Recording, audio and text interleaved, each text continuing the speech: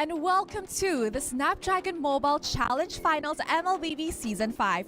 Today is the last day of group stages. However, in a few more days, we will be hosting the playoffs over here at Quill City Mall, Kuala Lumpur. So we shall all see you here.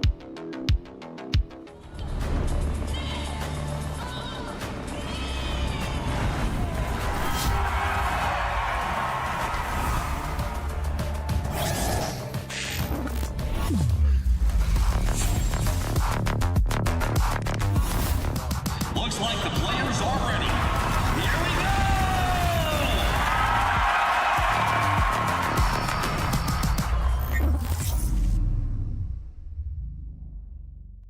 The Snapdragon Pro Series is brought to you by Snapdragon Elite Gaming, Monster Energy, and DHL. Hello All right, ladies and gentlemen, welcome to the Snapdragon Mobile Challenge Finals Season 5 for MLBB. Here we are today, this very morning. We've got quite a lot of games prepared for you guys, but before we even jump onto that, this is the pre-show where we talk all things SPS.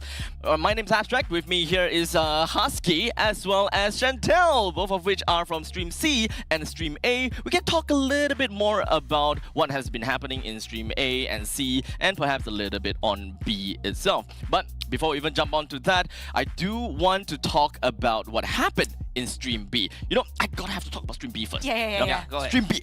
Stream B. B for best, by the way. Kaltizi. You know, Team Liquid Philippines, Kaltizi went in on Stream B yesterday, showed us exactly what it's like to show that he is not, well, some people say washed out, right? He actually gave us a phenomenal performance when we come down to game number 1 with the Hayabusa, getting himself the Savage. In fact, the very first Savage when it comes down to SPS Season 5. The first one in SPS. If I'm not wrong, Season 5, yes. Yes, in Season 5. I don't think we've had any Savages. I'm trying to think back if we have even any Savages throughout the entire history of SPS, but I can't think of any. The entire history, oh wow, really? That would be quite a tall order. Yeah, I think so too. I'm trying to remember all the seasons that we had before. But yeah, knowing that Carl Letizi played the Hayabusa, you know, if you are using the Hayabusa, I kind of feel like it's very difficult to achieve a Savage because after the shadow kill, you have to wait for the other players, look for them, hunt them down. But for Carl Letizi, he was just all over the place and even found the Udil for that Savage. Exactly. I gotta have to say, of course, it is a lot about the micromanagement coming in from Kaltizi. But as you guys can have probably see from the preview just now, it is definitely not from his work all alone. Yeah. You gotta have to give a huge thanks over to Udil for walking back into the fight. For showing himself outside that microphone. But more specifically, we do have the greatest wingman, Sanji. He knew what's gonna happen. You know, throw right into the Nightmare spawn and of course get the stun, and he knew that is a given Savage over to Kaltizi. And with that all said and done, it pretty much showed us how strong Team Liquid Philippines really is. And with that showing in SPS, they seem like they are the best contender to Yudu Red Giants. Although we gotta have to say, before MSC, you know, they did go for a scrim against Yudu Red Giants, ending up in a 4-0 loss to Yudu Red Giants, but that was before MSC. Everyone hailed them to be so great and all, but Chantel, what do you think of this? Team Liquid Philippines, after MSC, do you think that they managed to, you know, kind of catch up to Yudu Red Giants? Yeah, definitely. Because when we see the hero composition or the prioritization of heroes from MSC, it's very different. Specifically for Carl Letizi, from the past, it was more on a Kais, more on the utility jungles. But this time, we see him with the assassins, right? So it's more on the draft changes, I think, for Team Liquid, the PH, as to why they are very effective for SPS Season 5. I think on top of that is also during the challenge season, that's where we had this patch, right? Where the Lord Dancers, new items, and Liquid Philippines, they had to go through this lower bracket to get the challenge finals. They played the most games, and they also talked about the struggles adapting to this. Kaltizi, after MSC, really went ham on Assassin Jungler practice. And here he is, right? First Savage, TRPH, top of Group A. It is quite a statement, don't you guys think? Well, in fact, when we're talking about statement, I do want to look at this one hero that made it into the patch when it comes down to the Snapdragon Pro Series, Ju Xin. Is it really a statement that we want to see in SPS, or is it just kind of meh? As you guys can see, Ju Xin has been banned a total of 17 times and picked a total of 8 times altogether, with a win rate pretty abysmal, if you ask me, 38%. This is where I throw the question over to the floor, right? Ju Xin, Husky, meta or nah? Meta, That's a hard question. or Meta, nah? but not S tier. Not S Because the tier. first time we saw Ju Xin was actually doing MWI, right? That was the first time that she was made available on an on an international official tournament, and teams have found ways to deal with Ju Xin. I think N9P Flash was a very, very good example. When they go up against Ju Xin, she needs time to stack the Lantern Flare passive to kind of lift you up and toss you back. Mobility, CC immunity, those are all good answers to Ju Xin. And if you can gap close or force Ju Xin to take something like a Purify instead of a Flicker, she kind of gives up that escape mechanism, and it's actually easy to catch up to her. Yeah, it's probably more on how the team actually builds up that hero composition that they have, if it's meant for a team fight or not. And specifically speaking, it was actually Smart Omega that has the highest number of games played for right? to Ju Xin, right? But the win rate is more on a 50%. As seen on the graphics 50%, earlier, but the effectivity is depending on the rotation actually of the team. If it's not given the proper rotation, it's not advisable to be used because it's more of a high risk and not a high reward. In the middle reward.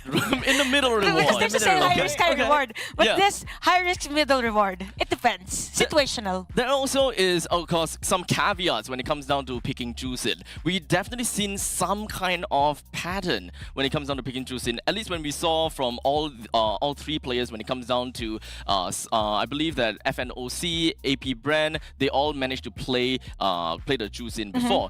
Do you guys see any kind of patterns when it comes down to picking Ju Xin? What is required for you to really run with the Ju Xin? I feel like if you want the hero, you want Ju Xin to be picked up, there are certain things that needs to be fulfilled, right? First of all, enemy draft, is it mobile? I think in mobile drafts suffer against Ju Xin. Second of all, like Chantal mentioned, do you have a frontline to back Ju Xin up? She needs time, she needs space, and she doesn't have burst damage, right? It's over time. It's continuous, you need to give her time and space to really rack up the damage and help the team in those early to mid game. So conditional. Now, there's also at least when it comes down to required picks, I say that there is, of course, something like Harith, Minotaur, Ju Xin. It seems pretty darn popular, these three being picked up together. But most likely for me, when it comes down to caveat, you're gonna have a roamer that will be able to clear waves. But let's move on away from Ju Xin for now, because I think the most important topic that we gotta have to talk about is the overall standing throughout Group A and B, right? We're in a limbo now. We're in a limbo. So, Husky, walk me through with Group A for now. Group A, the only thing that's set in stone right now is that Team Liquid Philippines are guaranteed playoffs and Bigatron Beta have no chance of contending for playoffs. But that does not mean that they cannot affect the other four teams. GeekFam, N9P Flash, RSGPH, and Homeboys are all stuck in this so-called limbo where they are playing their last series today, and depending on the results, two of them will not make top 3. Ooh. It's kind of tough to actually look at Group A, right? There's so much permutations. It's so open. Exactly. Absolutely open. So it could quite literally go down to the wire here. And today is a day that we find out who are the top 3 teams that will move on to the playoff in Group A at the very least. When it comes down to Group B, it kind of seemed... There's a light of who's gonna make it to the playoffs, but...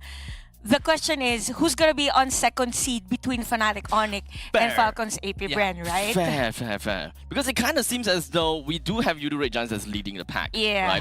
But FNOC and FCAP, I don't think that they are gonna be real happy seated as number 2 and 3, because there is definitely a chance to be knocked out the very first game you enter into the playoffs. It's kind of annoying, especially the two of them are and like... they're playing against each other today. But yikes. Okay, so honestly, I'm super stoked for that, but I don't know how that is gonna be like. between the two of them doesn't really make a difference, because from what I know, right, I believe that for FCAP, FCAP, they are going to be fighting against Rebellion. So that is going to be the game before them fighting against FNOC. So there could be a chance that the fight between FNOC and FCAP actually doesn't really matter all that much. Yeah, I think it matters a lot more for Rebellion than it is for FNOC and FCAP, because Rebellion have the two toughest match today. They gotta fight FCAP and they gotta fight YRG. Ah, damn. RRG. It stings. YRG, how many days again with the win streak? 122? 22 after yesterday. After yesterday. If today, If they win again? if today they go unbeaten, it will be 123. 123. Oh wow, that's very, very long. So this A is third kind of a of year. so this is where it begs the question once again. Team Liquid, will they be able to do anything against YRG? We gotta have to watch that in the subsequent games later on into the day. But we do have a highlight that I really want to talk about. Unfortunately, it's not in Stream B, so maybe it's not that important. But it is happening in Stream A, right? Hey, by the way, awesome. Stream awesome. Just You said again for B? B for best. B for best. Us Okay, awesome. A for awesome, C for... Cool. Well, actually, no. Cool. MSC stream, right? Remember day one, we got all the MSC games, all the MSC matchup. Coolest set. I'm leading you to say champion stream. Champions. YRG ain't here. We can't say that. Okay, fine. Okay, we can do that. But you know, when it comes down to Stream A schedule, we do have 3 games that's listed out for you. We do have FCAP that was fighting against Bigatron Beta. Bigatron Beta versus Homeboys for the second game. And the highlight of the day, and that is going to be FNOC versus FCAP. The final game, and this is the M5 Grand Finals rematch. Oh man, I got goosebumps, right? That's flashback. I remember staying up watching, and it really felt like at that point, FCAP was about to run away with the whole tournament. And then Fnatic Onyx, they started fighting back, and then they fell at the very end. That was the golden road. It could have been a historical moment. Yeah, I remember it clearly. We started around 7 p.m. and ended almost the next day. Huh? Almost the next day, 7 p.m. Then around 12 or 11:30 p.m. we're still streaming the game. So it was That very long. long? And that type of a match is really one for the books, because all along, I thought it was already Falcons AP Bren. Yeah. But for Fnatic Onyx, they showed their antiques. They showed a different kind of play style. Probably we'll see that again on the next game, because they played really well against YRG yesterday. I gotta have to say that lineup, or rather this matchup between these two giants, is definitely marked in history. But when it comes down to the two of them, one of these teams are marked for death. And in fact, speaking about marked for death, here in the B stream pre-show, that out of these 3 of us, one of us is already marked for death. As headlines have shown, and in stream C itself, a commentator has stated that the moment that YRG drop even one game, he will drink hot sauce. Who is that person? I wonder what is this graphic over here. I wonder if he's wearing a blue suit hold on. today. I think he's wearing a blue suit today. Yeah. That That's the guy. thing. That guy, right there. He looks the same as you. Are you that one? Are Wait. you the one? Am I the one? Are you the one? Am I the one? I He's have ready. personally prepared the moment of your life. I've been waiting for this. Everyone has been waiting for this. Everyone from the talents, the crew, the players. They know what you have been doing, and you have marked yourself for death. As such, the Tabasco sauce, the hot sauce is here. Are you ready to commit into this? Because there's no turning back now. Even if you say no, I'm dropping it in. There's no turning back. Someone made a poster about it. That was okay. it. Hold him down. As I make this official, ladies and gentlemen, this is how the hot sauce is gonna be like. How many drops again? A good amount. A good amount. By the way, guys, for those watching, other talents are here to watch this historic event. Oh man, this is more historical than the M5 finals. How does it smell? I am not too sure if I'm able How to turn it red on. it is. How? There we You go. see that? You see that? Oh, no. Oh, that's no, Okay. okay. It's okay. I'll deal with that It's in a okay. bit. Okay, okay. I did it. Hot sauce, hot Chop, chop, chop, chop, chop, chop, chop, chop, chop, chop, chop, I love the support. chop, chop, chop, chop, chop. Oh!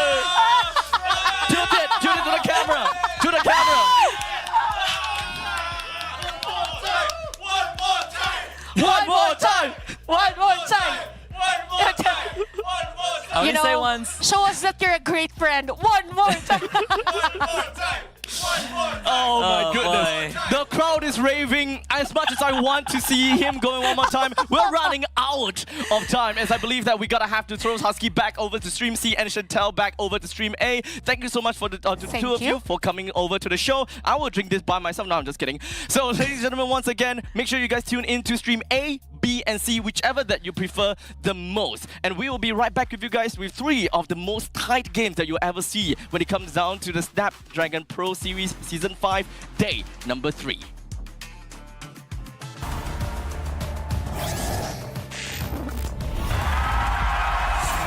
Here we go!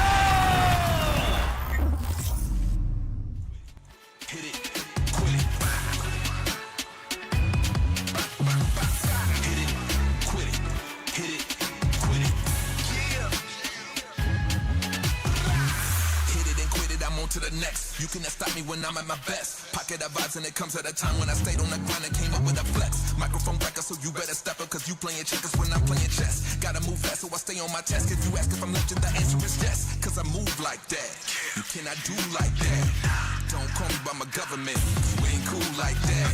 Had to show it to the crew, told them go and let it true. You can be who you wanna be, look at me, I'm living proof. Game time, frame of mind, strictly on the grind, hustle to the end. Pay the cost, be a boss. I ain't about a loss, I'm about a win. Yeah, on to the next. Hit it, quit it, hit it, quit it. Hit it, quit it, hit it, quit it. Yeah.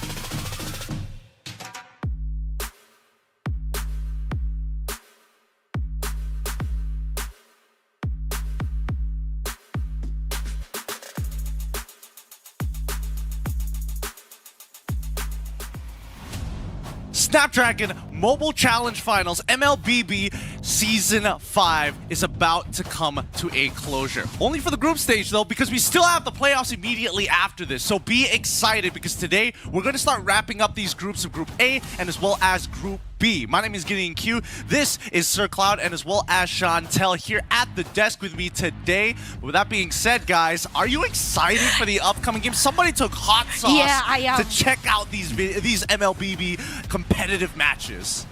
I'm super excited. I'm looking forward for another challenge from Husky after today. But yeah, I'm really excited for the games today. Oh, can't wait to see, especially teams from Group A who will be vying for survival. Yep, they're going to be fighting for survival here. Keep in mind, everybody, that this is all brought to you by Snapdragon Elite Gaming when winning matters here. And honestly, with the groups being, well, especially Group A being so tight, anything could happen. But we're hopefully going to find out whether or not these plays are going to make the difference or not. So, from your opinions, right? Group A and Group B, do you feel like it's solidified already, or do you feel like it's more like more dangerous being in Group A than Group B? Actually, everyone is at a dangerous spot at this time because every game is like interconnected to each other. If a specific team wins over the other, it means that it might cost their tournament life. Yeah, as for me, well, Group B, we already know that it is a group of death, so that's why it's currently stacked up out there. But for Group A, man, it is tight. It is very, very tight. I think, honestly, we were talking about Group B being the group of death initially, right? And then it just kind of standardized out, and now Group A is the one with the big tiebreakers. Very close to each other. Yeah, everybody who is, currently 4th, 5th, as well as 6th, all have in contentions to make it into that top 3. But speaking of which, I'm curious to see what some of the plays of the days that you guys have voted online mind, if you haven't done so just yet, please, every single day, we've got the top 3 plays that you guys can vote for, and you can also vote and predict some of your favorite teams. Speaking of predictions, though, I am curious whether or not our predictions are going to be right, because I definitely, I don't know. I don't want to put out, you know, any kind of false information here, but let's look at the plays of the day. Oh, it was actually Lutfi's game or Lutfi's play that won the play of the day. So yeah, it was Wither B play, limiting the possible counterplay from YRG. This was one of the longest games, I might say, for this match yesterday, and it was really nice that don't run Wolf King, and yeah, for the B. Yeah, and just look at this. I took 3 members of YRG to try to take out Lupi, but at the end of the day, they couldn't. So, what a solid performance by Lupi. It is a solid performance from these EXP laners. Honestly, these new EXP laners coming in are looking hotter than ever. But we got to focus on today's matches, and that's going to start off with Falcons AP Bren up against Rebellion Esports. Let's have a look at the lineups of the teams in just a little bit here, because again, one of the big game-changing factors here for Falcons AP Bren, or known as FCAP, is Few. Let me introduce the lineup though. It's Flap TZ, Cal TZ, Few, Ogren, and Super Marco. Ooh, the lineup that actually showed time and time again that they're one of the best teams, if not in this league. And I gotta say, for Few, the difference and the changes in the varieties of his hero has made him very unpredictable in this league. And at the same time, even for his synergy with Ogwen, as to why there's a lot of space for Super Marco. So it is a collective team effort for Falcons AP Bren. Well, I mean, I totally agree with you here, especially with the way the meta is right now. But let's ask them themselves, right? Let's have an interview with Falcons AP Bren. Hello, I am Flap TZ, XP laner of Falcons AP Bren. The memorable time of that year is that we lost and we take it to heart and move on. I think the changes we had last year is that we are more matured about the game and we have more chemistry than last time. We had lessons that we learned from last year, like focusing on the draft and adjusting our playstyle towards our enemies. I think our changes this year is that we will be more focused on the game and we will not do more mistakes than last year's SPS. We have many fans in last year's Jakarta, and we appreciate the fans going to the venue and supporting Falcons AP Bren that time, and I hope they will continue to support us here in Malaysia. If I were to go back in the last year's event in Jakarta, I would like to focus on myself more because we're strong but we still lost, so I want to change that mindset of me. To all of our fans who supported us in last year's SPS in Jakarta, thank you so much for your support, and we all hope that you will continue to support us here in Malaysia. Hopefully these fans are going to be coming over to Quill City Mall to support them as soon as they make it off into the playoffs.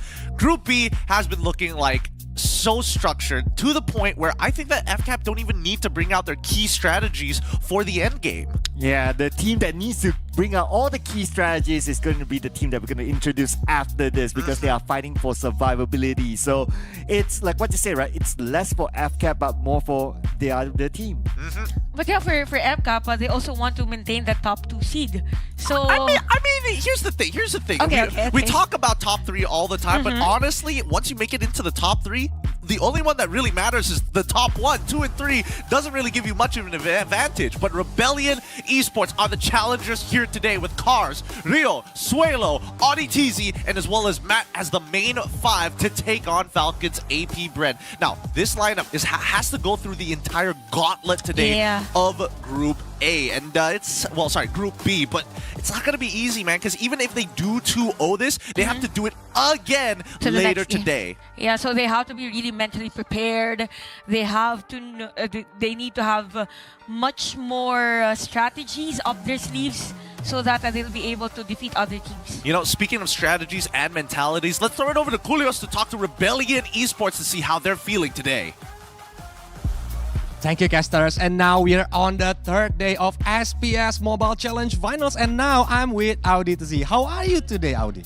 Baik banget. Oh, it's very fine today. And today is the last day on the group stage and Rebellion still have the chance to go to the playoff. Is there anything that you want to do for today? Kita bakal ngelakuin yang lebih sih kayak sebelum-sebelumnya dan bakal menangin sih sisa match kita supaya bisa lolos ke playoff.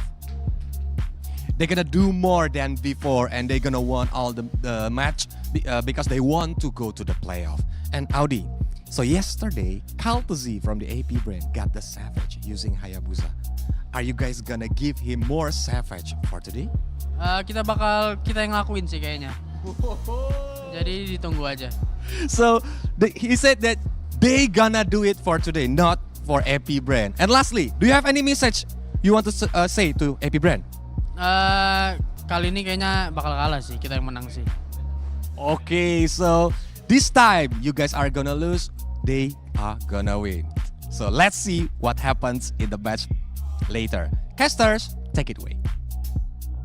Thanks, Koleos. Man, Audi TZ, he's already thinking about the future. He's like, you know what, we got TLPH later down the line, but you know, we're gonna keep on working, right? When they eventually meet, even though it's not looking very likely, I'm gonna be perfectly honest with you. Hey, but we've seen upsets before, right? You're right. Remember day one when Homeboys, pretty much all of us is like, it's gonna be 2-0 and all that. Yeah. And Homeboys, they won game after game. And remember the run of See You Soon during MC, the last day of the group stages as well. It could be the same run for Rebellion, but this time they might be able to secure their spot for the playoffs, probably if they win all games. Again, might be hard, but they can. Yeah, no, it's important. Keep in mind that the format allows these teams to shoot up in points if they win a clean 2-0, which puts them 3 points in the standings. If you win 2-1, then you only get 2 points, so on, so forth. But for the most part of it, right, when I'm looking at the meta as of right now, it feels like FCAP are more in tune with it,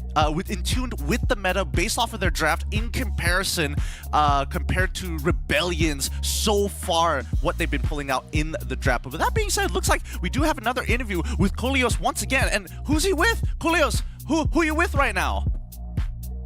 Thank you, Casters. And now I'm with the Quill from the AP brand. How are you today? I'm fine. Wow. So this is the third day of the SPS Mobile Challenge Finals, right? So how do you feel about this event and of course about Malaysia itself? I feel like it's good, it's amazing because the people is so hospitality and so kind and the food is good. Yeah. The food is good. And before I got you interviewed, I was with the Rebellions and they said they're gonna win this match, not AP brand. What do you gonna say about that? For me, I hope he can win.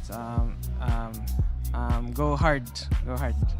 Just try, right? Yeah. And lastly, do you have any stickers in game in your mind that you want to express your feelings for today?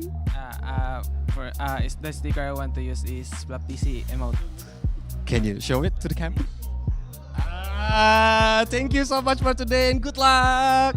Let's get back to you, Casters. Take it away. Whoa! We weren't expecting an interview with the one and only Kyle. That's crazy! Whoa! But yeah, I mean, they've already got their own sticker. They've already accomplished so much in the MLBB competitive space. Let's talk about the odds here for Rebellion. Where can they potentially get away with a 2-0? And while we're still at it, before we jump into that, don't forget that you guys can make your predictions right now wherever you are watching it. Any stream platform. A quick little pop-up will show up. Just pick Rebellion or Falcons AP Brett. But let's come back to it. What are some of the areas that Rebellion could attack FCAP? I can say draft, but Falcons AP Brand is a good drafting team. So probably bring up a hero like cheese strats, heroes that the FCAP hasn't been using, something like that. I'm thinking like Lolita is going to show up or something like really wild here. Because I think we can agree all across the board that it's heavily favored towards FCAP. But I'm just going to be the devil's advocate here, right? Okay. This is based on stats. Okay, to be fair, this is based on stats, based on history. But there was a ticket down there that said that it's their first meeting between each other. Alright, that's true. Remember your first date? You have no expectation on your my first date. Wow, that's been many dates, okay? But You know the 51st Dates? The movie? Never mind. So, okay, all right. It's past this time. You don't know what to expect from your first date, right? So anything can happen. I mean, it's true, but I feel like if dating life was like Mobile Legends, I'd be like Mythic Immortal in the dating game. You know what, Sir Cloud, it's applicable if it's a blind date. But Yes! for this one, they know each other. True. Maybe they should play blindfolded. They know that. Okay. They go into the game, they hide each other's IGNs, and then they just play. Yeah. That'd be so wild if that be the case. But it looks like the draft has already begun. Rebellion Esports are going to be and winning the. Wait, I'm not sure who won the coin toss on this one, but Rebellion Esports on the blue side, Falcons AP Bren on the red side. Okay, so prioritizing more on the Assassins for Rebellion Esports, probably because they're forcing Kyle TZ to either use the Julian, but take note for Falcon Safety Brand, they can use Julian on the Fuse hand. Yeah, and we also have to remember some of the popular picks as well, right? Zas. Oh, right. Yeah, it's How up can there. I forget? So, yeah, but if we look at like the record for Zas being used by Rebellion Esports, right? They have so far used it twice. One way to win, one way to lose. So it's kind of 50-50 for them. So I don't know if they're feeling like a Zas. Plus, this could be their last game that matters. So they have to bring it all on the table. For sure, for sure. Let's check out in the arena here as the first picks are going to be coming through. The Loyi did get let through the draft. And I don't know, it feels like FCAP don't mind playing around it because that's what they've been used to for the longest time. But no, they're going to focus on priority in first picking some really strong flex picks in the gold and jungle area. It's Roger for Rebellion Esports. You know what, for Falcon Saber Brand, they could get now the Moskov and even Moskov and I forgot the hero. Yeah, Ruby. I heard the Ruby. And Julian. So more on the burst damage. Again, for them, they could opt to have this Julian either as a Fuse hero or the hero of Caldis. It depends. It's situational depending on the hero of Rebellion Esports. So for Rebellion Esports, they could get Expilators already, probably, or even a Minotaur actually for the counter set against maybe the Ruby. Even the Luyi can also be used. I mean, definitely some good setters would be nice for the side of Rebellion Esports. Terizla is the one that usually comes to mind. That's the safest pick that most EXP laners would go for, but it really matters. The EXP matchup really matters. If you're up against things like Xborg, for an example, you're not going to have the greatest of times, and you're just waiting for that one team fight to actually play the game. But that being said, let's see what Rebellion have decided to lock in. And it looks like that they have locked in. The ADs, I think. Show it! No, it didn't come out! No! Nope. Yep. I was hoping she was going to be like 8 feet tall. Okay. I'm sure we'll see that. She'll be taller than me. But yeah, I can understand the Roger pick as well. So if you look at like throughout this tournament for Rebellion Esports, we did talk about them bringing out the cards here because it's potentially going to be the last game that it matters. They have not played a Roger. They only played a Roger once so far, and it didn't really give them that win. And they played the Roger in the goal lane, so maybe this Roger could be a jungle Roger if they want to like switch things up. I mean, there's a good chance that it could go into the jungle, but let's see the second half of the bans, and maybe that's going to give us a better indicator. Because even for Falcons AP Bren, right, they're instead of opting to be like, oh, we could just get the Loyi right now and predetermine where our jungle is, but no, we're going to get our gold laner just because it's bulletproof Marco. This guy, if you give him a scaling marksman, he will eventually carry the game. Yeah, and at the same time, there's a high chance for Rebellion Esports to actually ban those marksman heroes if they not get this Moskov. So if you're gonna ban more on the boss 5s probably for Falcon Saber Brand, it's gonna be Alpha probably because they're limiting the opportunity for Rebellion Esports to have this Roger as more on the flex pick. So it's either stay on the marksman or stay on the gold lane or be the jungle. Which is which for Falcon Saber Brand? I don't know. I still think that teams need to remember that tank jungles are still pretty relevant, especially if Baxia is on the table, one of the strongest ones by far. Really feels like you're punching your bare knuckle fists into a brick wall. That thing hurts. He hurts so much. And let's not forget as well on I'm looking at, I don't know, Akai could be another one as well. We haven't seen much of Akai. Probably could be one of the picks for tank jungle. Oh, this is interesting. This is interesting because Rebellion Esports, despite having Valentina already picked, they decide to get rid of the Farmist. Do they really want to force Flap into a... Well, sorry. Do they want to force Few into a situation where he picks up the Julian? Yeah, because I was actually thinking that for Falcon Saber Brand, they could still get Novaria for Few. since they can get Juliana for Kyle TZ. So Teresa has been banned for Rebellion Esports. This Edith could be placed on XP lane and they could get Minotaur still if you're Rebellion Esports. So you have the sustain and counter setup play for their lineup. Now, for Rebellion Esports, they don't want heroes that could easily burst up. Sustainable or tanky heroes like Edith or another boss 5 hero for Rebellion Esports. Probably, I was thinking about Lilia, but yeah, it's too much. That's overthinking. They would be happy to put Edith on the XP lane because they have played the Edith on the XP lane and they got a win before this, so they'll be pretty happy to put that there again. Whereas if they were to put Terizla, which is obviously banned out, well, they didn't really get a win, so they'll be happier with the Edith there. This is some interesting drafting from both sides, right? Because they're just focusing down on like, hey, instead of attacking your flex picks, we're going to limit the options to kind of push those flex picks into a certain direction. Now, Falcons AP Brand decide to respond, hey, all right, if you want to attack our flex picks, we'll show you where our EXP is going, and we'll show you that we want to play around team fights with this Minotaur. And with this crowd control heavy setup play from Falcons AP Brand, for Rebellion Esports, they need another more hero for the front line. So Hayabusa and another sustainable hero. Could be a Grok actually. It could be a Grok for Rebellion Esports if there's someone who's really good in using Grok. It's for the vision and limiting the vision here or the placement of Falcon CP Brand.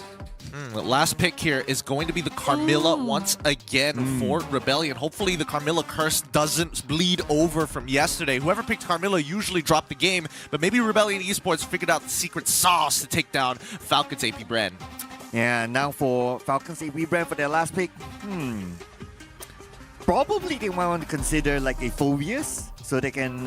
Phoveus? Phoveus, yeah. Let's go Phoveus mid. Well, they have played the Phoveus mid before, and they actually won their game. So, and Phoveus, well, sustain, and you also can catch up to heroes that try to dash away. So I think Phoveus will be pretty nice. If they're placing this Julian as a jungler, I won't be surprised if they're getting maybe an Aurora for few. It's something good for this type of lineup. Heavy lineup and such, so it's going to be Aurora here for Falcon Safety Brand. Great call, Chantel. Great call. Especially when you're up against an assassin. I think mid laners are very nervous to kind of walk up into lane knowing that they hit level 4 and Aurora just says, nope, I got a passive, so don't worry about it. As long as my support is nearby, we can make anything happen. Now, Rebellion Esports against Falcons AP Brand. We're looking at the compositions. What do you guys think? Because I am leaning into Falcons AP Brand. Yeah, same with me. Falcons AP Brand, easier to execute. It's the classic if you have assassin heroes or fast heroes for the other team. Why not get those heroes that slow it down with the Minotaur, even Derby and Aurora. So nice setup for Falcon Safety Brand. For Rebellion, a bit hard with the Carmilla. We've seen other games yesterday with Carmilla. It's really hard to use the Curse of Blood in the middle of a team fight. Yeah, I like your point on the Aurora as well. And of course, they have other beefy heroes to make it happen. And Hayabusa will have a hard time. But nevertheless, those are the theories, ladies and gentlemen. Let's check out what exactly is going to be happening inside the game. Get in, you can chill. Let us know your thoughts later while we get on to game number 1. Okay, so looking at again, because of the heavy crowd control composition of Falcon Safety Brand, there are 2 players from Rebellion Esports that actually opted for Purify spells. So knowing that knowing the number, it means that the respect is there with the crowd control of Falcon Safety Brand. Expect that there's gonna be a lot of zoning from this team. Oh, Sui Low pressured by the side of FCAP earlier on, but expect him to not be able to have a good time in the mid, because if you have like the Minotaur, if you have like the Aurora, I mean the zoning capability is big, that's why ODTG has to be there. Well, Rio comes in and he still scores the first blood. Wow, without a level 4. Yeah, that was actually nice, and a nice usage of the War Cry for Rio with that consecutive 3 damage against the players of Falcons AP Brand. So it's gonna be detrimental here, considering that Ogun should have been the visionary here or be ahead in the position against Rebellion Esports, but then nothing unusual for the emblems for both teams. It's more in the execution right now, and it's more burst, by the way, for Fuse Aurora. Oh, Kartizi shows up from side, but then again, no big execution because everyone's going to be focusing on the first turtle. And it looks like Rebellion Esports may be the one to secure it, but Falcon's AP ban will not make it easy for them. Look at the bottom lane. Keep your eye on that. We might see another kill, but still no big commitment. Yeah, they're focusing on limiting the possibilities of having an XP laner to be up front in this turtle objective, since this is where the turtle was spawned. Again, for a few, it's really more on prioritizing on the burst because of the rupture talent as well on this Aurora. So expect again aggression from Falcon's AP Brand. But we could see 2 players at the bottom lane for Rebellion Esports that is now at level 4. All right, Rio, they need you right now. He gets his purple buff. Now he is good to be in action. Yeah. But it looks like he's going to go for the orange buffer, so his other teammates will need to buy time for him. Yes, more on the safer side. So I kind of feel like for Falcon's AP Brand, they also know that this is the strategy of Rebellion Esports. Somehow slow down the turtle taking. So I expect later on that there is a high chance that even the marksman or gold gainers will be part of this first turtle team fight. Okay, Rio is ready though at the side, but looks like they will execute their plan right now. Cars takes a good amount of damage. Oh! But the Nolan Fury comes in on the Cars, and Cars moving the first round to fall to the hands of Ogwen. Now they look for Flap easy, but it flickers away the safety field. Will run away as well, and look at this. Will just comes in casually to secure the tunnel, but not in the tunnel. They will want to secure more kills, and Kai Easy might be the next target. Oh, wow. And looks like they will. Kai Easy has no other escape mechanism. Oh wow, that's a nice... DTZ. I thought they're forcing... Well, few have the passive yet. So for Rebellion Esports, it was a nice call. Again, that is because you've mentioned that Rio prioritized taking the orange buff first. And because he prioritized it, he went first on level 6. As compared to Kyle TZ, who was still at level 5 during that time. And because of that, the retribution damage was very high for Rio as compared to Kyle TZ. Hence, Rebellion Esports securing that turtle. So he did the math there, right? Yeah. His teacher must be proud. It's 1 + 1 = 6. Oh, yes. Just kidding. No. I totally agree with that. Yeah, but yeah, it makes sense now for Rebellion Esports as to why they are on the lead. 1.4k for this game, and even looking at the laning of our gold laners, pretty much on the lead is Matt with just a little hundreds, maybe the 200, but it's very crucial if they are to be part of the team fight later on. Yeah, I think the big one right now could potentially be the jungle, because we see a difference of 1,200 gold. But hang that thought for a second, because now Carl TZ is in trouble. We might see him go down again and again. Carl TZ, 2 deaths so far. Yeah, Rebellion Esports are just capitalizing the lineup that they have. All along, I thought it would be Falcons, AP Bren that would be on the lead, or that would be on the aggressive side. But again, for Cars and even Oddity, they are rotating fluidly against Falcons, AP Bren. They're not giving space. No space at all to Flap DZ. I mean, we're talking about 3v1 underneath the turret. Not going to be an issue. Plus, you do have Cars there. Wow. Cars is like running like a car, because every lane or every opportunity that they have, they just set up a play. And what's good for Rebellion Esports is there is always someone to back it up, those setup plays. That's why they're already at 5-1 on this game. And Falcons AP Brand, they need to slow things up. They don't need to force another team fight against Rebellion Esports. Probably the usage of that frigid blazer from you would be nice. But still, they're going to force it onto the turtle. They still want it, though.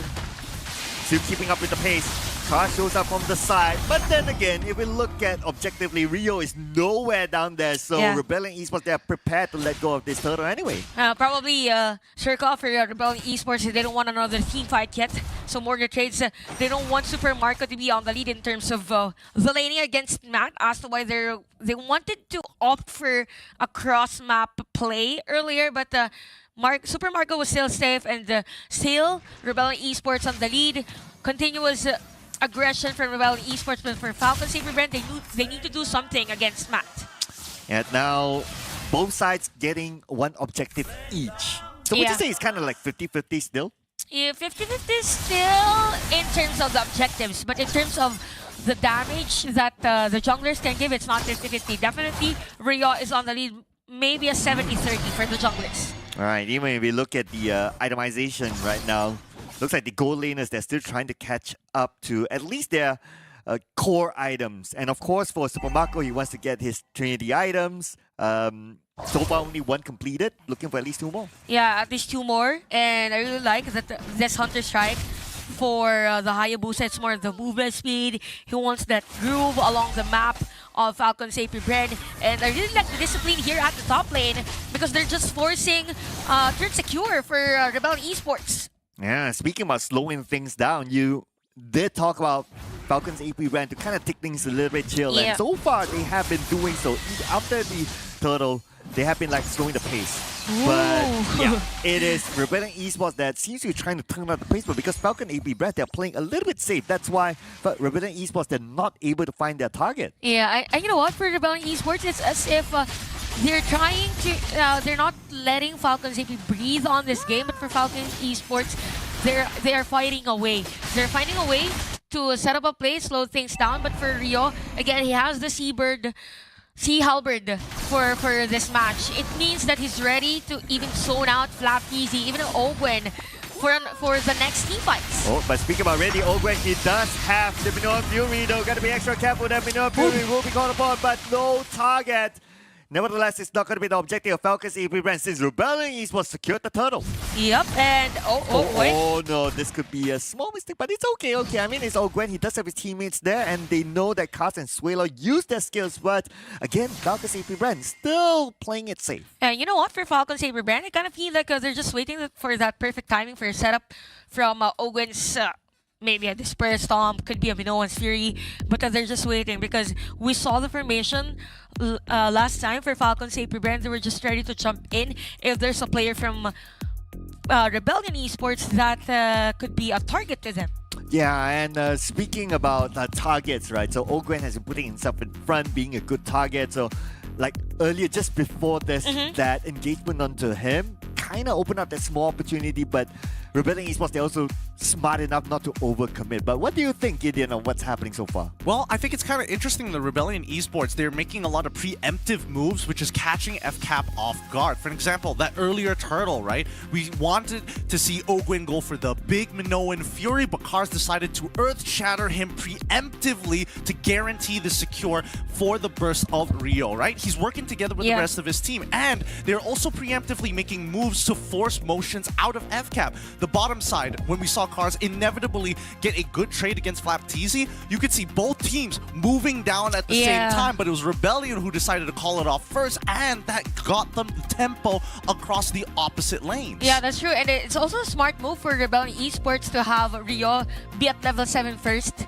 before the turtle take, because, or level 6, level 6 versus a level 5, because most of the time we see a Hayabusa prioritizing a purple buff, not an orange buff, but because he knows that when he is able to get that purple buff prior to the turtle, he's one level ahead of Kyle TZ. Hence, it was very effective for them to like have a setup play, a very aggressive play against Falcon's AP Brand before the turtle. You know, funny enough, I was watching some of the other streams in the background while this match was happening, and it looks like even on Stream C we have a Julian player there who's also not doing very well. It's Kyle TZ and Sekais who are getting punished every single time they use all 3 of their abilities. But hey, why are they looking at us?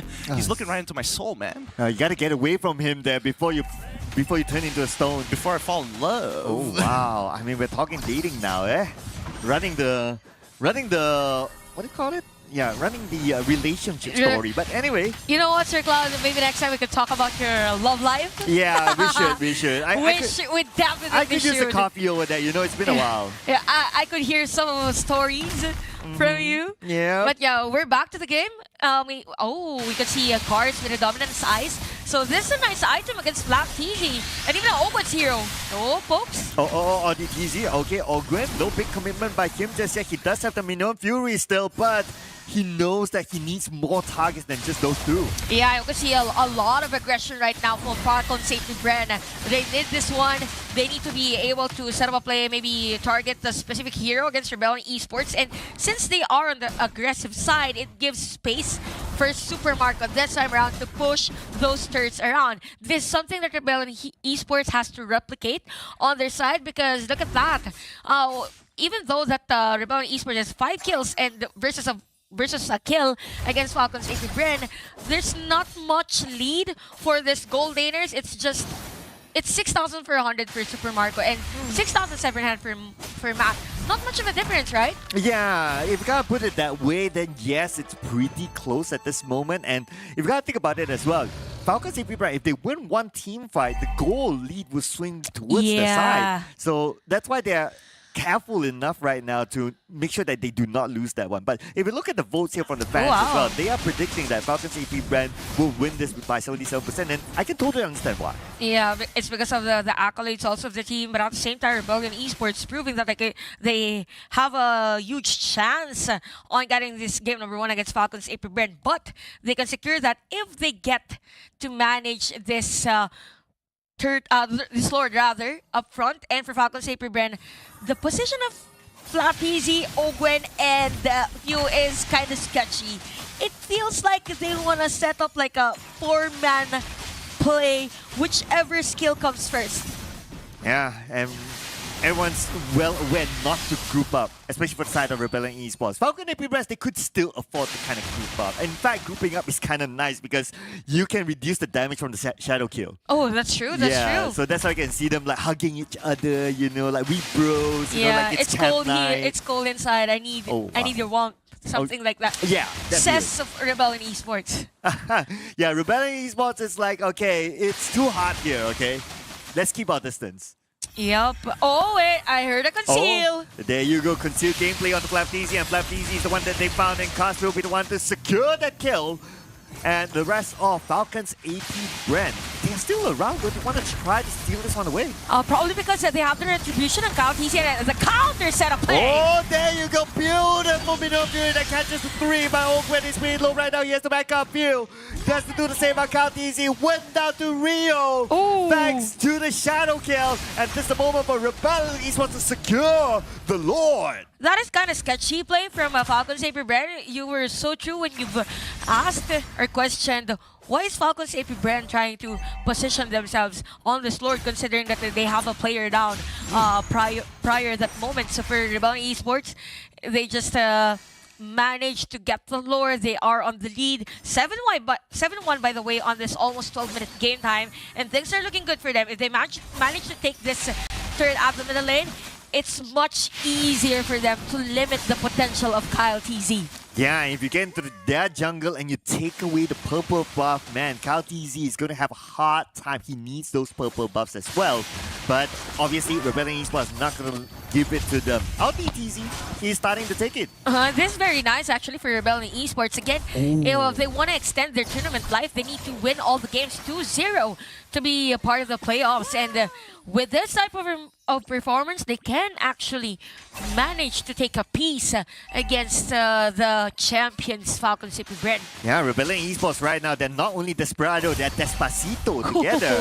But here we go. Lord knocking on the door, but Falcons AP Brand, easy clearance for them. But they lose most of their inner turrets. Yeah, it's just a level 1 Lord here for Rebellion Esports. What's good for Rebellion Esports is that they could again take that purple buff against Kyle TZ. It's very hard if you are a Julian. Oh no, Flapdeezy caught out there, and Suelo will be the one to take him out. Phew, better stay away. Super Marco is here, but is he well stacked up? Okay, but before that, Rio in trouble, but the save came in from the side thanks to Cars, and Matt will be the one to take out Kyle TZ. Matt Ogwen now is pretty low, even though he's a tanky hero, but still, he cannot continue to receive that sort of damage. Yeah, that's true, but look at Matt at the end of the lane. You're just forcing a third down, but still able to defend that one out. No. Even though Ogwen was there, the inhibitor turret was destroyed by Rebellion Esports, so it's now 6.3k goldie for them. And I really like the defensive item here from Cars, which is the Radiant Armor. So Super Marco was there, yes. There's a damage, yes, but because of the stacking of this item, there is a negation of the damage per second from this Moscow. So again, Rebellion Esports, they just have to continue what they're doing, but take note that Kyle TZ now has the Winter Crown. So maybe after the enhanced chains, go to that Winter Crown and swing everybody. Wow. Okay, sway Like, everybody. Yeah. Yeah, I'll be swayed as well if he's able to do that. Is that Sway is a song, right? Yeah. Sway with my me. way. Oh, okay. We're singing a different song. Yeah, different generation. Yeah. It's generation gap. Can you sing yours again? What is this again? Sway with me. Oh. Na-na-na. Yeah. There you go. But let's see if they'll be able to sway this floor to their favor. But the answer is no. Rebellion Esports will still get it. But now onto the back line. And we have the Minoan Fury catching two of them at least. The rest of Falcon. AP Brand right now pretty low. Few has to get away bad. That was a close one. They almost got Few. But the back line out easy. He's in trouble. He managed to get one trade before he goes down. Now he does have the passive though, but the passive, will it save him? Yes, it will for a moment. Until the end, he still went down. That is a very long team fight for Falcon Safer Brand and Rebellion Esports. But for Rebellion Esports, they managed to take down Kyle TZ. But look at Super Marco. The attack speed is there. They just need the damage. Flicker has been used, by the way, 4 cards for a counter set supposedly, but the Lord is here now for Rebellion Esports. Oh man, this could be the final defense depending, but the side of Rebellion Esports, they're all pretty low at this moment. On the TZ is still alive, but it'll force Falcon AP Brass to push back. And Falcon AP Brass have no space right now. They could potentially end this, but no disciplined gameplay by Rebellion Esports. But look at the spear of destruction. And what? And the follow-up, man, that was... And what a breath of fresh air. Okay. Falcon Saber Brand managed to defend the Lord. And it was a good call for them, actually. They didn't force a kill against Rebellion Esports. If they overextended right after the base, could have been Rebellion Esports winning that team fight. Yeah, Rebellion Esports, honestly, it was a very risky play for them to continue to push. At some point, I was thinking to myself that, hey, they could have just let it go. You don't really need to force it, but they still went in with it. But maybe let's get some thoughts from Gideon. What do you think? Right now, Suelo is playing out of his goddamn mind. He is playing so well with the rest of his team. And let's not forget, I think right now, the big problem for FCAP is that the gold lead is just, the deficit is too big. So they're heavily relying on their late game, and I think it's up to Super Marco to get them to that finish line point, because if not, this game is going to slip out of their hands very quickly. Yeah, and but looking at Super Marco's item, is actually at full item. But when you look at the team fight, it's as if there's no damage from him. It means there's no supplementary damage to finish off a play for Falcon Saber Brand. They need to give space for Super Marco. They need that opening to win against Rebellion Esports, to which Rebellion Esports is not giving the opportunity to Falcon Saber Brand. I think that right now, what we need is to... I mean, Open has been finding good engages, but the follow-up has been kind of difficult. I think that Flap TZ needs to keep in mind, if he can either lock down Suelo by himself or find a 3-man I'm Offended to set it up for Few, who needs to be there to follow up, then we have an opportunity for Super Marco to eventually clean up that fight. That's the one scenario that I'm thinking of here. Yeah, another thought is that if we look at Ogre's items as well, like, the question is he tanky enough to withstand the damage output by Rebellion Esports? So if he is not, then he will not be able to buy enough time for Super Marco to come in to do his stuff. I mean, it doesn't matter, right? As long as he gets a big knockup, even if he dies, he's not the... Yeah, he is not the main... he is not the main carry of the team. If he dies, that's totally okay, as long as he gets his abilities down efficiently. Yeah, that is where Flappy should step up, adding that crowd control. Owen's function here is more on the healer, big counter initiator with the Minotaur. Yeah, but that's true for Owen here. Since he's up front, it's gonna be hard for him to soak in the physical damage from Rebellion Esports. So it's more of a complementing type of synergy, supposedly, from Flap TZ and Owen. Yeah, and we look at the goal leaderboard, right? Super Marco right now is the closest to catching up to Rio as well as Matt. Kyle TZ is a little bit too far. As a jungler, I'm pretty sure like there's a level of expectation for him to catch up in terms of economy. You know what, for Julian Hero, this early, as long as there's a nice setup play, then things might be good for them. Speaking about setup plays, so that Flap TZ went in for the setup, but nobody to follow up from there. Now he's pretty low. He cannot go in for a second time. He has to recharge. You know, for Falcons AP brand, they need to keep this inhibitor turret at the bottom lane. If not, it will be hard for them definitely to defend another offense against Rebellion Esports. So now looking at the damage leaderboard is actually Swalo. So as Gideon said, he's like playing out of his mind at the moment. He's very unpredictable, but everything is right on point. His name is Swalo, but he's playing not very low, it's high. Oh yeah, he's swaying us to believe that he is on the low, but actually he is not. And of course, his IMU on point, and so far has been so good, but I'll be looking forward to see if he can pull off some big IMUs, like get the Minnow Fury to really counter back onto Falcons AP brand. That would be pretty sexy. Yeah, that's gonna be it. Probably we might see it on this next Lord objective. Take note again of the difference in terms of the itemization. We could see Matt on the Winter Crown, Supermark on the Rose Gold Meteor. So this is just the players keeping that last string of hope if something bad happens on the slower take. But I really like that they're really disciplined before setting up play against each other. Okay, disciplined gameplay. Oh, but a nice move there, opening up the game. And now that's the Minnow Fury being called upon to try to counter back on the members of Rebellion Esports. But Rebellion Esports holding it off. Flapteasy is pretty low. Sway low! We're gonna get on to Flapteasy. And Rio for the back line will take down the tank. Ogwen went down. Swalo finally been taken out. And Swalo, that is his second death in this round. Can't not let go yet by the members of Rebellion Esports. And they will get him 3 down the side of Falcons AP brand. The Lord is still wide open. Oh, they need an event, by the way. There's a thick minion wave for Rebellion Esports. And right now, everything is looking on Rebellion Esports' way. Even a damage here for Rio. By the way, Rio has the immortality. He is safe if ever there's a threat for Falcons AP brand. But he has no death yet. So see the respect against Falcons AP brand, just in case there's going to be a damage from Super Marco. But yeah, they were able to manage to take that Lord. And it's the almost 20-minute game time. And for Falcons AP brand, they're finding it hard to secure a kill against Rebellion Esports. Probably because Swalo is literally up front, setting up a play against Falcons AP brand. And at the same time, he has this poking damage. Oh, this will be that's too much.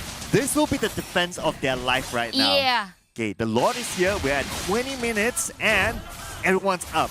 They have to do this right now. And the door is knocking on the door of Falcons AP brand. They will focus on taking down the Lord. And of course, as long as the Lord is down, they still have a chance. This might be another 3 minutes extension of our game, as the attack speed is there already for Super Marco. But again, the problem now for Falcons AP brand is the synchronization of skills. If there's going to be a setup play from Owen, definitely the freaking laser is needed. Going in, and that's the Minnow Fury, ladies and gentlemen, with Super Marco. Looks like he got 2. Oh man, this could be Rebellion Esports being punished here, but they're looking for the next target. But still, the main objective is to get the crystal, and that is where Rebellion Esports will be rebellious towards Falcons AP brand. Eyes on the prize, says Rebellion Esports. What a nice place for play from them, and dominance is just there during that last team fight, right? They knew what they needed to do, and they just did it. And they won the game against Falcons AP brand. Yeah, they just rolled the dice. Looking at that scenario, it could have won either way. It could have been Falcons AP brand like winning that, and they will push it back. So it was kind of risky play, but it paid off for them. But Gideon, do you think it was a risky play or was it calculated? I feel like it was a little risky, but at the end of the day, it boils down to how much do you get off of the situation. And I think, you know, as they were deliberating and as the play was playing through, once they saw the base getting low, once they saw like people, the minions coming into a roughly good position. It's not like one minion was at the crystal, there were multiple, then they're like, okay, we can actually make this work. Yeah, and looks like Rebellion Esports, they are fighting for their lives right now. This is their first date, no expectations. They just go at it, and so far so good. I'll go to that date scenario. Probably they knew Fnatic Onyx, sorry, Falcons AP brand so much that they've studied them well. I'll be prepared on our next date, something like that. Yeah, I mean, they've done preparations, but they've also got the informational packages being sent to them with the help of DHL. I do think that overall, Rebellion came in honestly very, very hot. Suelo's playing a really, really strong game, but we also have a couple of interactions that we need to talk about. Number one, Carmilla, that Curse of Blood, especially when you are...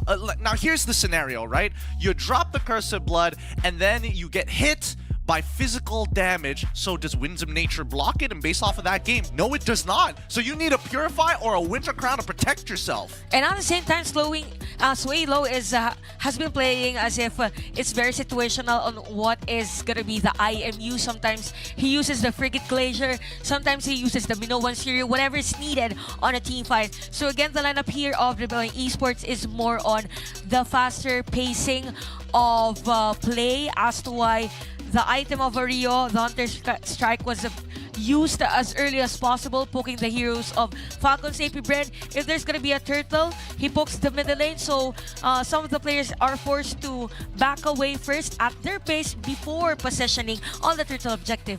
Yeah, and I really like the pace of Rebellion overall, right? Like from the start, they tried to press Falcon AP Brands, and Falcon AP Brands, they probably had it in the back of their minds, like, okay, let's take it slow, we'll farm on our side as much as possible, and then we'll take it back to Rebellion.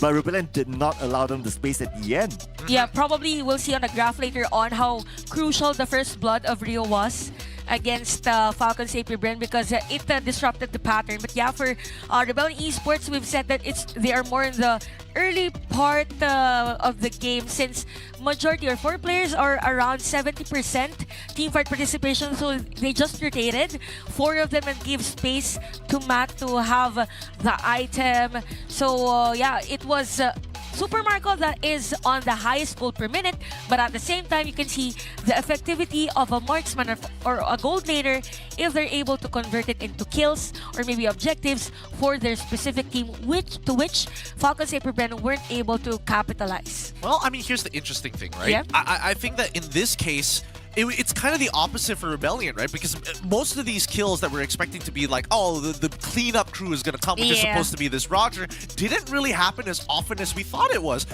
On first contact, somebody dies. It's not like I'm going to wait it out and then get you later and let you marinate a little. Yeah, that is because of the utility usage of Cars, Flicker, and then the Earth Shatter, everything, the onward. It's as if the players of Falcon's AP Brand are not really prepared for that. And okay, I was about to say the first blood here for Rebellion Esports, but I feel like it's because of the difference of the gold. So after the first blood, there's a difference in terms of the XP lane. There's a dip before the turtle objective, but there were moments wherein there has been a struggle for Falcon's AP Brand because they're taking their time for the counter set against Rebellion Esports, but the damage is just too high for them to sustain. Yeah, and the biggest spike here, I would say, was about 16 minutes onwards. Yeah. That was like the time where they really pressed on. And we gotta give it to Auditizi. Well, he is the MVP this round, and although we didn't mention him that much, right? We were talking about like the other players, but this guy have been doing the dirty work. He has been doing a lot of the dirty work. He's making these like exceptional plays from his team work out even better, right? He's a force multiplier, as some may call it. And I think that Auditizi is honestly, in this game alone, we saw him move around the map a lot as a trio, right? If he's nearby with either Cars or even Suelo, they're looking for an opportunity to actually turn a play like this one here into something that is tangible. Yeah, it's interesting how Rebellion Esports played around with their Hayabusa, because of most of the time for Hayabusa, it's expected to be on the jungle on the early parts of the game. But for them, they were rotating with Hayabusa as their killer, the typical funnel setup from before.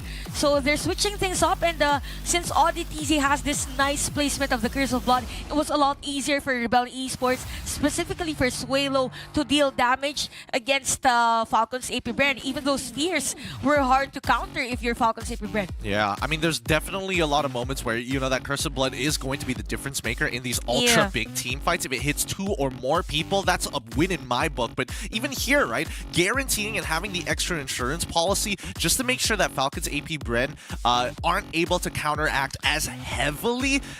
Pretty good trade so far, but that means that there's some, I think, a couple of adjustments that need to be made in the draft for Falcons. Yeah, towards the end, the seal the deal moment was the usage of IMU to get the Minoan's Fury, and they started it, and then the rest was just history after that. So congratulations to Rebellion Esports. I mean, they are playing out their minds now for survivability, so you gotta give it to them. This is what happens if you push someone to a corner, they will fight back. Yeah, and they continue to fight back pretty hard, right? Yeah, I feel like they're prepared for this. Well, prepared is one thing, but it feels like they've just been like premeditating it the whole time. They're like, we're gonna beat Falcons AP Brand. We're gonna beat Falcons AP Brand. And they focus on the camera, by the way. They're doing like this all the time. Just the continuous look. They're trying to just stare it down. Yeah. Maybe a little eyebrow action while they're at it, but it is an intimidating sight to see that Rebellions, what they could be down in the future. And if they 2-0 Falcons AP Brand here, that really begs the question whether or not they can actually go through the entire gauntlet of today. They still have YRG later down the line. With that being said, man, it's an interesting time to be alive in the competitive space. Yep, absolutely. I mean, if we kind of think about it as well, this is where we want to see, right? We want to see something exciting. We don't want to see that, oh, the last day, everyone's locked in, the games don't matter. So these kind of games are what we live for. Yeah, all these players, again, are training very hard every day to bring about results to their teams. I mean, I think that overall, if they're going to get to a point, the ultimate climax here for Rebellion, it really means that it starts with the draft. We're going to be talking about adaptations in just a little bit, but both of these teams are going to go on a short break, and we're going to come back. It's going to be more MLBB action here at the Snapdragon Pro Series. We'll see you then.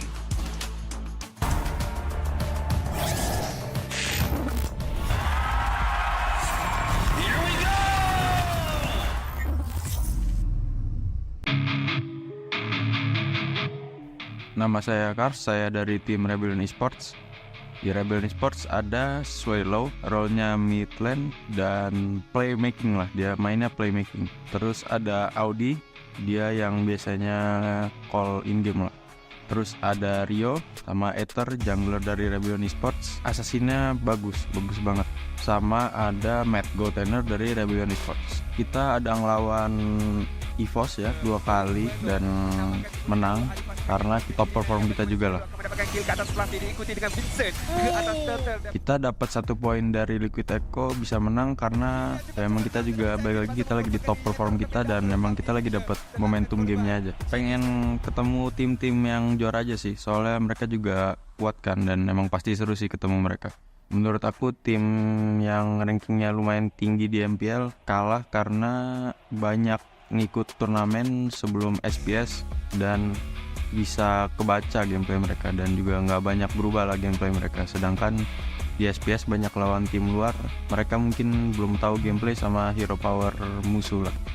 EVOS waktu M1 aku nonton mereka keren banget lah bisa juara, terus juga aku jadi pengen lah jadi pro player juga, soalnya aku juga suka kan main Mobile Legends. Harapan aku buat SPS ini yang paling pertama lolos grup stage dulu, soalnya banyak tim-tim yang kuat juga kan, jadi kalau udah bisa lolos juga udah bagus banget lah. Buat Rebels, dukung kita di SPS ini, semoga hasilnya baik dan kita bisa juara di SPS kali ini.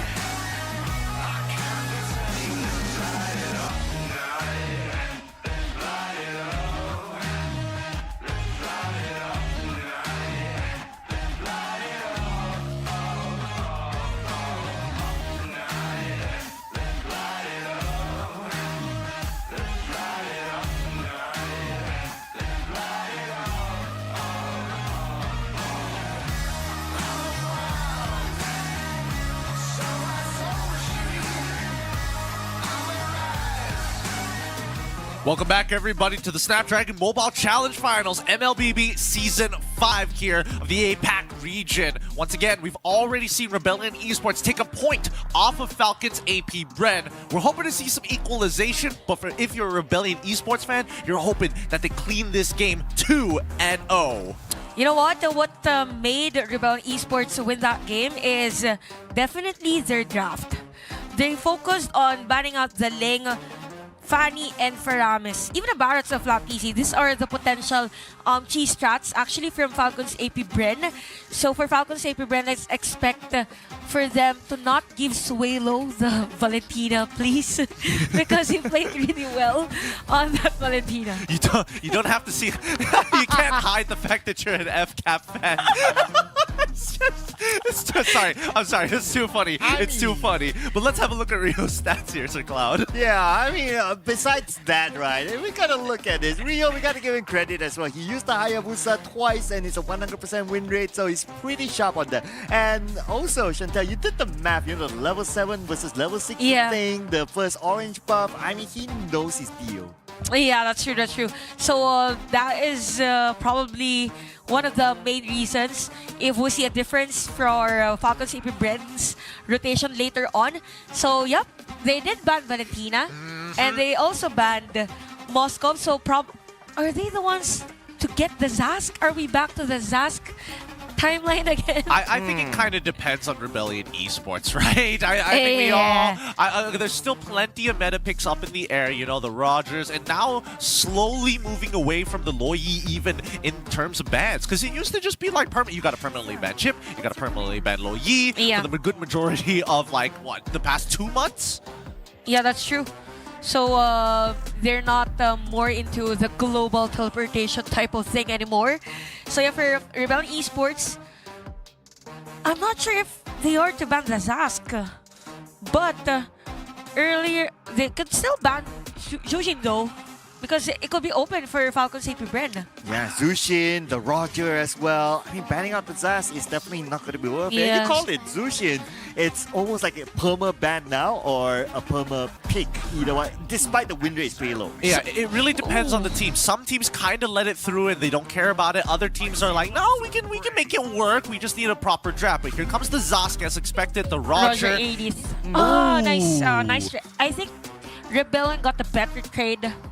For Falcons AP Bren. Well, hold your horses. Falcons AP Bren can get 2 more picks here. You know, this could be where it gets better. Let's see the full first phase first, and then decide whether it's a better trade or not. They're actually using. Okay, it's gonna be Hayabusa over the Julian and Terisla for Falcons AP Bren. So it's a mixture of crowd control and the pokes that they needed, which was lacking actually on that game number 1. So Rebellion Esports. The Valentina's not open. The Harif is still open. The Harif is still open, yeah. So if they are going for that route, they are having this Roger on the gold lane. If that's their plan. I mean, if they take Harith, then Roger is most likely going to go into the jungle, but I don't think Rebellion want to do that, right? I mean, it's a Hayabusa. There's a high possibility, especially with the Terizla, for an invade on towards that top side of the map because they're playing off blue. But the next pick is... Okay. All right. That's nice. I think it's even better than Aurora to a certain extent just because of the Nether Realm. Well, here's the thing. There's a couple of arguments that can be made, right? Because Faramis wants everybody to be close together. The penalty zone is like, oh, if you're close together, I punish you. And Hayabusa naturally is able to threaten the Faramis' life to force him to use the Netherrealm earlier than expected. Yeah, and at the same time, the slow on the range of the SAS could be a difficult one with the lineup of Rebellion Esports, or probably they picked this Faramis for longer or for an extension during team fights. They might use it as their escape route against Falcons AP Bren. So that's why Falcons AP Bren, they're focusing more on those jungles that could be up front, that can also sustain some of the damages from their hero composition. So if you're Rebellion Esports, you might want to focus on there's no Moscow, wow. Roger has been taken already. Harith. What's the next marksman? Probably a carry Brody Claude.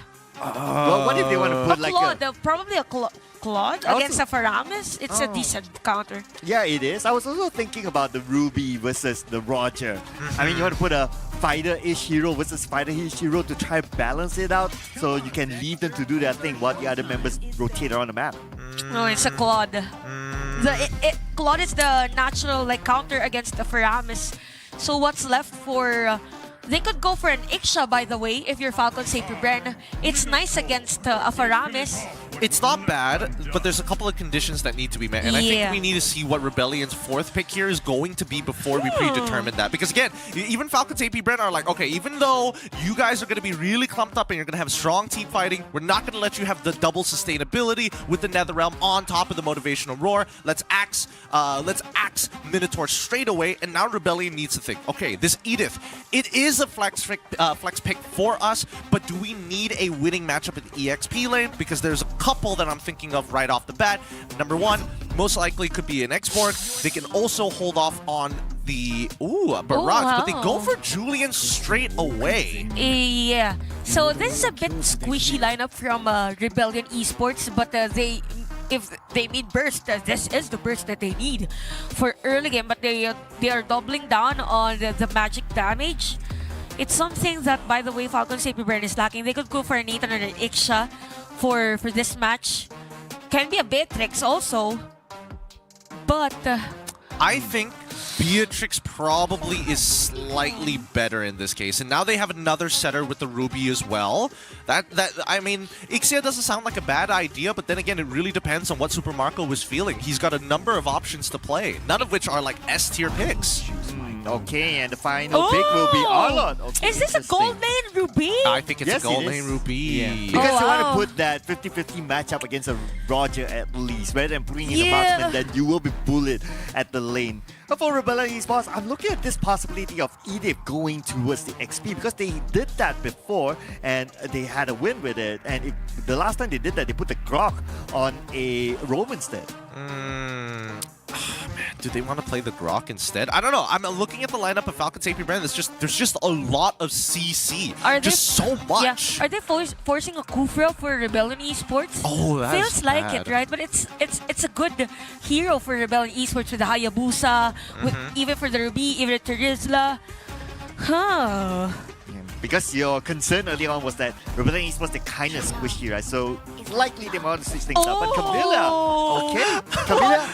This is one nasty lineup for Rebellion Esports. It's hard to execute. Honestly, both compositions are pretty hard to execute, right? Yeah. It's team fight oriented. Let's see how these lanes are going to go. Because at the end of the day, it could be the difference maker of a clean penalty zone or an I'm Offended or a Cursed Blood or an Earth Shatter that could be the difference maker in this game. Break down the comps for us one more time before we head into the Land of Dawn.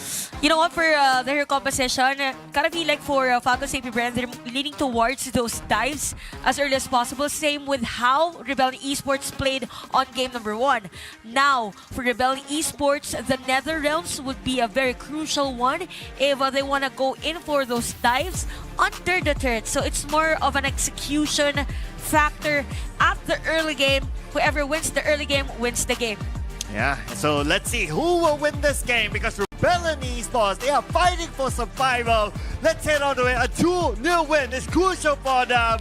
Take it on Rebellion Esports versus Falcons AB Brand. Okay, things are different right now. Game number 1, it was Falcons AP Brand that has 2 purifies actually for the game. But this time around, it's Rebellion Esports. They are prepared for those crowd controls. As mentioned by Gideon earlier, that for the crowd control of Falcons AP Brand, it's pretty high. So if your F-cap as much as possible, you need to capitalize on that as early as possible or probably go on Rio's jungling area. Yeah, you want to try to have that early base revive, but I guess the idea, maybe not because, okay, looks like they want to try to do it. They'll keep their eye on the bottom lane. Slight invasion there onto Ogwen. Not letting Ogwen that space to farm. And they're not done yet. Look at Rio chasing down Ogwen. He's all over the place. Probably the plan again for Rebellion Esports is limit all the resources, focus on taking the resources of CalTZ, win that turtle again, and win the game. Disrupt the pattern of Ogwen because they forced 2 players actually from Falcon Safer Brand to be back on their base just to have their HP bars full again. Yeah, at least the mid battle is 50-50 because both heroes, they lost the next wave. But not really lost though because both are not present there. So naturally they can come back and get whatever they can get 50-50. Okay, so it's a war cry for Kyle TZ, more in the damage. So expect later on that he'll be rotating probably on Matt's lane. And yeah, the problem here for Falcons... Oh, wait! Oh, wow. Ooh. Quick moves there by Kyle TZ. That was a close one. Yeah, that was close. If it has been a first blood for Rebellion Esports, they might have taken an advantage already on this turtle. But yeah, the objective is now being taken by Rebellion Esports. Yeah, the timing is right to just shoot away Kyle TZ. I mean, by the time he comes back, gets his buff, there will not be enough time for him to engage with the turtle fight. So the turtle will be given again to Rebellion Esports. Things are looking good for Rebellion Esports, but looking at the goal lead, it's still on Falcons' AP Brand side. So it means that other lanes are being won by FCAP. So if you are Rebellion Esports, you might want to limit Super Marco's rotation. I mean, it's hard to be up against. Oh, but not so hard for Rio to score this first blood thanks to RDTZ and Suelo opening up for him. And that is great communication and coordination by Rebellion Esports. Yeah, and that is where the problem Falcon Esports has been revealed for this match. If there is no layer of skills for FCAP, it's going to be a problem for them. There's no kill secured at the middle lane, although they have enough, let's say, sustainability. There's not enough damage, so they need at least 3 players if you're up against Rebellion Esports. So yeah, it's a juggle between the economy. It's 57 for Falcons AP Brand. Later on, it's going to be Rebellion Esports. So, but we can see Matt on the Thunderbelt. Expect later on that he'll be part of the team fight, poking damage against Falcons AP Brand. Yes, and now Rebellion Esports. It feels like the story from the previous round, right? Rebellion Esports getting the first blood, the first turtle as well. A little bit more advantage at the start, but speaking about advantage, can they find more advantage at the bottom lane? Cars is pretty tanky, so it's not going to be easy. Plus, he can come up with the damage, but easy. Last thing about, we have managed to get away to safety. Suelo together with RTZ arrives, so Ogwen and KTZ cannot continue on. In fact, they might go in for the turret time, and yes, they will. RTZ will get Ogwen, looking for KTZ next. KTZ, last thing about, looking for FlapTZ next. RTZ will be treated back by Fudo, but FlapTZ will be safe so far. Rio, is he going to do it? Nope. FlapTZ flies away. Okay, that's... Oh, Bill! He was surrounded anyway. Yeah, surrounded by everyone from Rebellion Esports. So this is where the problem lies now for Falcons. Oh, wait. The forcing for another team fight here for Falcons. Okay, Ogwen still went in for it. FlapTZ gets cars though. Now the turtle is wide open for Falcons AP Brand. Not only the turtle, Rio might be chased down. FlapTZ wants to find his target, but the only one that he can get is going to be Suelo. That is a good enough target for him. Gets the turtle, gets another kill, and this is RDTZ down. Double kill to Ogwen. That is a nice call for Falcons AP Brand. They forced for another team fight. They knew that the players of Rebellion Esports already used up some of their ultimates. But by the way, Suelo is using that Shadow Stampede really well. So that is the timing wherein he waited for a few to be out of the spawn. And then there's like a rope pulling few back, hence the secure kill against him. But yeah, 4-4 is our score.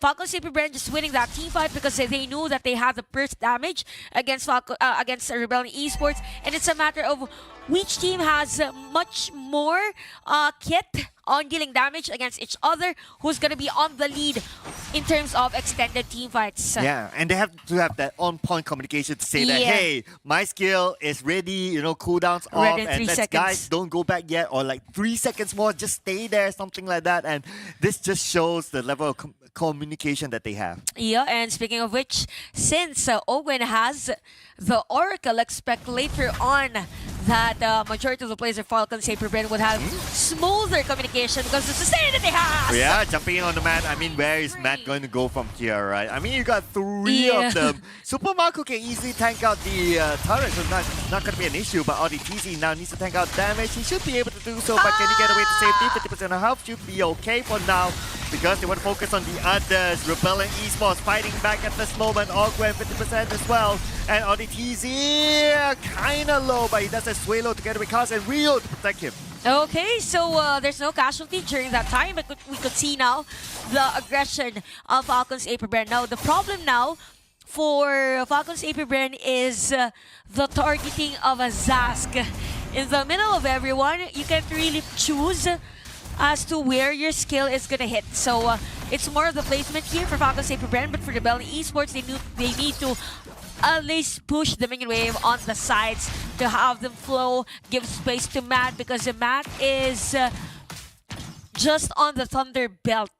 Ooh. So Supermarket is 1,000 lead in terms of gold, so that's a lot. Oh, you blink it, you miss it moment, ladies and gentlemen. Now Rio has no space to breathe. Speaking about space, at the bottom, Sway low. They could jump in. Okay, Ogwen's coming in from behind. He does not have the final slash though. But then again, the Nether Realm would save them anyway. So no final slash, no problem. Don't need to be greedy. Yeah, you know what? When you see Faramis using the Nether Realm just to escape, you know that you've already won. Oh, this could be a 2 down for the side of Falcons AP Brand. I mean, that was a little bit overextension. Yeah, overextension, yes, and at the same time, they're up front against ODTZ. 1 curse of blood, and then everything just sweet them on that spot. Oh man, Kaltizi wants to try to do something sexy from the side, but okay, lucky enough it does not continue on. I mean, we are talking about heroes that can absorb damage, and Matt, at the same time, will have some space at the bottom to finally pop and get this turret.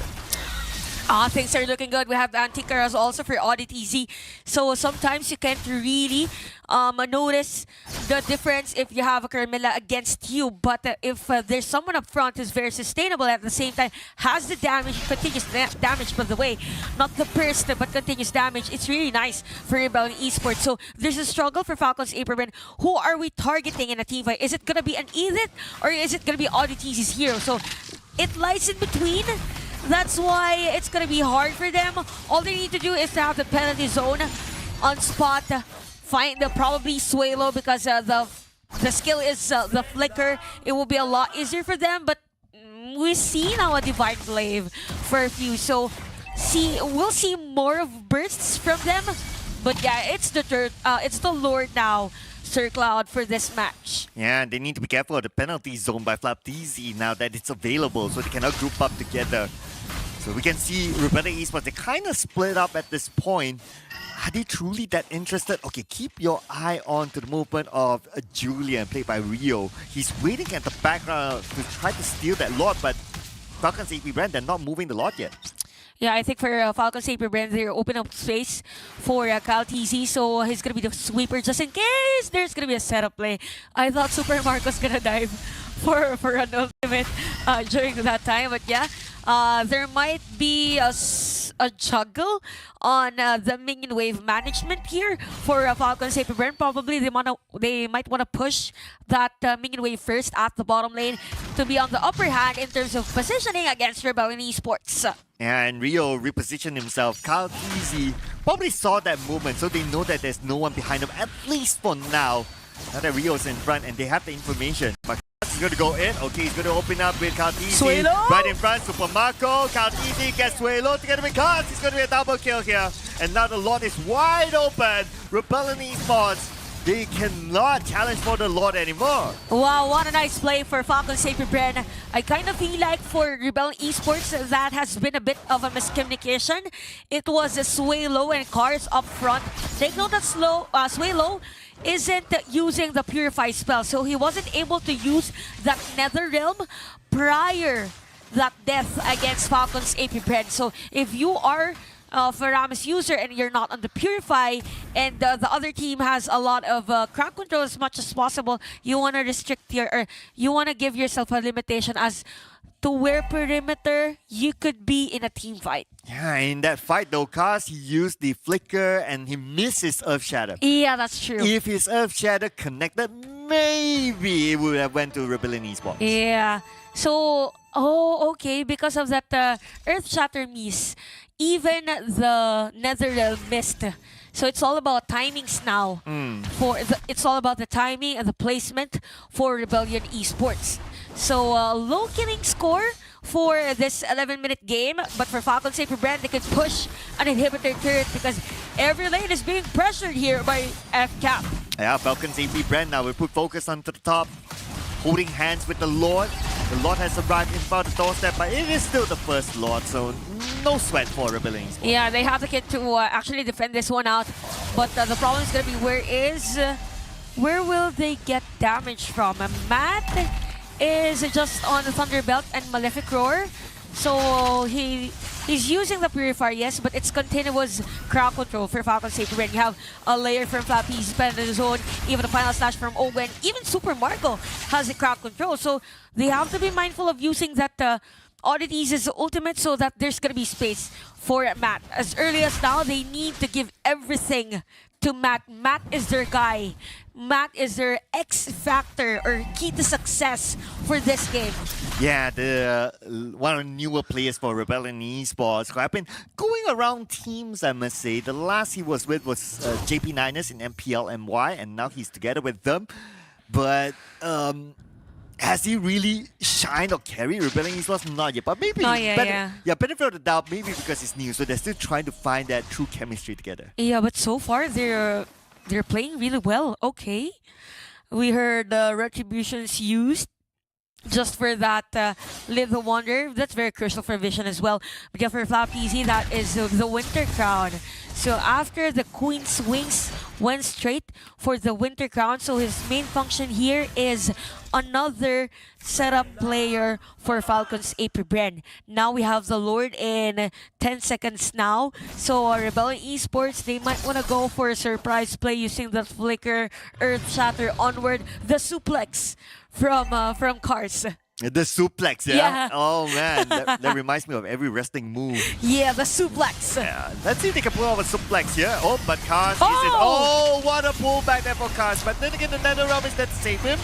But that also means that the NetherRealm is now forced out. Yeah, that's an early usage of the NetherRealm. But if you're Rebellion Esports, better use it instead of having casualties prior to this Lord take. But because also of that, they don't have an edge on trying to have that Lord steal. Hence, Falcon Saber Brand taking this second Lord of the game.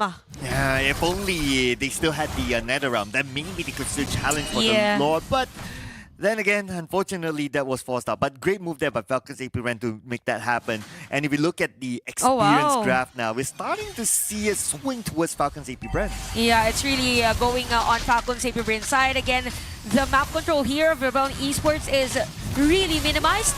Oh, wait, I thought that there's going to be a setup play against Super Marco. And we see some of the players here using the flickers already. And on the gold graph, wow, it's just Falcons AP Brand. There was a bit of a team fight around 10 minutes of our game, but it's just continuously Falcons AP Bren getting all the resources against Rebellion Esports. As to why for few, he is at the Holy Crystal already. Oh, okay. An attempt here onto Cars. Now Cars again will be saved by the NetherRealm. NetherRealm will save him, but that means also they do not have the NetherRealm for now. It will be under cooldown while the Lord will push onto the bottom lane. And this is an opening now for Falcons AP Bren to take down the inhibitor turret in the middle. And they'll try to find the next kill. RDTZ now 50% of health left. RDTZ has to nip the crystal. Will get extra protection out of it. The Lord will be taken down and Falcons AP Brand will reset. That is a breathtaking defense brought to you by Rebellion Esports. And this inhibitor turret at the top lane is going to be destroyed by Falcons AP Brand. They have the minion wave. They have the kit to actually poke some more players from Rebellion Esports. But Rebellion Esports having that brick of hope into defeating Falcons AP Brand. They're forcing for a team fight, I think, because they know that some of the players here of Falcons AP Brand has already used some of their ultimates. And they do have the NetherRealm though. It will be pop out anytime soon. NetherRealm will be used at this moment to save RDTZ. RDTZ will 0-1 to Swallow. He'll say thank you very much, but that means that you do not have the NetherRealm for this defense. However, Falcons AP Brand, they're looking at their watch and telling themselves that, hey, you know what guys? 50 more seconds to the next Lord. Let's take a chill. Okay. This team's chilling because it's hard for Falcons AP Brand to force the team fights against Rebellion Esports. And I really like how they juggle the minion wave earlier for Rebellion Esports. And yeah, looking at the items, by the way, we have the Radiant Armor already for Cars. I think he needs the immortality as early as now. Just in case if he's gonna be the target here for Falcons AP Brand rather. And for Julian, that is the Holy Crystal. Things are great for Matt. It's more on taking the kills now against Falcons AP Brand because he's still at 1-1-1. It's a low killing game, but at the same time, you want those conversions already as early as now. Oh, speaking about conversion, they might run to convert cars into a kill, but then again, cars flickers away, and ODTZ is there. No further pursuit there by Ogwen, and they have not yet forced out the Nether Realm this time. What a slow from the spawns from a few. By the way, the itemization for a few is going one, and this Divine Glaive. And here comes the lore again. Sir Cloud. Flickers in. Looks like there will be an engagement by Rebellion Esports, and Count-Easy turns back together with Phil.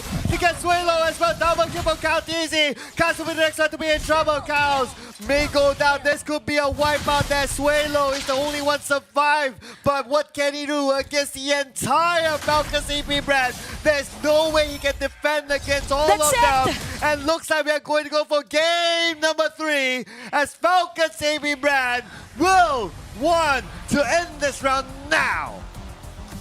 That was a nice setup play by Super Marco. Yes, it was Super Marco using that Ruby on that last setup play for Falcons AP Bren. What a nice counter play for them, and they just did what they needed to do. Their winning conditions was on point.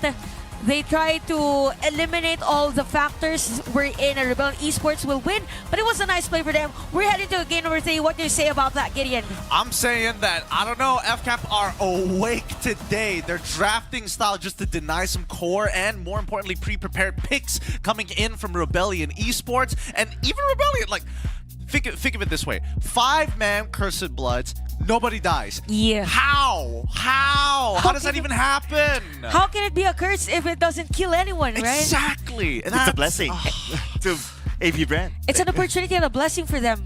It really is. It really, really is. I was very surprised with the way that Rebellion and as well as FCAP were interacting with each other. Because a lot of the time, it's like that push and pull, and you would expect that Super Marco would eventually scale off, but unfortunately, Rebellion weren't able to make it work. The follow-up just wasn't there, and I have to attest, it's all because FCAP, they're willing to die. They're willing to die without using their flickers for that one crucial moment, and then it's like, good thing I've got a flicker. Yeah, and at the same time, the added crowd control that the Ruby has, it's as if Super Marco, I need a kill, I will set up a play. Oh, you're there? Come here.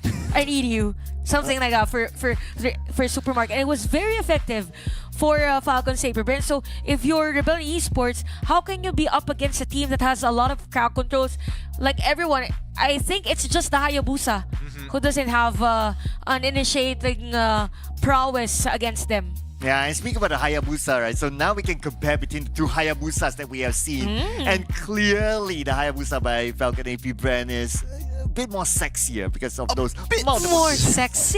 Yeah, How sexier? Just look at the stats here. Ain't that number sexy? 514? I mean, maybe if that 1 was a 0, could have been even sexier. But I think that, you know, Count-Easy and Rio are very comfortable on this Hayabusa, right? This is one of the few matchups where, I mean, I think that Rio is really good with his angles. Count-Easy is much better at generating pressure. How many times did we see Kyle just go, I'm gonna throw out my shadow? He gets 2 flickers from people for free. Yeah, that's true. And I feel like for Falcons AP Bren, with this type of hero composition, it's as if they can play individually.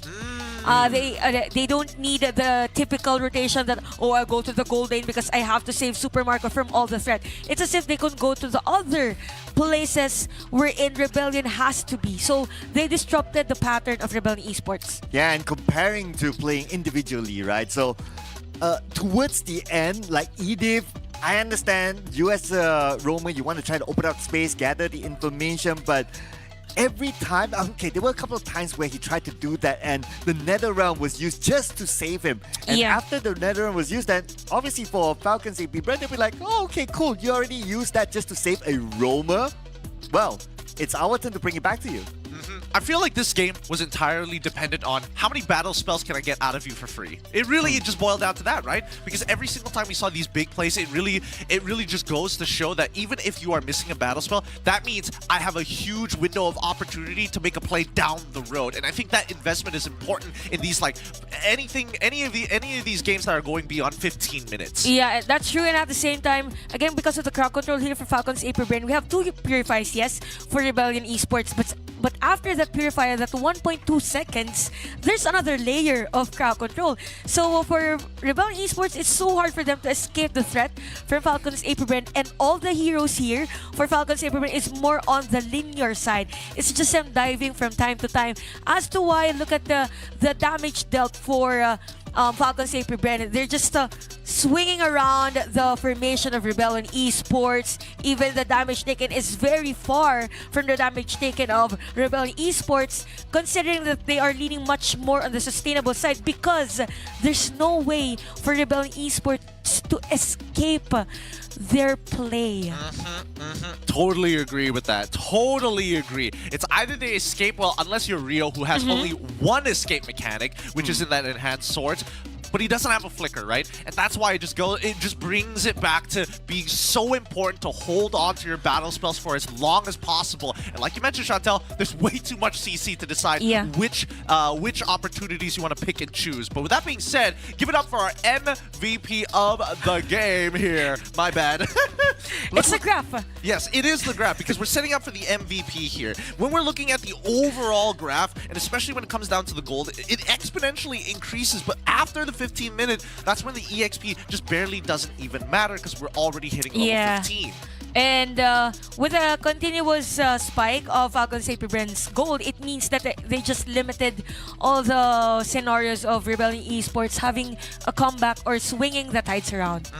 With that being said, hopefully I'm getting the right information from Zipper. There we go, our MVP of the match, Falcons AP Brain's very own Kyle TZ. I mean, that is a sexy number there. A very, very nice kill time participation. Very, very nice. Very nice indeed. It really goes to show that right now, especially with the new emblem, with a couple of the new emblems, Warcry in particular, one of my favorites. Yeah. It really changes the early game for these assassins. Yeah, that's the reason why for game number 1, Rebellion Esports, they had Rio to be part of the rotation. Same goes with Falcons AP Brain. As long as you're able to deal damage against the other teams, it's expected that you will be on the lead. But yeah, look at the highlights. It was a battle of attrition actually on the early parts of the game. It's just that Falcons AP Brain won other team fights, and they forced another team fight, or they extended the team fight straight to the purple buff after the turtle team fight. So imagine that the resources they limited against Rio, because he was a 3-1-1. It was him touching all the possible kills against Falcons AP Brain. But because of the damage of Falcons AP Brain, they disrupted again the pattern that Rebellion Esports has. Yeah, and based on the highlights as well, like early game, Rebellion Esports played it with a fast pace. Like they push Falcons AP Brain, especially on the bottom lane. But the swinging part was that when Falcons AP Brain, they'd be like, okay, you want to take it fast, we'll do it fast as well. And if we look at the potential of speed rotation, because they have the Hayabusa, that allowed them to be all over the map way faster than Rebellion.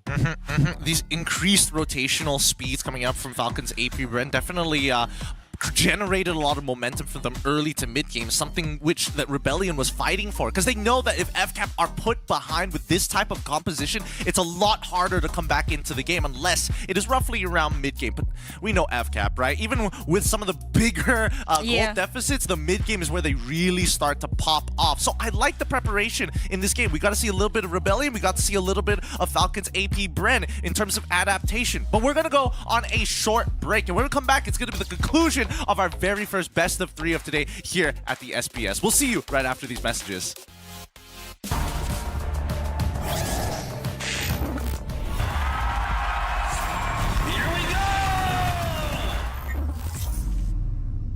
Hey guys, this is Rose, and right now I'm with Rebellion Esports. I have with me a deck of cards where we have the teams, and they will be ranking it according to the group on the board right here. First team, Fnatic Onyx. Oh my good. Why S? Because he won MSC. MSC slot. Yeah. Good. What do you want to say to Fnatic Onyx? Pelan-pelan bang. Smart Omega. Mana? Ooh, A. Yes. Why A? Smart Omega bantai us. They bantai you in the qualifiers. So now that you might meet them again, what do you want to say to Smart Omega? What? Kamera? This one? Yes. Lihat nanti aja. Oh, okay. And IP Flash. Dia aja. Oh. But they were top 4 in MSC. Just lucky. See you soon. Bagus ini dia. Cek B aja. C. Oh C. Ooh. B. Dapat lu. Berapa? All team, right? Maybe C. C. Yes. Okay, C. Okay, C. Okay. Why C? Because see you soon. Kemana? Up to you. They're scared. They are scared. Ini. No. Up to you. No. Udah C aja. Gatekeepers. You see gatekeepers. Eh? You know in Malaysia. Okay. This one is favorite. Now, you know Udil is like the god of taunting in Malaysia, and he always taunts with me on stage. Yes. So if you could taunt Udil. Audi is the best taunt player from Indonesia. Oh, really? Yes. So you can Just kasih a tahu. bit. Kasih tahu. Little bit taunting. Yeah? Udah tua pensi aja sih. Oh my gosh. Cooking again. Cooking. You do Red Giants. Ini udah pasti. Jangan dimainin langsung aja. Sepuh. Why B for Geek Fam? We know Because Geek- B for Baxia Vincent. Yes. Oh yes, like that. Oh yes. Yes. Yes. Oh, di sini. oh. Pelan dong. No laki kurang laki. Last but not least, Valiant Esports. Why did you put your own team in mid-tier? Because me and Audi Tuzi in mid lane, so we in mid tier. Yes. Balance. Yes. I have a question. What team do you really, really want to meet if, let's say, you guys go playoffs? This. Homeboys. Homeboys! Ya. Oh. Nak pulangkan dia. Maybe homeboys just go home. See you soon. Chemical reaction.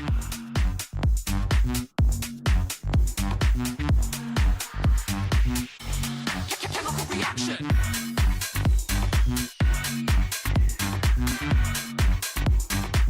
Guess what is chemical reaction?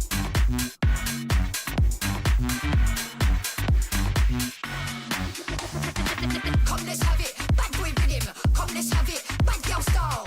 Okay, all eyes on you. Come, let's have it. It's time to get wild. Come, let's have it. Bad boy rhythm. Come, let's have it. Bad girl style. Okay, all eyes on you. Come, let's have it. It's time to get wild.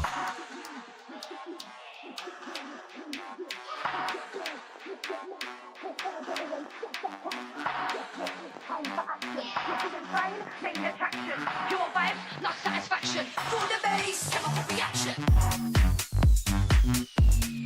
You're feeling fine? Chemical reaction.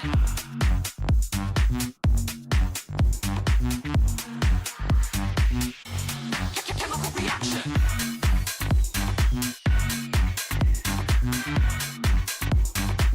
Guess what is chemical reaction?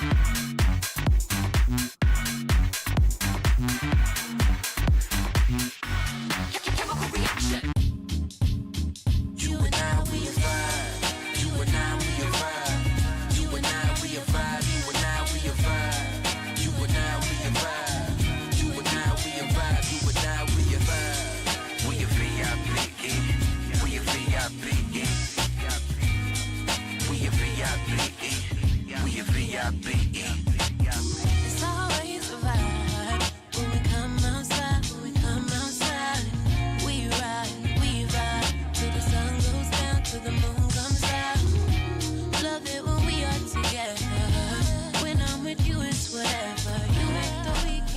Welcome back, everybody, to the Snapdragon Mobile Challenge Finals, MLBB Season 5, the APAC region. We're looking to conclude our very first best of 3 here between Rebellion Esports and Falcons AP Brand.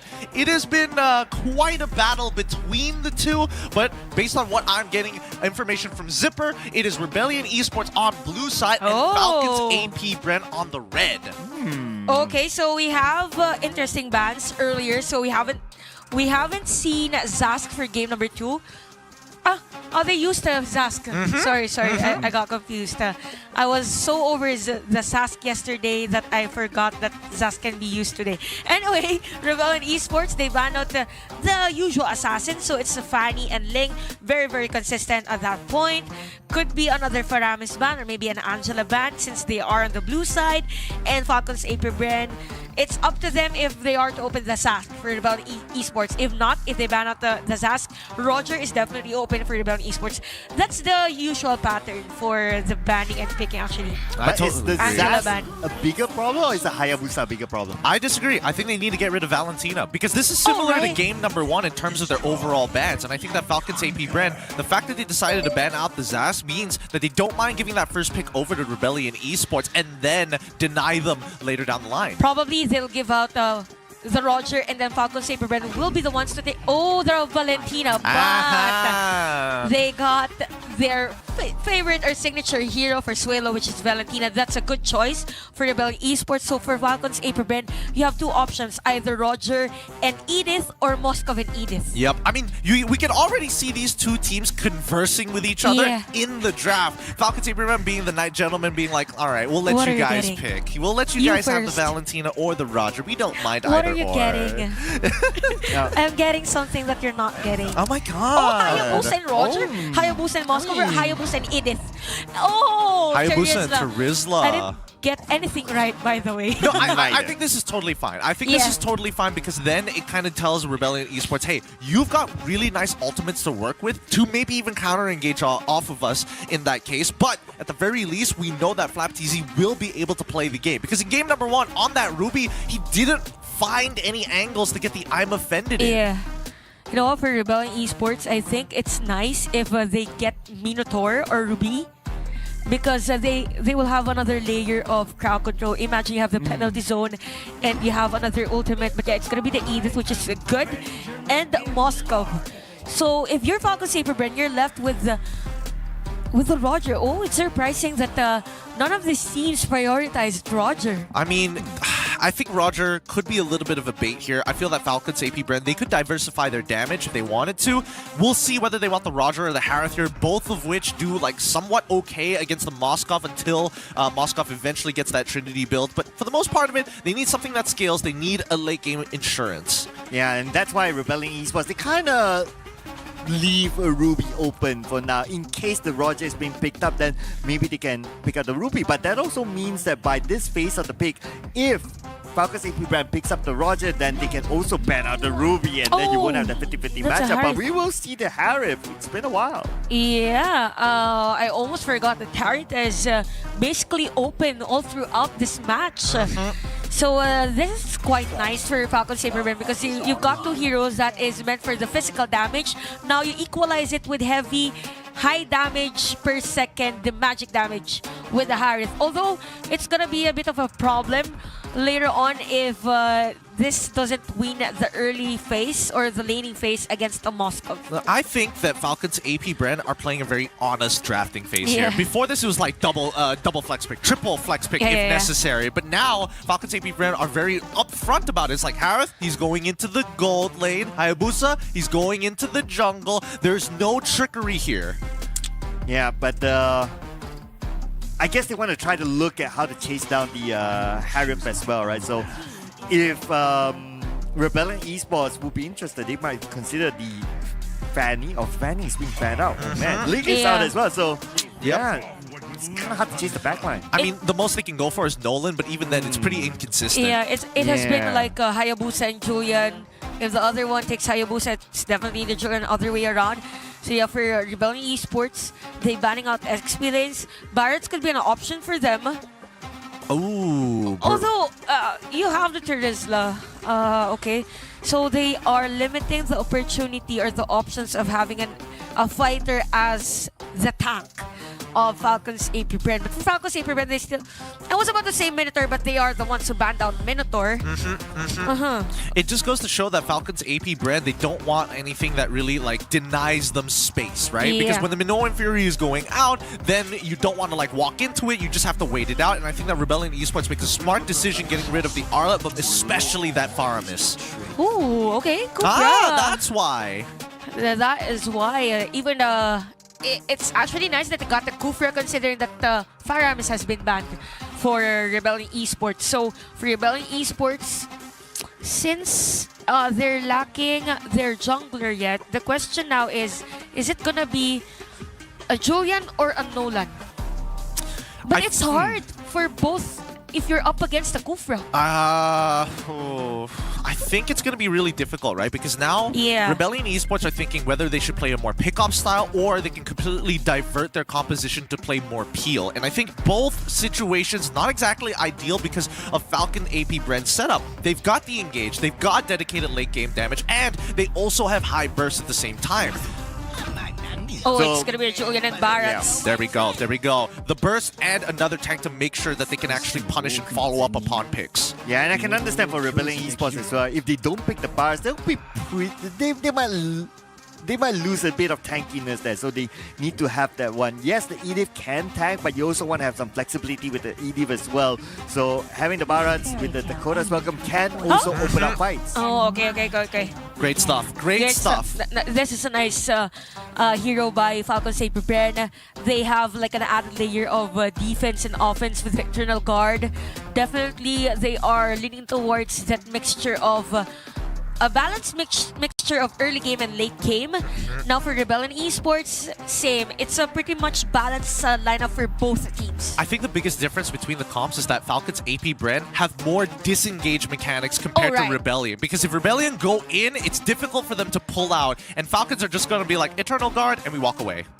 Yeah, that's true. So for Falcon's AP brand, they have to capitalize on that. They can go for those extraordinary dives just to secure a kill against Rebellion Esports. Well, here we go, because the record so far is whoever gets the Hayabusa gets the win. And Falcons AP brand, they did get it for themselves, but let's see if we'll see another MVP performance. Gideon, you take a break. Let us know your thoughts later, because right now we will take it on to the game that will decide who will win this match. Okay, we saw KLTC flexing on that Bren Lang Malakas sticker or emoji for the game. So yeah, in terms of the jungling pattern, I'm excited to see on how and where can Ogwen and even Cars delay, or Ogwen and ODTZ can delay the rotation here of the jungles. So game number 1 and game number 2 has been a story of disrupting the jungling pattern. So it's something that these junglers have been heavily relying to. And looking at the player emblems, nothing much. It's just that in terms of the mages, definitely for Falcon Saber Brand, it's more on the burst damage. Now for Suelo, it's more on those heavy pokes. Yeah, and KLTC right now, he is approaching level 4, so very quick farming by him. And if we take into consideration the previous round where he was the MVP, he actually got the most gold per minute. So farming is definitely his specialty, especially now that he's handed Hayabusa. Yep, definitely gonna be a fast one. And expect that there's gonna be a team fight at the bottom lane, because this is where the turtle will spawn. So as long as there is someone from the side of Rebel Esports, maybe Falcons AP Brand, to guard that lane, there's a high chance that they can defend those XP laners. So things are a bit slow for both teams. Very calculated aggression. Very far from game number 1 and game number 2. Well, let's see, because this might be the fight that may set the tone for the round. But in the middle, ODTZ, okay, he is tanky enough as an Edith though, so at this stage, everyone's like, a lot of them is like level 3, maybe level 4, so they're not able to get that kill against ODTZ. LTZ not faced, he's still A-OK. He can still join the fight at the turtle. Yeah, but for Falcons AP Brenna, they are the first ones to position on this turtle tank. Oh, but second time around, RDTZ still got away to safety, but this time Oh, wow. Okay, here's the Spear of Destruction. FlapTZ comes in to commit. FlapTZ will be given the first blood, and RDTZ will be the one to take it home. Cars kind of low at this moment, but Rio down as well. So without Rio, without the retribution, of course, Falcons AP Brand will take it. That was a very risky play by Falcons AP Brand, but the good thing is that they are able to secure this turtle one out, and we could see that flicker penalty zone from FlapTZ. But at the same time, we also have to commend the potential of Swaylo's IMU Eternal Guard, because it was the one that wreaked havoc against Falcons AP Brand. So it's 1-1 kill during that moment, but still Falcons AP Brand on the upper hand because of the turtle secure. So far, things are looking good in terms of the laning on this marksman. Okay, folks, as the middle lane. Ogwen right now takes a good amount of damage on KTZ, comes in. But that's not the target that they want. RDTZ is not that high. RDTZ is more like, okay, absorb the damage, absorb the skills, and see if they can counter. But the counter didn't happen. Yeah, probably because of fuse damage is not sufficient yet. So he's still waiting. Probably the first item here is the Enchanted Talisman for the pokes against Rebellion Esports. But, yup, 3 minutes into our game, because of the difference of range between Supermark and Matt, we can see that there's a level difference on them. So expect later on! Oh, Cars became the opener, and that's where FlapTZ paid for it. They used the emoji of FlapTZ to himself. No, that FlapTZ has been doing. But yeah, Rebound Esports, it's a nice thing that they're rotating and focusing on a cross-map play against FlapTZ, because this is where the difference could be. If FlapTZ isn't around, it would be hard for Ogwen to rotate on other lanes and give vision for Quill TZ and Few. So for Rebellion Esports, all they need to do is to go for a cross-map play. Probably later on focus on the Supermarket lane, just to limit the potential, you know. But Whoa. Okay, we get okay. Spray a bit of damage to Suelo, but I kind of doubt there's enough damage anyway to get the kill. So probably here for Quill TZ, the goal was lessen the life of Rio prior to Turtle, so it won't be efficient for them to go for a contest. Oh, but Cars takes that damage, and with the Dakota's welcome, they come in to counter back on the members of Falcons AP Brand. Will the Spear of Destruction teleport him? Looks like the answer is no, and because of that, FlapTZ will go down. No further execution here by Falcons AP Brand. Rebellion Esports, however, it's not done. You know, nice flicker away by Suelo. That was great mechanics shown. But they're still not over yet. The turtle is still up for grabs so far. Matt is here. Bouncy ball. Will try to get it. Bouncy ball. Suelo kind of low. He cannot continue to tank anymore. And Rio will secure that turtle. No steal from Falcons AP Brand. Right on point for Rio, but we really have to commend, man. Suelo is playing really good. Again, they won a team fight earlier because of that nice placement for the Eternal Guard. And if you're Falcons AP Brand, specifically Ogwen, you have to find Suelo. If not, it's going to be a bit of a headache for them. So because of that, there's a difference, yes, in terms of the gold. Surprisingly, Few is up on lead versus Suelo. So the difference is more on when is the Eternal Guard used. So for Rebellion Esports, it's always Suelo on point, while for Few, it's more on the defensive side. So we might see changes later on depending on the setup play, but take note that Rio already has that Holy Crystal. How? Almost an engagement there. But anyway, it won't be a big move here on the Cars because he is tanking up underneath the turret. You don't want to take that risk for now for Falcons AP Brand. Cars doesn't have the fuel yet. He's a car and he needs fuel. Oh. Yeah. Maybe it's an electric car. Yeah. Environment friendly he's now. still charging. He's still charging. Yeah. Charging for the next fight. Oh. Probably here for Rebellion Eastern. Okay. We see Sky Piercer now for Quill TZ and the Radiant Armor for Ogwen. So this might be a combination of maybe a Tyrant's Rage, Bouncing Ball, then those Shuriken Blades from Quill TZ. So things Oh, are Shadow. getting nasty here. Okay, yes, looks like things are going to get nasty right now with the Dakotas. Welcome, the Spear of Destruction have arrived. And Matt is going to be here joining up with his teammates. And Matt from the back not letting the space for Falcons ready to run away as they secured that one kill onto Ogwen. Looking for more, but then again the Guardian is there. But look who has a run from the side. It's going to be Count Easy. But Matt still survived thanks to Suelo. Yeah, Suelo again. Limiting the movement of Kaltizi at the time. That was a nice shadow strike placement. But wait, they're taking a turtle now. Who's gonna take it? It's gonna be Kaltizi!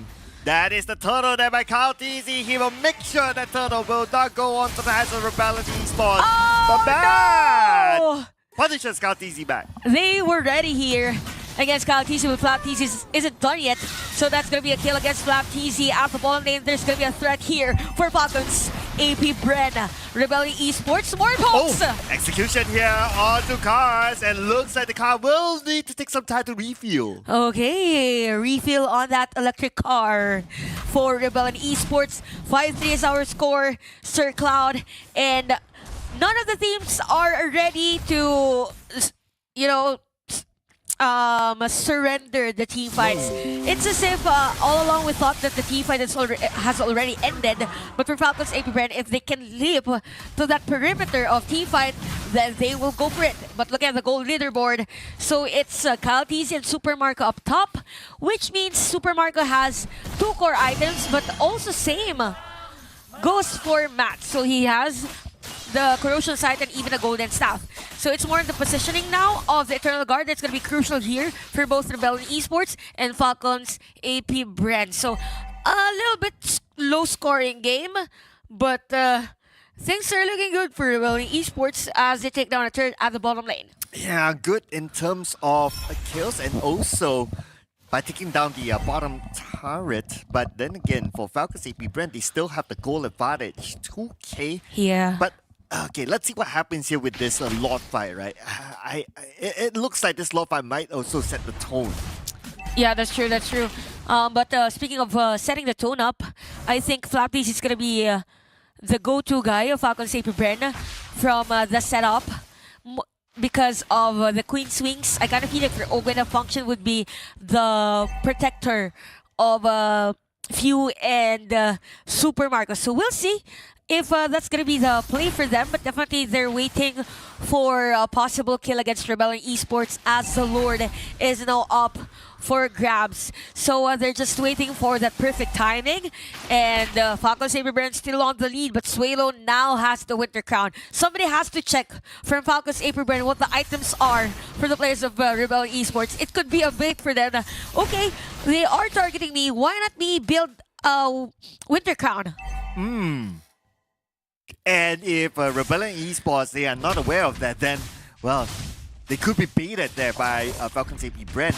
So we've got to keep that in check as well. When we look at the level leaderboard here, Kaltizi is level 14. He's at least 2 levels above Rio and Matt.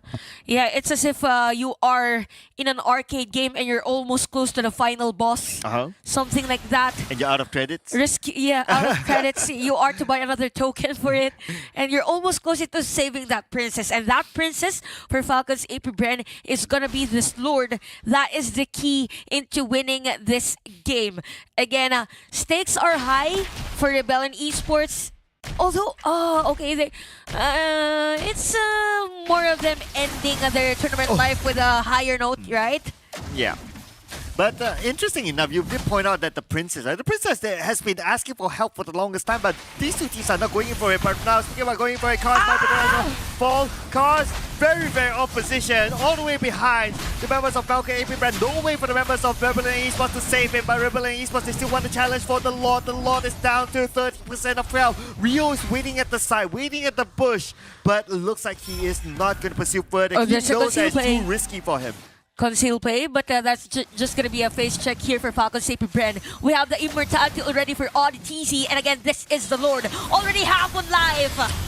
ODTZ, he needs his backup right now. Spear of Destruction has arrived, the Lord is pretty low, and Rio will steal away the Lord And that is a steal. That is very, very important for them. But Suelo might go down in the process. One flicker away. Ogwen will go in for the chase, and he will still get it. No, he did not. He did not get Suelo. Suelo got away to safety. And Kaltizi is there to make sure that he at least gets something on this. But for Suelo, he is still alive. Okay, again for Okay.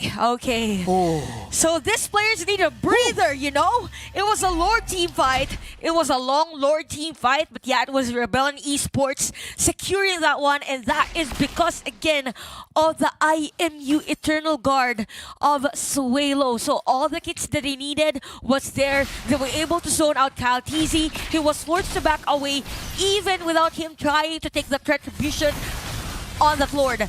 So Rebellion Esports has to capitalize this Lord, and Falcons AP Brand, they have the kit to defend this one out. They have the damage, yes, but they really have to find Suelo. Suelo is just shredding all the intel that Falcon AP Brand has against them. Man, but look at this concealed gameplay by the side. ODTZ as well as Rio shows themselves towards Flaptizi and Ogwen. And keep your eye on the top lane as well, because Kaltizi trying to do something funny there, but Matt is still at the top lane. But in the middle lane, okay, Spear of Destruction will not connect to anyone, so Matt will need to walk his way through. He wants to support his teammates, but no necessary movement needed. Yeah, it's a nice thing for Falcons Paper Brand that they're still able to defend this turret at the middle lane. So Ogwen doesn't have the flicker, by the way. So it's kind of predictable where his Tyrant's range is going to be. So it's 6-7 for this game. 30 minutes into our game time, and ODTZ is just giving information for Rebellion Esports that, okay, this is where Falcons Paper Brand is walking, and this is the path that they will take. You have to be safe, but we're he has the flicker. We might see that flicker Detona's welcome against maybe Kaltizi or maybe Super Marco and even Few. So that's a threat for them. But the winter crowns are really working nicely here for both of our teams, both for Suelo and even Flaptizi. It's just a matter of when and where we will use it. Concealed way! ODTZ got caught! Oh no! He was in the bush. He was praying that Falcon's AP Band will not pass through that bush. But the moment they did, he stood no chance. There was no way he was going to get out of it. You know what, Sir Cloud? I kind of feel like Rebellion Esports are into cars.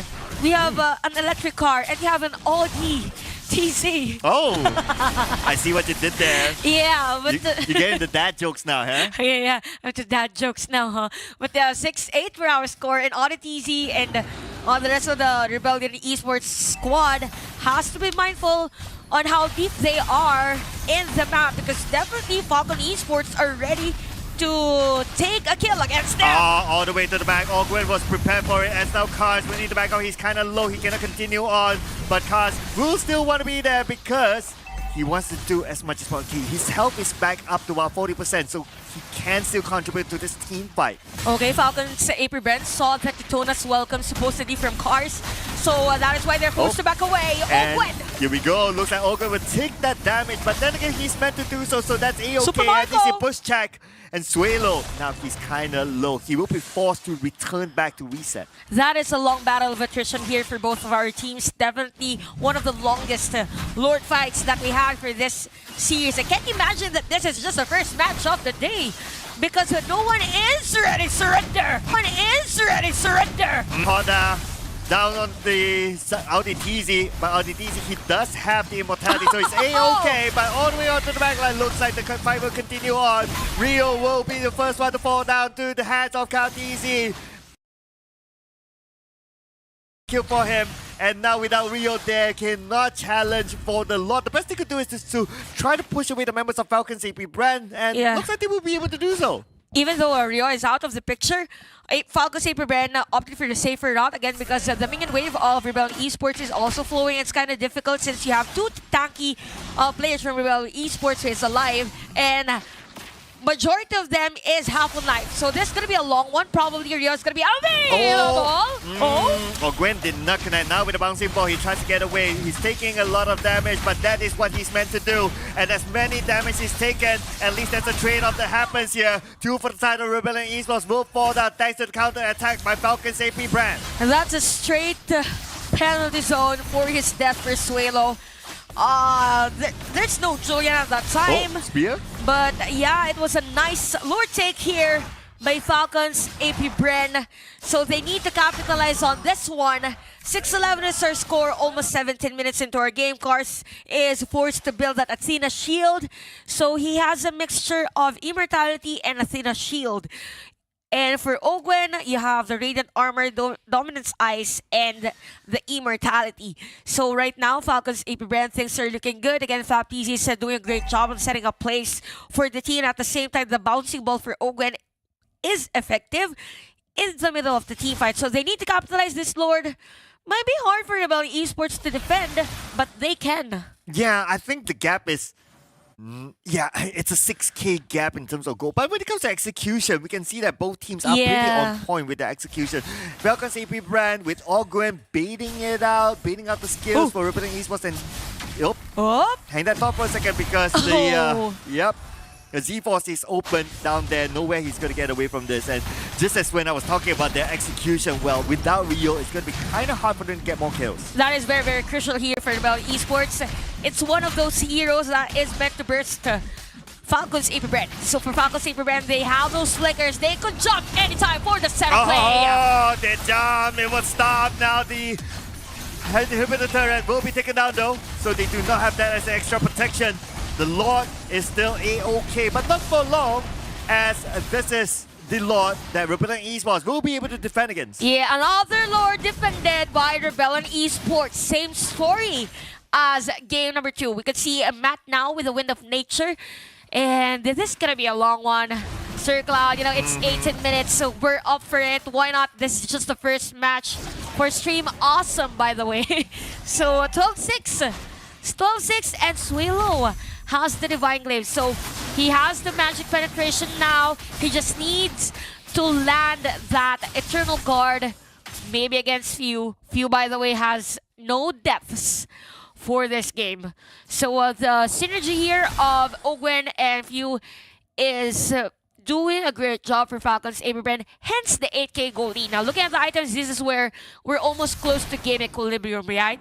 So it's more on who has better kit on extended team fights. Okay, he found Rio though, but not all in onto Rio. On the TZ, he does have the Immortality still active, so they will not overcommit onto him.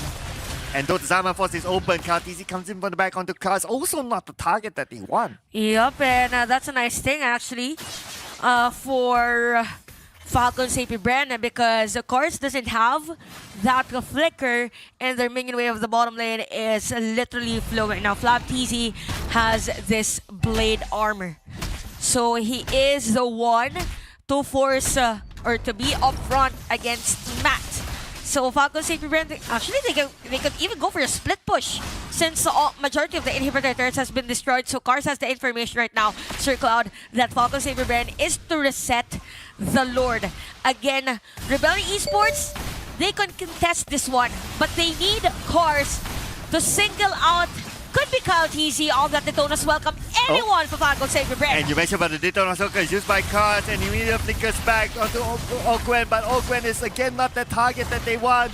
So the Daytona's welcome, a little bit wasted there. Yep. In fact, they took damage while they used that Daytona's welcome, so the execution is a bit, Oh yeah, it's a bit declining here for Rebellion Esports, and we have Ogwen jumping and jumping all over. It's as if he's a basketball player. No, he's the ball in basketball. But Lord, taken here by Falcons AP Brand, another threat for Rebellion Esports. And Rebellion Esports, it's kind of hard now to clear this minion wave. Main damager is going to be Rio and Matt. But again, it all boils down to that setup play from Cars and even Audi TC. But these heroes we've mentioned are more on the single target type of setup play, right? As compared to Ogwen's hero, as compared to Flap's hero. So Suelo, Cars, and Audi TC has to be on point on those layering of skills. And we are also passing the 50k mark for both teams. So itemization-wise will not, as a goal lead-wise, will not mean much anymore. Yeah. It depends now if you have the Winter Crown, which Cars, by the way, just bought. If you have the Immortality. We only have a single player from a Falcons AP Brand that has the Immortality though, and that is Ogwen. Rebellion. Oh, check this out. And attendees is going to take a lot of damage there. Wow, the other members of Falcon AP are focused on to taking down the inhibitor turret. And now the counter comes in from Rebellion. Esports is trying to defend their ground. But Flapteasy goes all the way behind. Keep your eye on the lower side of the map as they will finish off this round. But hang that thought for a second. Nope, nope, nope. No more hanging on as Falcon's AP brand will take out Rebellion Esports. What a reverse sweep by Falcon's AP brand. What a clean team fight on that last push against Rebellion Esports. Yes, we saw a brilliance of moments for Rebellion Esports, but at the end of the day, it was Falcon Esports or Falcon's AP brand who is the better team. What are your thoughts about this game, Gideon? I think that this game all boiled down to, does Super Marco have the Zaman Force? Because once you're level 15 and considering his cooldowns, it comes back up pretty fast, like 20 seconds, and he's ready to go again. Something, unfortunately, that Rebellion just could not deal with. They could not punish those intervals. Yeah, that's true. And I kind of feel it for Rebellion Esports. They have this tendency to set up a play or initiate a team fight, but in the middle, oh no, it was a mistake. Let's go back. We didn't want to do this. We're sorry, guys. Go continue your thing. And it's something you don't want to do if you're up against Falcon's AP brand. Yeah, and there were a lot of baiting by both sides, right? Like you can see that the bait either from ODDZ or either from Ogwen, they're trying to pull out those skills from each other, and it does look like a textbook sort of a gameplay by either side. No unusual stuff like those split push or something like that. It's just more of like frontal fight. I think one of the few things that was a little unique to this match was the fact that Barats was trying to eat up the Kufra mid-air, making sure that if you just time it right, you gotta time the Daytona's welcome correctly so that you can pull him super far out of position. And the one time that he actually does that, it's already too late. Like, we've already scaled to the late game, nobody follows up, and everybody else started pushing in. But hey, that's just my opinion here. Let's pass it over to Coolius to have a conversation with the winners of this match, Falcons AP brand. Thank you, casters. And now I'm with the winner, Courtesy. Congratulations of your winning. But if you are looking at the game, it's a very tight game. Can you tell us what happens during the series? What happened during the series? I think we have a lot of mistakes that during that. So that we can that's it's okay. So there is a lot of mistakes but you are like fixing it on the second and the third game. But on the first game, what is the biggest mistakes that you feel that it makes your team is lose? I think the hesitation of our team, the hesitation of the skill, so we are not able to win the first game because of the hesitation. I see. And now you're supposed to be qualified to the playoff, and later on you're gonna see the other team who are qualified to the playoff. And who is the biggest? Who is the team that you are very respect and you need to like aware from them? For me, I think SRG. We need to respect SRG because they're strong right now and he's so dominating right now in SPS. Yeah. Is the rematch gonna happen on this SPS, that the grand final AP brand versus SRG? I don't know. I hope so.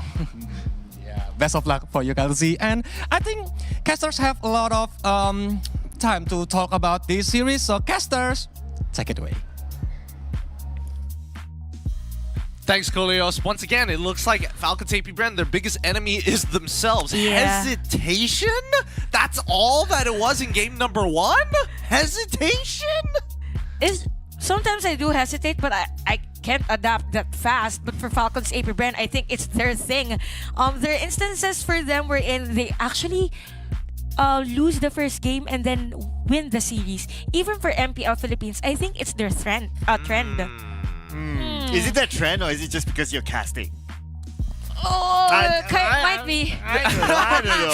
Trying to dodge the bullet. How do I get out of this one? Might be. Yeah, but we can see that I can see the hesitation thing, right? Like, when it came to game number 2, game number 3, they truly did not hesitate. And of course, we gotta give the MVP to Super Marco here, who did not hesitate with his Harif as well in game number 3. And because of it, him and his team not hesitating, we can see them taking more fights towards Rebellion. Yeah, absolutely, right? Especially when you have that Zaman Force, he is ready to go all out. I think for the most part, he's been playing the laning phases really, really well. But more importantly, when he's got a team that like can disengage for him and tell him, hey, you can actually go all out right now, he's willing to go. Yeah, and at the same time, it's nice for Harith if you're paired up against Kufra, Terizla. It's as if they're opening up the space for Super Marco here, and every single time Cars wants to go for a setup play, it's just that Falcons everyone was prepared for it to see that. There's this connection. It's as if Ogwen's Tyrant's Rage is connected with the Super Marco's Zaman Force, that they use it simultaneously so that it will be very fluid against Rebellion Esports. I think a lot of these situations are also saved thanks to their anchor in few. Because most of the time Vexanas are like, as soon as I use the Eternal Guard, you only have one other ability to protect yourself, and that's the Grasp of Fear, right?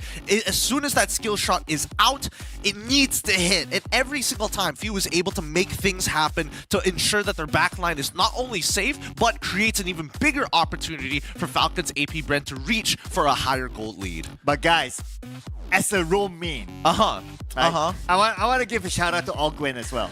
I think this game 3, he was on point. And it's not about him catching anyone, right? It's about him being the bait, being that juicy ball that everyone wants to take a bite off.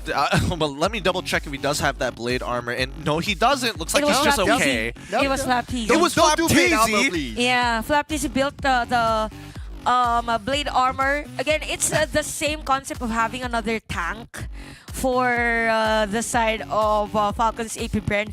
So come mid to late game, it was more of Ogwen as the protector of either Few and Super Marco. So when Flapteasy is zoning out maybe 3-4 members of Rebellion, there's the vision, right, and information that, okay, the players of Rebellion are here.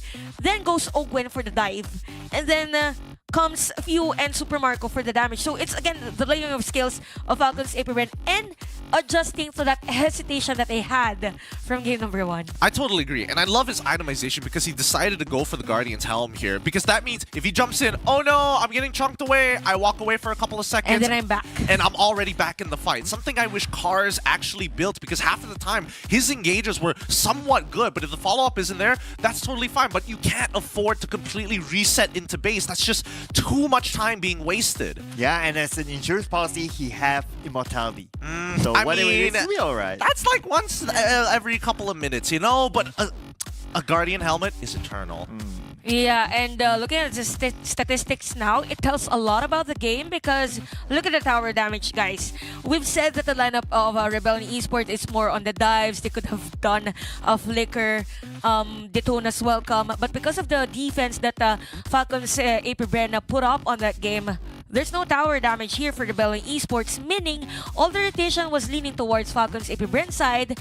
Even though there is a total heal on Rebellion Esports, it's as if the total heal was used just to have themselves safe after the team fight, but the objective secure, the kill secure is on Falcons AP Bren side because again, their heroes are more on the dive side and they have more layering in crowd control with Flapteasy and Ogwen's hero.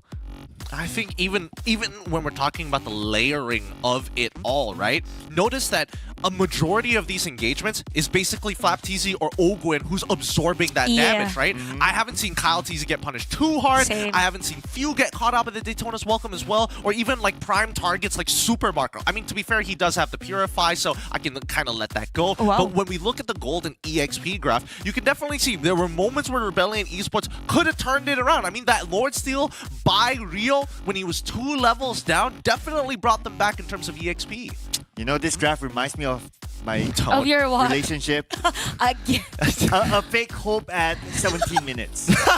Like it gave Rebellion Esports like, oh, okay, we're finally getting something over Falcons AP Brand just for it to be pulled down again. It sounds like somebody didn't swipe right at the right time. You know what? I want to hear your love life story. We gotta get those stories down. Yeah. We'll get to these stories sooner or later. But honestly, in this past best of 3, a majority of these games are going into the 20-minute mark. So Yeah. it really goes to show, right, that both of these teams refuse to give each other the angle for the checkmate. And part of that checkmate is who has the better kit in doing crowd control or initiating a setup against each other. So it's nice.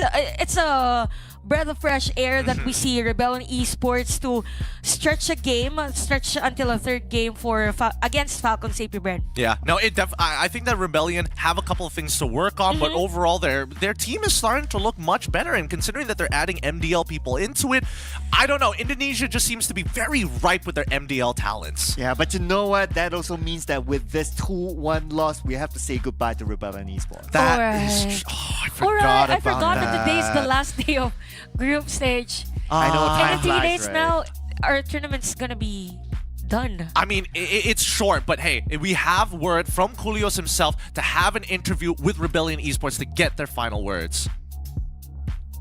Okay, thank you, casters. And now I'm with Audi. Audi, what happened? Why you guys? Because you say that you're gonna win this match right before, but what happened? Why are you guys losing? Mungkin lebih belum disiplin aja kali ya. Jadi kayak belum hoki juga sih. Itu sih paling. Probably it's because of they are not playing disciplined and they are not lucky on this series. But Audi, if you are seeing that Happy Brand plays very well, who is the troublemaker? Who is the one who always like making you a hard time during the series? The jungle, Kaltzy. Why? Main Assassin bagus banget sih dia. So he plays Assassins very well, the jungler Kyle Z. And lastly, what are you gonna say to the Rebellion fan? Because later on, the MPL is gonna start too, right? Is there any things you want to say? Ya makasih udah dukung dan semangatin kita lah di ESL ini. Tapi ya kami juga bakal lebih usaha lagi lah untuk MPL nanti. Kan juga akan mulai lagi kan, itu sih. Okay, thank you so much, Audi. And good luck for the future. And we will get back to the casters. Take it away. Thanks, Kulios. Man, strong words coming up from AudiTZ. I mean, they're very self-aware about why they didn't achieve what they were looking for here at the SPS, but they set their hopes high, especially for the upcoming MPL season. Yeah, I mean, you got to give them credit for, like, you know, this is like a revamped lineup for them. They had 3 new players into it, and they're still able to push this world-class teams like Falcon AP Brand, who has this solid lineup to the edge of their seats. So I must say, gotta give credit for them. I look forward to seeing their performance in MPL ID. Yeah, that's the best attitude that a pro player or a team could have, being optimistic, because at the end of the day, everyone is like really training hard to be at the top. And if you have this mindset that next time we'll be the best team, that's something that we'll look forward to. Good example is the Malaysian teams, right? They're now at the top. Who would have thought that we all thought during MSC it's gonna be Philippines and Indonesia, but Malaysia is now on top, I'll be honest. Yeah, I mean, you know, speaking of Malaysian teams, our upcoming matchup between Bigatron Beta up against the Homeboys is going to be the next best of 3 here at the SPS on Stream A. Now, I will say, you're totally correct about having the right attitude coming into these types of games, but for Bigatron Beta and as well as the Homeboys, Bigatron Beta are in a very critical situation. They're basically done for if they don't get this win, and Homeboys can potentially not make it into top 3. They need these points really desperately, and Bigatron Beta could say, nah, don't feel like it today. It all depends actually on how they prepared emotionally for this game, and I kind of feel like these 2 teams are somehow dependent on how strong the other team is. There are teams wherein they play really strong if they're up against a stronger team, right? There's this specific attitude or instances for players. Well, Bigatron Beta, unfortunately, we have said sayonara to them. So now it's down to Homeboys whether they can capitalize on this to give them a chance to be in the top 3. Hey man, I mean, that's why now Bigatron Beta could potentially be the gatekeepers of Homeboys making it to the playoffs this time round. But before we start hopping on towards our next game, we're going to take a short break to allow these teams to truly prepare themselves for what is to happen. We'll see you right after these messages.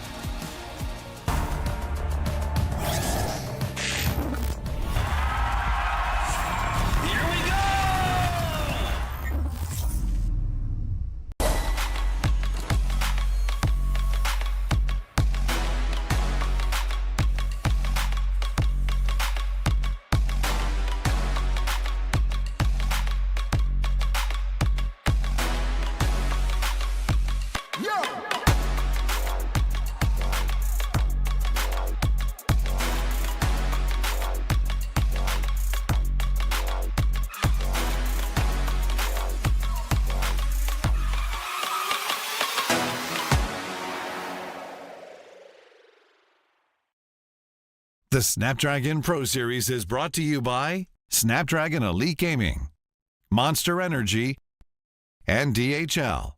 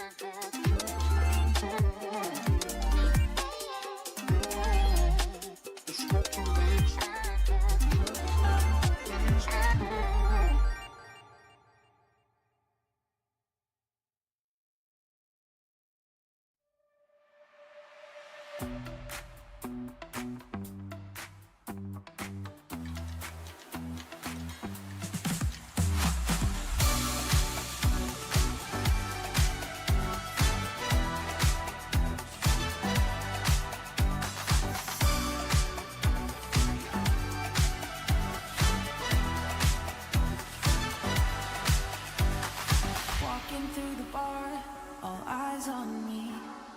People picking up my energy. The music never stops. They play my song on repeat, on repeat. I'm flying till I hit the sky. The melody is getting high. You know how to free my mind.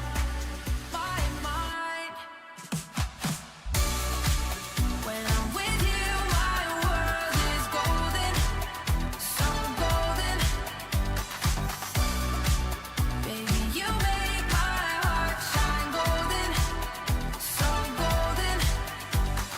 Feeling so alive, let's dance through the night. Come on, raise a glass, we're electrified. You're currently watching Stream A of the Snapdragon Mobile Challenge Finals MLBB Season 5 APAC region. It is time for Bigatron Beta from Indonesia to go up against the homeboys of Malaysia here for our second best of 3 in Stream A. Welcome everybody, my name is Gideon Q, and with me today as your casters for this game, we've got Sir Cloud and as well as Churros at the desk. Bam! You pros, There's an man. awkward silence over there. Okay, yeah. It's very nice to be back on stream. Man, what It a, is. what a good first game. Second game, super excited for it. Yep, no, again, both of these teams, and especially for the homeboys, it's important for them to win this one if they want to come into contention for top 3. Just to qualify for the playoffs. Not even top spot, but if they can do that, that means Bigatron Beta could deny them the exact same way. They have new lineups, they have new strategies, and honestly, it can get really scary stuff, but let's talk about Bigatron Beta. Yeah, so Bigatron Beta, well, we know that this is a new lineup for them, but unfortunately, they're at this stage where they have been eliminated. So this final day is more like a serious scrim for them.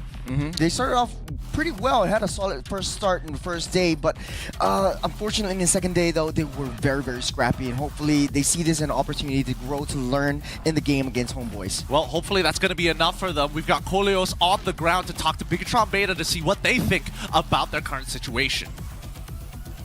Thank you, casters. And now I'm with Lynch from the Bigatron Beta. And unfortunately, this is your last match on SPS Season 5. But can you tell us, like, what is your feelings like joining this big event? Kalau dari saya pribadi, perasaannya ya senang banget lah bisa istilahnya jadi tim MDL Indonesia satu-satunya yang dari MDL lah bisa main di sini kan lawan tim-tim MPL besar-besar, ya senang aja gitu, dan juga pengennya bisa ngasih nggak harus lolos targetnya, tapi bisa ngasih permainan bagus aja gitu. Itu aja sih.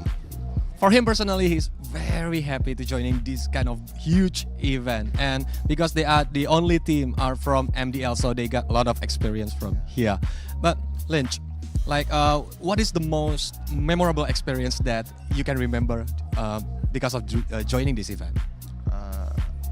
Momen yang paling diingatnya itu ketika kita lawan tim Liquid Filipina, ya, yang kita anggap itu lawan terberat dan kita bisa dapetin 1 poin, itu udah bersyukur banget lah. Hasil itu ada hasil yang baik menurut gua. The most memorable experience is when they are winning against 1 point against the Team Liquid PH. That it's making them very happy because Team Liquid PH is very big team. Yeah. And lastly, because this is your last match, do you have any message do you want to tell to the Bigger Troopers? Buat Bigger Troopers ya tetap dukung kita lah karena kita masih ada game lawan Homeboys lagi. Semoga kita bisa bawa kemenangan 1 kali lah buat di babak challenge final ini.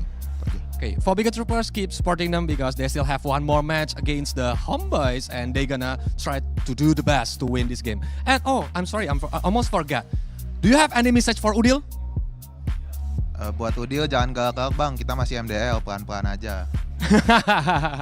Don't too fierce Udil because they are still MDL, just take it slowly. Okay, so casters, take it away.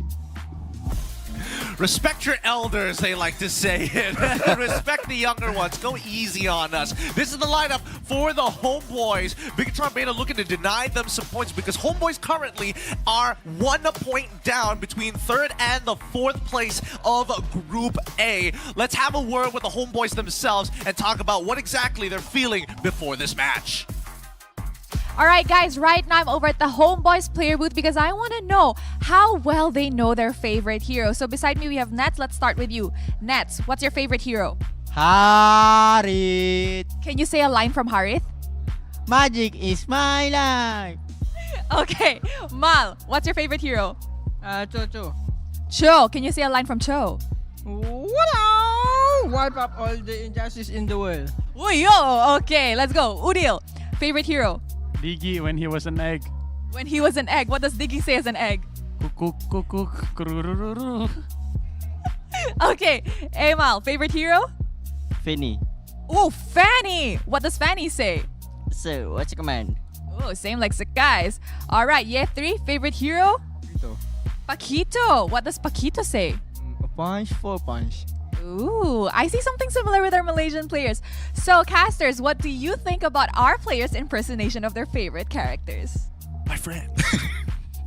All right, with that being said, Homeboys currently in a position where they could make the top 3 and go straight into the playoffs. They're not going to go within an advantage, but at the very least, qualifying is just the very first step. Now, talking about this upcoming game here, Bigatron Beta has come up with a couple of interesting strategies, but at the same time, it feels like now that they're confirmed to be eliminated, they take off the shekels.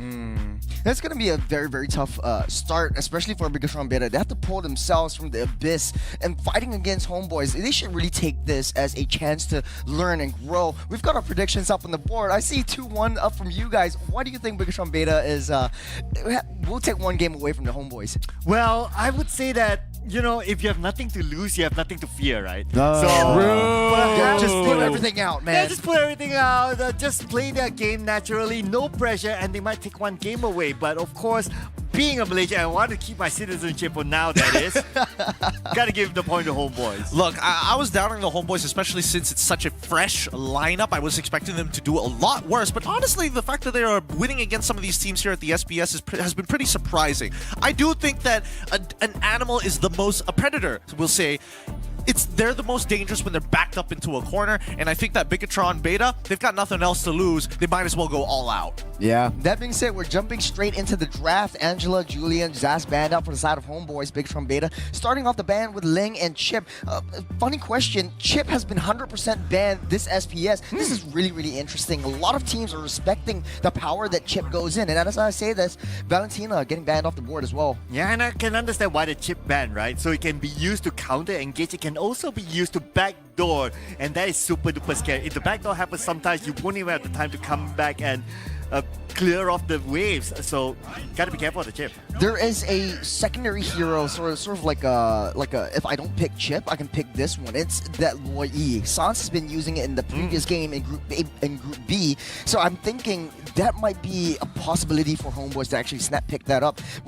As I say that, Moscov's getting picked up on the side of Homeboys. Bigatron Beta goes for the Faramis and the Hayabusa. So that means they want to stay as a 4-1 composition. Having Lynch, give Lynch that time to farm farm up, get that nice little flank onto that back line, and sort of like be that death ball into the homeboys' front and back. Yeah, it's pretty telegraphed here, especially since it's only the very first rotation, and the fact that Bigatron Beta decided to ban out that Valentina means that they had this ready to go from the beginning of this game. Now, we do see the Arlet as well as the Alpha. Come on, Alpha, show us that back pose. Hell yeah! He's great in every single angle here, I'm not going to lie, but it does mean that homeboys want to play a very snowball-oriented composition. Actually, they're not wasting any time at all. The Edith gets picked up over here. Juicing's still on the board. I'm thinking whether homeboys will be able to pick that up for Udil, creating a lot of space, especially since you know that Bigatron Beta is going to be playing a sort of like a pseudo team fight composition. Hayabusa is not going to be in the factor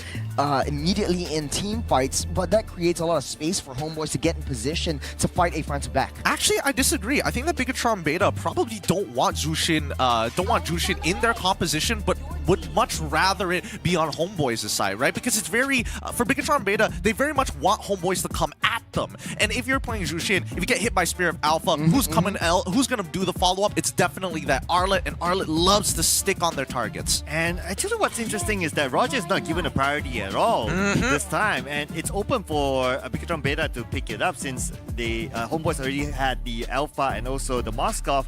So I guess if it's an obvious ban, homeboys might want to consider ban out the Roger.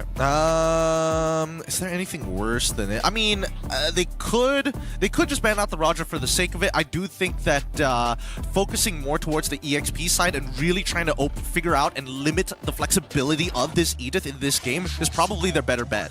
Was it the homeboys that picked up the EXP Carmilla? Yes. Correct me if I'm wrong. Yes. This looks like a very good Carmilla game. We've seen that happen in the previous fight against AFCAP, and they have no way to deal with the Carmilla. Well, for game 1 at least. In game 2, they managed to just break through the Carmilla, but it looks very good over here. You get the Netherrealm in, you pop a nice little Blood Pact over the rest of Bigatron Beta. You have a lot of true damage, able to split that damage through the rest of Bigatron Beta. It kind of works on paper over here, but they opt to ban out the tank, so no Minotaur, no Kufra. Marksman pick over the side of Bigatron Beta. What do you think? I think carry's wide open. If you want to go a little bit more, risky, I think a Beatrix might be good over here as well. Nah, I think it's going to be traditional Claude or something like that, right? Like usually, unless they're thinking about combo. Oh, okay, never mind. Yeah, they might be Terizla. Considering even a Beatrix now that they have the Terizla. Yeah. You want to get that set up, especially after the penalty zone hits. You get the Netherrealm giving you a second life. You got a lot of secondary engages. But the Juicin definitely getting picked up for homeboys. Very nice composition here. A lot of nice tanks. And remember, Juicin builds the Clock of Destiny as well as the Bloodwing, so it gives that extra boost of defense. Yeah, if it's not the Claude that might be picked up by Bigatron Beta, it could be the Roger still, and it's still open. Yeah, Roger's still open. And it gives them that level of flexibility as well. I don't think they want to play Roger here. I think they need something that scales. It's either carry or they're going to go into something like Natan, one or the other. Because if they do opt to go for something like Roger, I'm looking at their composition and I'm trying to figure out how much of a lead does Hayabusa need to create opportunities for Roger. Let's go for the Ruby. You could go Ruby. No, it's a Nathan. Yeah, Natan. 0% win rate for the Natan. Hey man, people have been moving away from hyper-scaling like weak early game style heroes. There's a lot of magic damage from the side of Bigatron Beta though. Also true. Definitely much easier to itemize for the side of the homeboys. But at the end of the day, it just comes down to whether homeboys can actually generate a lead for Amal. Yeah, before we let you go, Gideon, let me know your last thoughts in the draft. Who do you favor? Who do you think is going to win this time? I think I'm liking the homeboys a little bit more because their composition, as soon as they get that first kill, is going to be a lot easier. If they survive the early game, it's up to Bigatron Beta. Of course, the Malaysian supports the Malaysian team. What else? But ladies and gentlemen, we are loading in. The draft looks super good, especially that Alpha, the back pose never gets old. Man, oh man. The Lanadon, we're loading in. It's time for the second series of today in Stream A. It's the homeboys up against Bigatron Beta. Then you know what? I'm happy to see Bigatron Beta putting in Lynch again. Like, Lynch didn't play in day number 2, and he got the MVP in day number 1, and I was wondering that day, is like, why didn't Lynch play? I mean, he got the MVP. That should be his ticket to get it. And maybe if he played in day number 2, the results might be different. Like the first game. Yeah, the first game. Yeah. I think, if I remember correctly, it was up against Geek Fam. They could have taken the game off of that, but they chose to sub in Washington. Do you think that Washington was the problem right here? Wouldn't want to say that he's the problem, right? Like, oh wait, but hold on. Oh wait, it's the first kill over the Mall. Wow, you blink it, you miss it, and maybe with the second kill coming up. Yeah, that brings me back to way long before, but Noxu with a sliver, able to walk himself away. Udil also very low, very, very disciplined coming up from the side of Homeboys. Okay, we kind of missed that moment, but hopefully we'll be able to get a replay on what exactly happened. But so far, this is a good start for Homeboys here, getting that first blood, and they will give them a slight level advantage. Yeah. And also, another chance to engage. Whoa, actually, Saruzi taking a lot of damage. That's the power of the R-Lot in the roam position. You're able to dish out a lot of damage, wave clear early, and then start that early game rotation. But based on the lane-to-lane matchup, the Barats versus Terizla, what do you think is going to happen, Cloud? Well, the Barats versus the Terizla, I believe that it's going to be a 50-50. Because if you kind of think about it, both sides don't have that level of damage, especially when it comes to early engagements. And I don't expect the rotation to happen to go down to try to take out either side. They might want to focus on taking out the Moskov instead because you don't want him to scale. Yeah, mid-side, Lynch shadow himself away, but Nox is getting pulled back. I don't think anything is going to happen, but 15 seconds until the Lord spawns. This means that Lynch has to go back to get that reset. Turtle will be zoned out by the side of Homeboys. You got 4 men already in position down in the Turtle pit. Now, do you think that Homeboys, you know, they're known to be very heavy towards the EXP side, especially in the early game? Do you think that will work out for them based on their composition, since you have that juice in, since you have that zone control? Yeah, and I think that the EXP, of course, the biggest engager here will be Marzi, right? He has to land his penalty zone. So in order for him to land, it's not only about landing, he has to be able to tank after that as well. So being able to scale is also pretty important for him, but is it the main priority for Homeboys? Probably not. I would expect them to put a little bit more focus to pin, because you don't want someone who's able to come up with free damage from the back. Yeah, that being said as well, you know, Udil is doing a good job zoning out the rest of Bigatron Beta. They're finding it very hard to get into the midst of all these neutral objectives. Using that lantern to just push you away, using that lantern to slow you, it kind of creates a hold on a second. Amo gets an aggressive kill over to Noxu, so the roam goes down, and then the aggression comes through into the jungle of Bigatron Beta. Yeah, another blink and you miss it moment. I believe they were tussling for Udil them actually in there, out of position, but Udil, using the ultimate to get out of the way, using that Crimson Flowers just to dash it out. So defensive maneuver, and that's why I like the juice in. You have a defensive and probably like a escape mechanism, so to speak, a built-in one. But on the top side, taking a lot of damage, Pin gets pinned down underneath his own turret. He's going to be fine. That's going to get that reset. Yeah, I really like the fact that Udil is teasing Bigatron Beta, like he goes all the way to the back. But look at the bottom as well, right? So Lynch is trying to find space to farm because he notices that Homeboys, they're starting to engage into the jungle at the top, limiting his space. So now he has to find somewhere else to get it. Yeah, Lynch trying to get that sandwich, able to use the shadow clones to get out of the way. But Cloud, you are Homeboys, you're a 2k gold lead up ahead against Bigatron Beta. What's your move? Do you start the aggression going since you have the alpha to sort of like deal that true damage, to sort of like sustain a lot more, to get that snowball going? What is your plan? What is the strategy for Homeboys? I'll definitely want to try to invade the jungle and try to choke down Bigatron Beta, because there's 2 key reasons, right? One is you don't want Lynch to scale to a point that he can deal a lot of damage and probably even come up with only through the shadow kill just by himself on the backline to get his own kills. And also, you don't want to wait until the late game where Pin has scaled enough to defend. Noxu with the Earth Shatter pops off. Lynch on the backside taking out Mao, but Noxu getting caught in the process. You got a sandwich down, 4 members down. Oh! Huge penalty zone by Marzi, trapping both of them. Bigatron Beta desperately trying to start the aggression, going to the Nether Realm. Not enough to save Marzi. Uda will take down that kill, and Lynch actually steals the turtle in the process.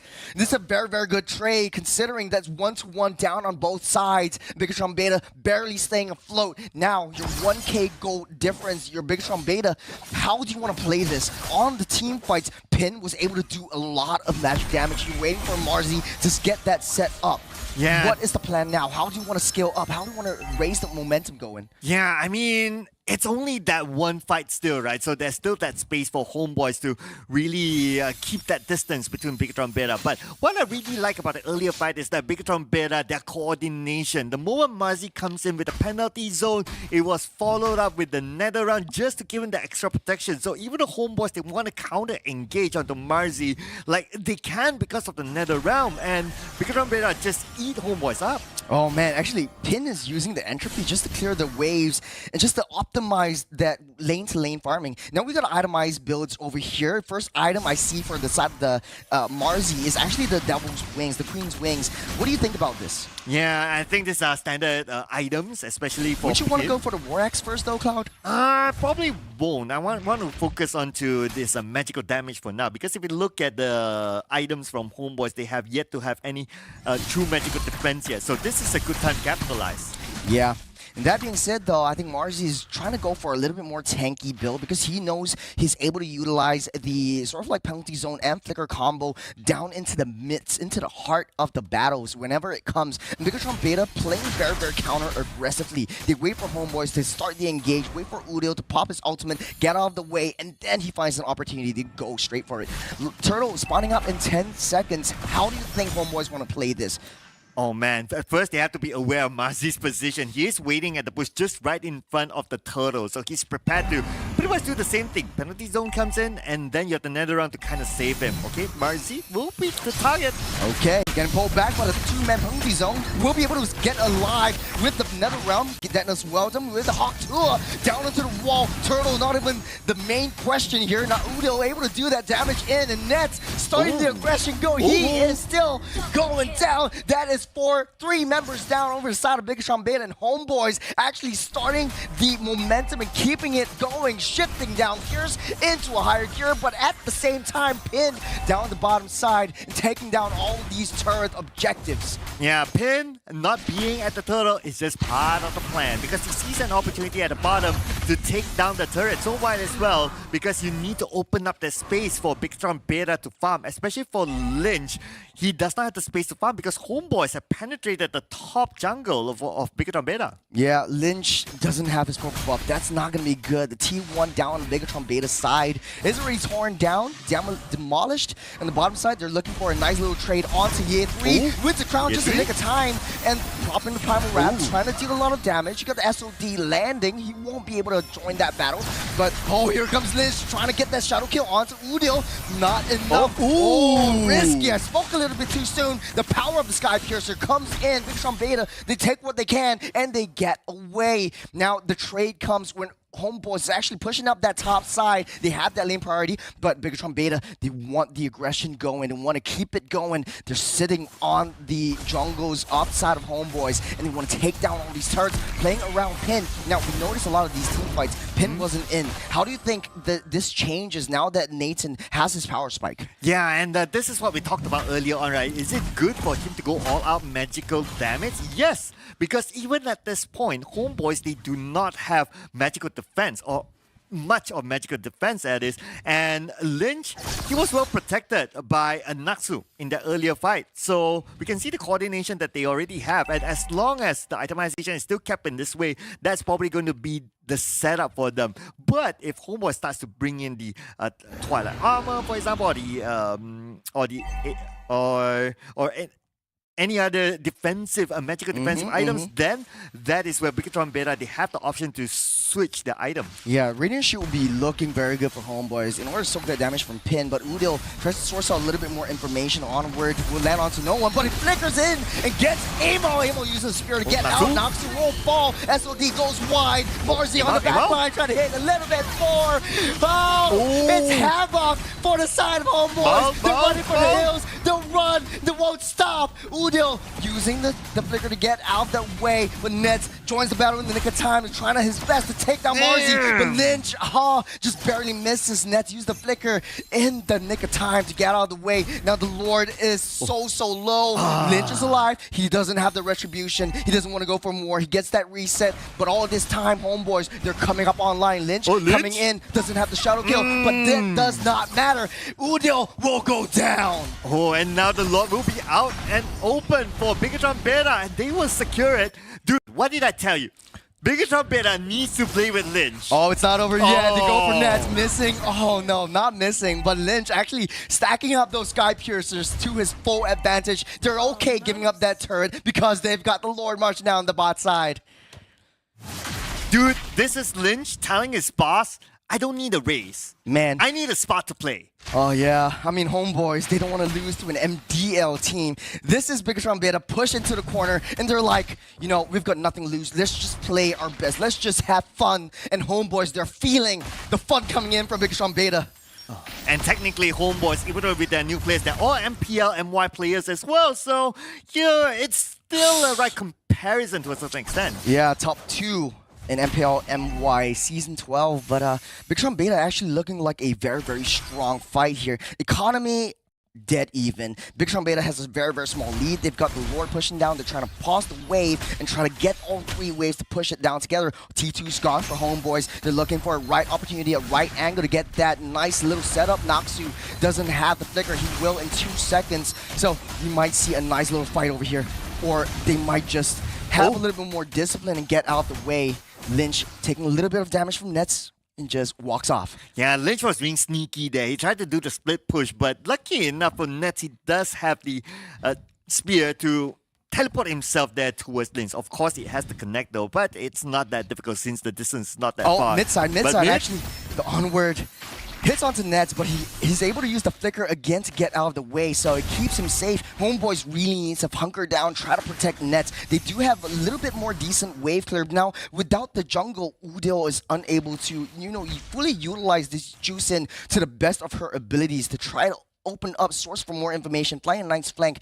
Speaking of which, let's take a look at itemizations. Cloud, is there anything interesting you want to bring up? Okay, the interesting thing is that no Twilight Armor, no Athena Shield for homeboys, so for Bigatron Beta, they can still maintain whatever setup that they have been doing before this. But the one hero they need to be careful of is going to be Nets because he has completed his Trinity items here. So that can be something that he could use to scale to a certain extent to win team fights. Yeah, 30 seconds until the next Lord spawns up. It does look like Lynch is a ways way ahead of Amal, so that's a very, very scary Hayabusa you want to deal with, or you don't want to deal with if you're Nets or Udil.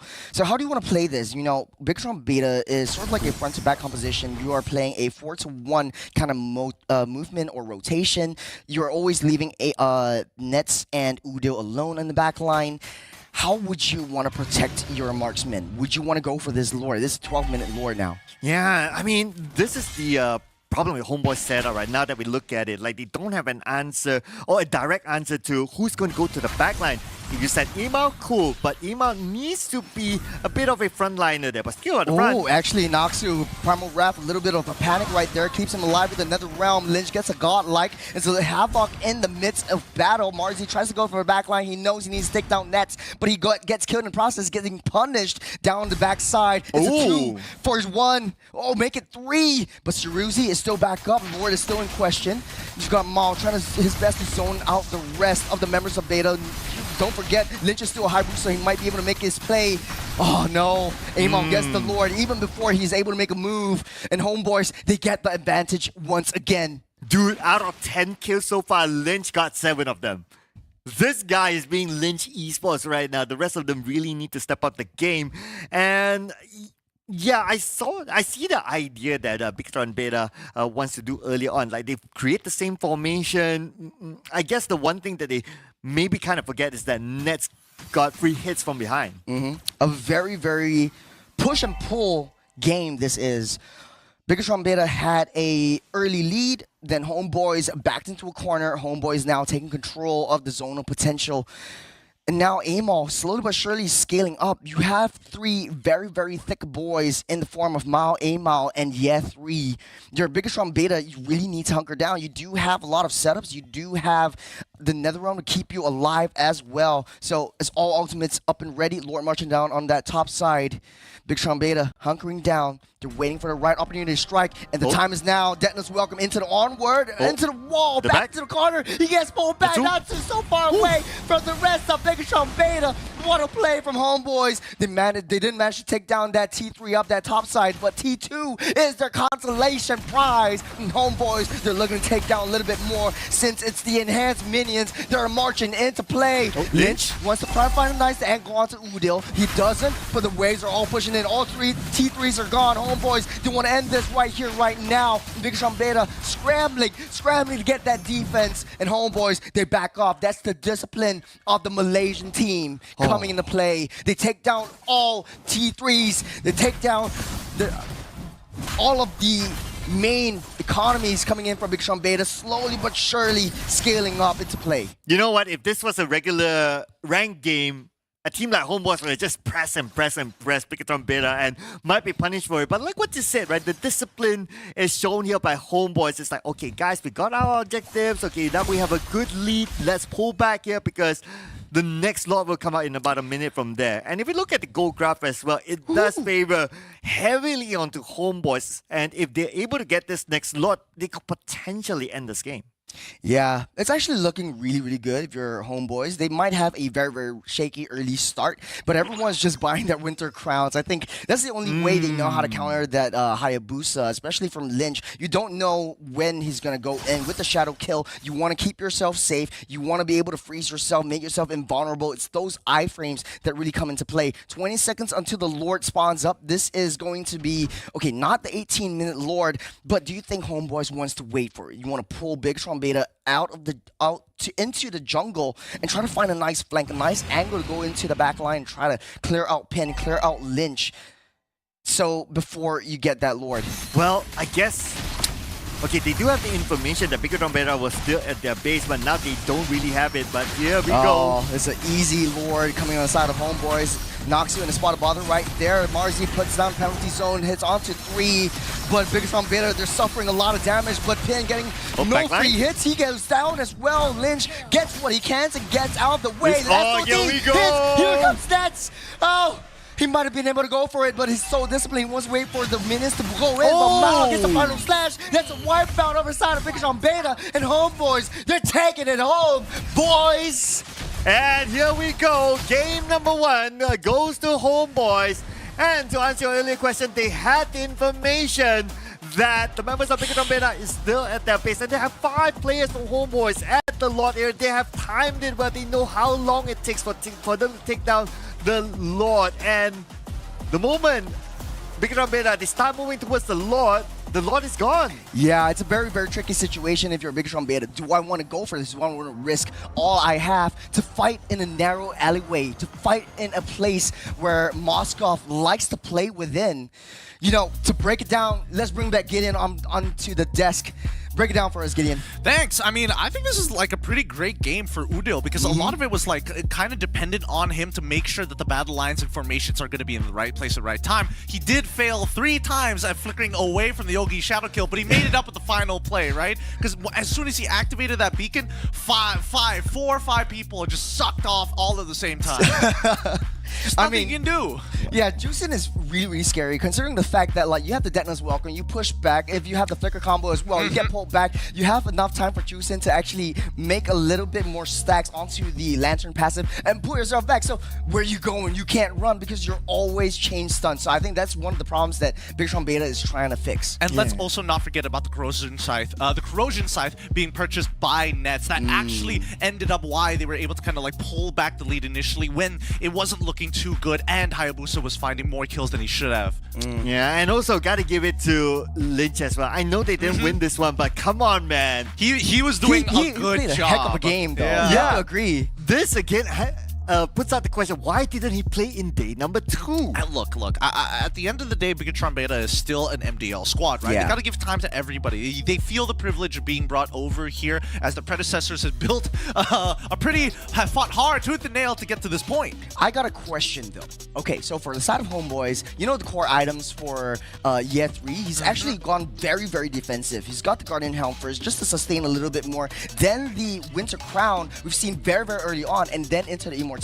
No offensive items, so to speak. And same can be said for a lot of members of the side of Homeboys. Do you think that it's better to build defensively, just gambling away or risking the early game and getting that defense that you need to embrace the skirmish that comes in from the early game of Bigatron Beta? I mean, personally for me, I think Year3 understands that his laning phase is basically just to sandbag Marzi on this Terizla, right? So what is his role when it comes down to the team fights? And he's just the main frontline tank. Once he initiates and doesn't have Daytona's welcome, there's basically no other use for him other than to follow up on the plays being done by the rest of his team members. So building full defensive items here, and especially with that winner crown, keep in mind, after the Daytona's welcome, he does not have any like CC immunity. He is very susceptible to Naksu. He is susceptible to getting pulled back by the Shadow Stampede coming in from Suruzi. And even when we're talking about Marzi, he's going to get jumped on by the penalty zone. Yeah, at some point I had this thought of like, okay, are they not managing Pin well, right? Because Pin can keep his distance all the way back because Homeboys was just focusing on front to back sort of a team fight, and Pin was just left there. But it worked out well for them, the fact that they know that they can finish off whoever's the frontliner of Bigatron Beta at whichever fighting point, and leaving Pin alone. Pin just has to back off. Yes, Pin was only taken down twice, but it was good enough job done as long as they can push him back. Look, this is the statistics, but it doesn't really show the entirety of the story that happened in the game.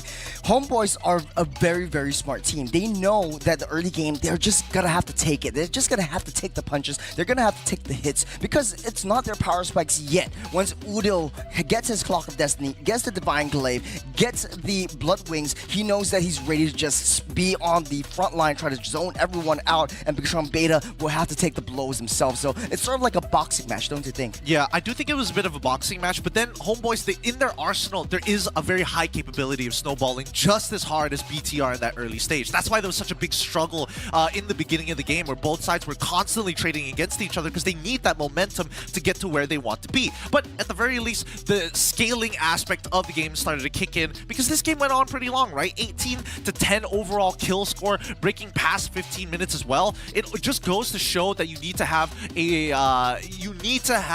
a long-term plan and short-term goals. Yeah, and if you look at like the goals of this graph, right, it swings both ways, right? At some point it looked like, okay, it goes on to Homeboys and then Bigatron Beta, and one of the key fighting points here is in the middle, around the 10-minute mark. This is where a lot of fights happen from the side of Bigatron Beta, and looking at this, because the network still favors towards Homeboys, they lost these fights against Homeboys when they were the one engaging, and it just swings to Homeboys after that. With that being said, let's give it up for MVP of the game. Homeboys and Nets. Man, I think that like the fact that he was able to survive a lot of these types of situations, and Udil, well, giving away a couple of kills over to Lynch did allow him to actually scale up pretty conveniently. 843 gold per minute. In the early game, he wasn't joining any of these team fights just as of yet. He might have hit a couple of SODs, but that doesn't mean he's joining the team fights. He's very, very patient. He knows when to engage, when to disengage, when to just be like, yeah, I'm just gonna be trading off with that turret. You've seen in the entirety of this game, the side lanes kept pushing in. I think that was one of the keys to success for Homeboys, whereby Bigatron Beta, they hyper-focused down on the mid lane turret, knowing that you're gonna be needing the extra space around the jungles.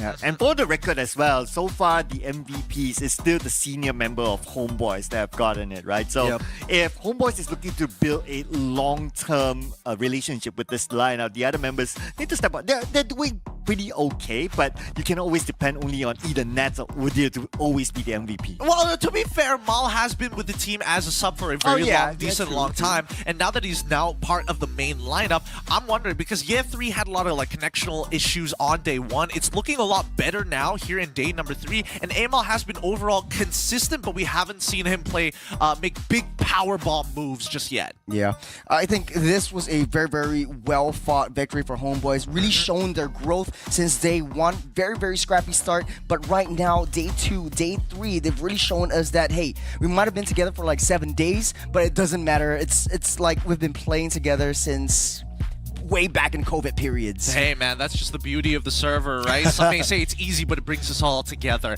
With that being said, this means that Homeboys currently at match point against Bigatron Beta. Can they make it a 2-0, or is Bigatron Beta going to reply with a 1-1? We'll find out right after these messages.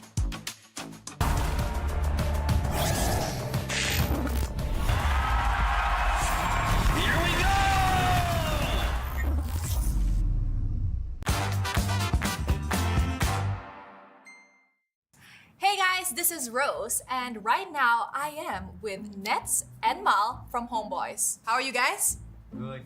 How is MSC? Good. Okay, so right now I'm with Nets and Mal because we will be doing a segment called Comfy Seats. So I'll be asking you guys a series of questions regarding the teams, and you guys can answer as honest as possible, however, only nicely. Question number 1. In this tournament, which player do you think is underrated? Mal. Okay, why Mal? Why your teammate? Why is he underrated? Because he did not play in last season. But he's so good. What's your favorite hero that he plays? Edit. Better than Zorn? Jago. Jago! Better than Zorn? Better than Zorn. Wow! Edit, Okay. Edit aja. Edith aja. So no Edith? Dakala. O tulus. Jangan ban edit malah. So you both are playing your own roles, right? So in your opinion, who's the best gold laner in this tournament? Vincent. Wow. Not yourself? Oh. Ako lang. Okay. Okay. Aside from yourself, it's Innocent. Why Innocent? There's so many good. We have CW. We have Benny QT. We have Super Marco. So why Innocent? Because Innocent champion na. MSC. Straightforward, okay. Si Master G. So, who's the best roamer in your opinion in this tournament? Yums. Why Yums? Dia consistent lah. Dia banyak experience since M series. So dia dah prove himself lah. Who is the most mechanically gifted or mechanically skilled? Their mechanics are too good. Kyrie. Kyrie. Kyrie Why? terus. Kyrie terus. Yeah. Only answer. Kyrie. You? Skis. Skies. Really proud Malaysians, this one. Why Skies? MVP. Ayo. Why Kyrie? Replay. YouTube. Highlights Kyrie. Mechanically gifted. Mechanically gifted. Okay. I have an additional question. If you're in trouble, who do you guys think you guys can call to ask for help? AP Brain. Why so fast? Because he play gym. Si Mua play gym. All play gym. If have trouble, batay go. Mal? Geek fam. Geek fam. Why? Parang ngeri kan. Scary. Look scary. Okay. Why are you laughing? Betul. Alright, so that's it from me today. Thank you so much to Nets and Mal. And I hope to see you guys very soon. Thank you. Knock 'em down. I ain't giving in or giving up, but I will give my all when I get the call. Line 'em up, I knock 'em down. A tunnel vision's got me on a mission. All I do is ball. Ball hard and finesse has gotta be success. The other option is to fall. I'm about to ruin that, cause I don't plan on doing that. I take a stand, I'm standing tall. I was raised like that. We ain't the same like that. OGs gave me game. I gained the game right back. Had to show it to the youth. Told them go and live their truth. You can be who you wanna be. Look at me, I'm living proof. Game time, frame of mind, strictly on the grind, hustle to the end. Pay the cost, be a boss. I ain't about a loss, I'm about a win. Yeah, I'm on to the next. Hit it, quit it, hit it, quit it. Hit it, quit it, hit it, quit it. Yeah. Hit it and quit it, I'm on to the next. You cannot stop me when I'm at my best. Pocket of vibes and it comes at a time when I stayed on the grind and came up with a flex. Microphone record, so you better step up, cause you playing checkers when I'm playing chess. Gotta move fast, so I stay on my task. If you ask if I'm legend, the answer is yes. Cause I move like that. You cannot do like that. Don't call me by my government. You ain't cool like that. Had to show it to the crew. Told them go and live it true. You can be who you wanna be. Look at me, I'm living proof. Game time, frame of mind, strictly on the grind, hustle to the end. Yeah. Yeah. Pay the cost, be a boss. I ain't about a loss, I'm about to win. Yeah. I'm on to the next. Hit it, quit it, hit it, quit it. Hit it, quit it, hit it, quit it. Yeah.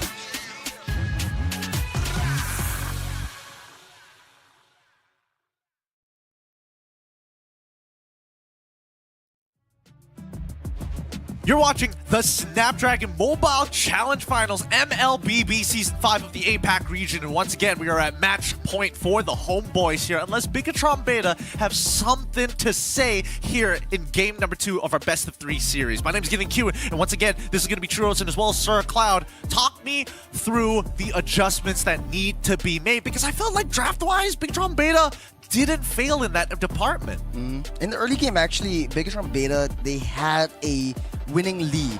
I think it was down to the mid game. They were a little bit too overheated, especially since like they know they want to take down all these neutral objectives. They know they want to take down that Lord, but Noxu was just miles away from the rest of the team, and I think that was one of the breakdowns. Noxu always getting a good set, maybe 1 or 2 members with the Earth Shatter, but the rest of the team takes a little bit too long to come in. And the reason for this is basically that Jusin, basically the Barat's combo. You get you get into Barat's stomach, you get thrown out. Jusin whips you away, and that creates so much space. I want to take a moment to give a live score update, right? So during the break, we saw that NIP Flash, they lost their first game against Geek Fam. Yeah, man. Lost the first game against Geek Fam, and now the fact that Homeboys, they won their first game. So this is Homeboys now having equal points with NIP Flash, and assuming that it goes 2-0 all the way, then Homeboys will overtake NIP Flash. Hold on. So you're telling me that the Singaporeans are rooting for Bigatron Beta to at least even up the score 1-1 so that NIP Flash has an opportunity to make it into top 3? Can I change my prediction right now? Production, let me... Too late for that. Simper, please, I'm begging you. Thanks for the 2-0. Oh, man. Oh, boy. Okay, so it's a fight for the 3rd spot, because we kind of know that Geek Fam, this is the last game for all Group A's, if I remember correctly. And if NIP Flash loses this one, they're just kicked out. They won't go to the playoffs. Yep, that is confirmed. Yeah, Double checking. Just take over, go straight into the top 3. I mean, Bigatron Beta can deny a point, okay, right? let's I mean, I'm trying not to be biased right here, but let's hope. Right. But, ladies and gentlemen, we're jumping into the draft. Homeboys changing nothing at all, banning out the Ling and the chip of Bigatron Beta. They're switching things up. Now that they're first pick, they're banning out the Hayabusa and the Julian, so we won't see a repeat of that Hayabusa coming out. If you're a Bigatron Beta Cloud, what would you do? Potentially your last game, would you go out with your signature heroes? Would you go out with your comfort picks? Or would you just play the meta game? Okay, the fact that they ban on the Hayabusa when they have the first pick, I was actually expecting Lynch to actually take the Hayabusa because he did amazing in the previous round. So the fact that they did that, I think they're going to just come up with something absolutely out of the box. I feel like it's coming to a point where it's like, hey, A-Ball, do you want to play Fanny or not? Or does Bigatron Beta... Because first picking an assassin is like... That's so dependent. Very risky. Yeah, that's very dependent risky on a purple buff.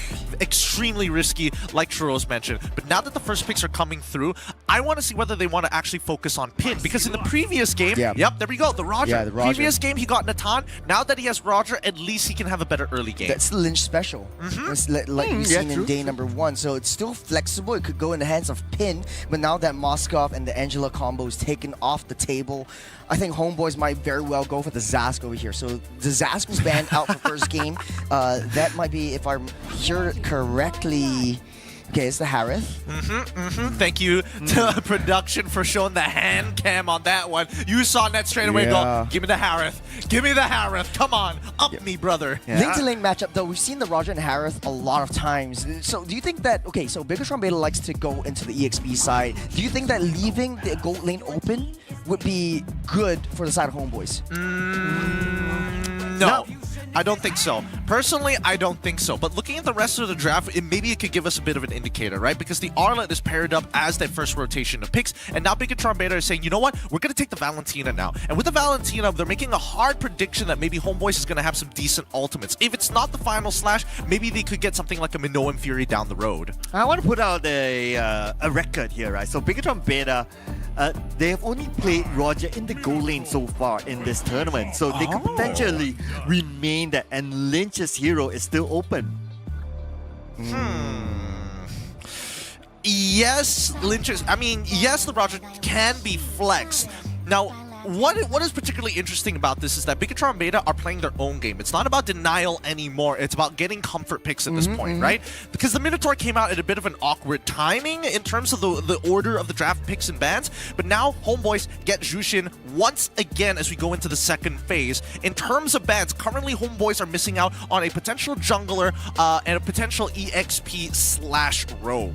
Yeah. I mean, for SPS, this is the third day of SPS. First 2 days, we've seen 100% pick or ban rate for Zask.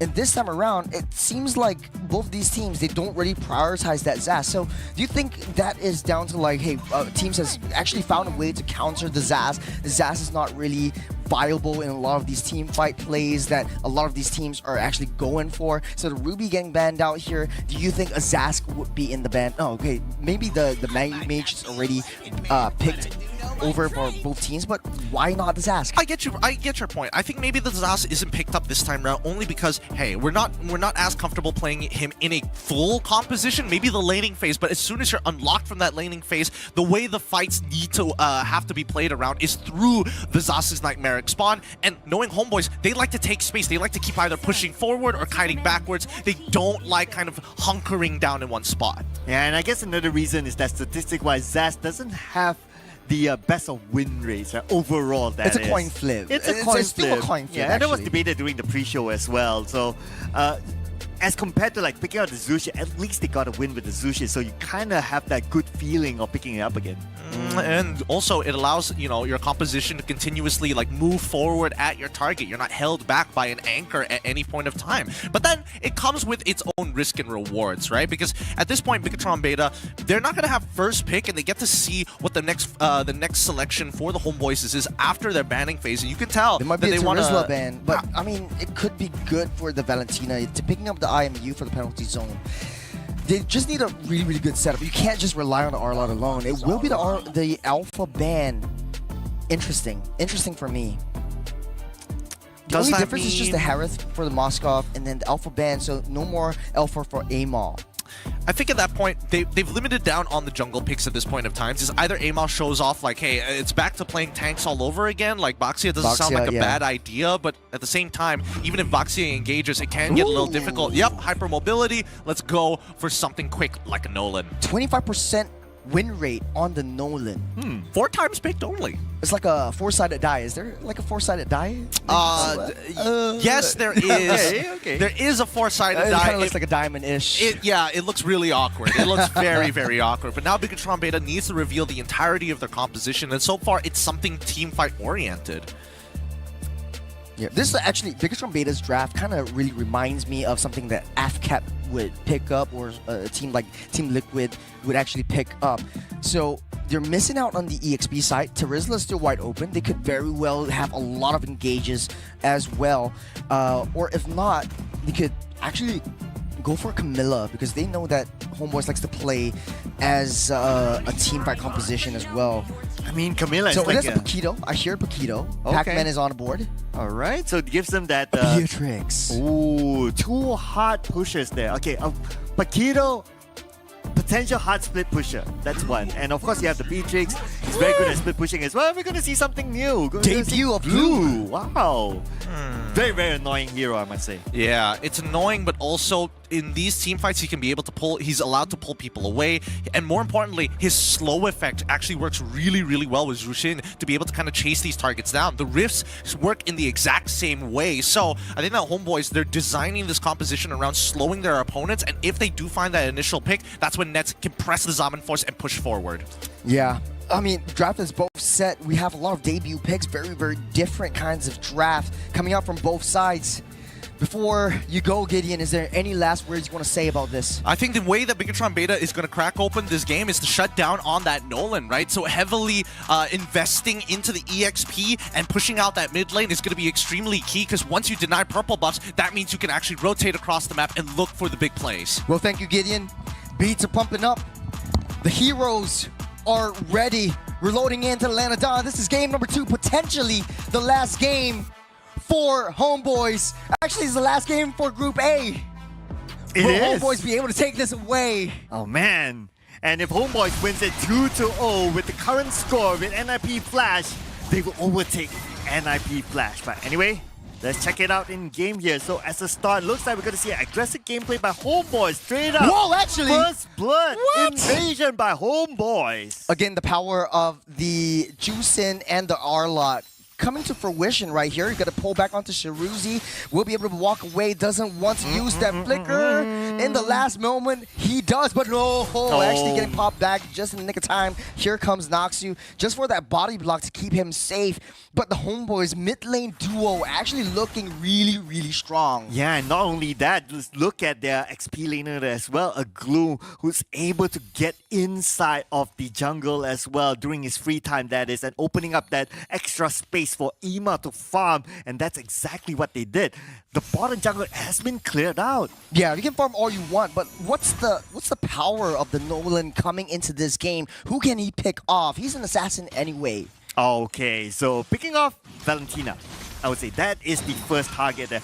If not the Beatrix, because the Beatrix can also keep a good distance, so it's either one of those. But if given a choice, I would say take out the utility hero first. There's a lot of things we want to talk about right here. This is the first time in SPS we've seen the Beatrix and the Harith lane-to-lane matchup. Harith looks like he's getting a better time, but let's talk a little bit more about the Glue and the Paquito lane-to-lane matchup on the EXP side, especially since the first turtle is popping up in 5 seconds.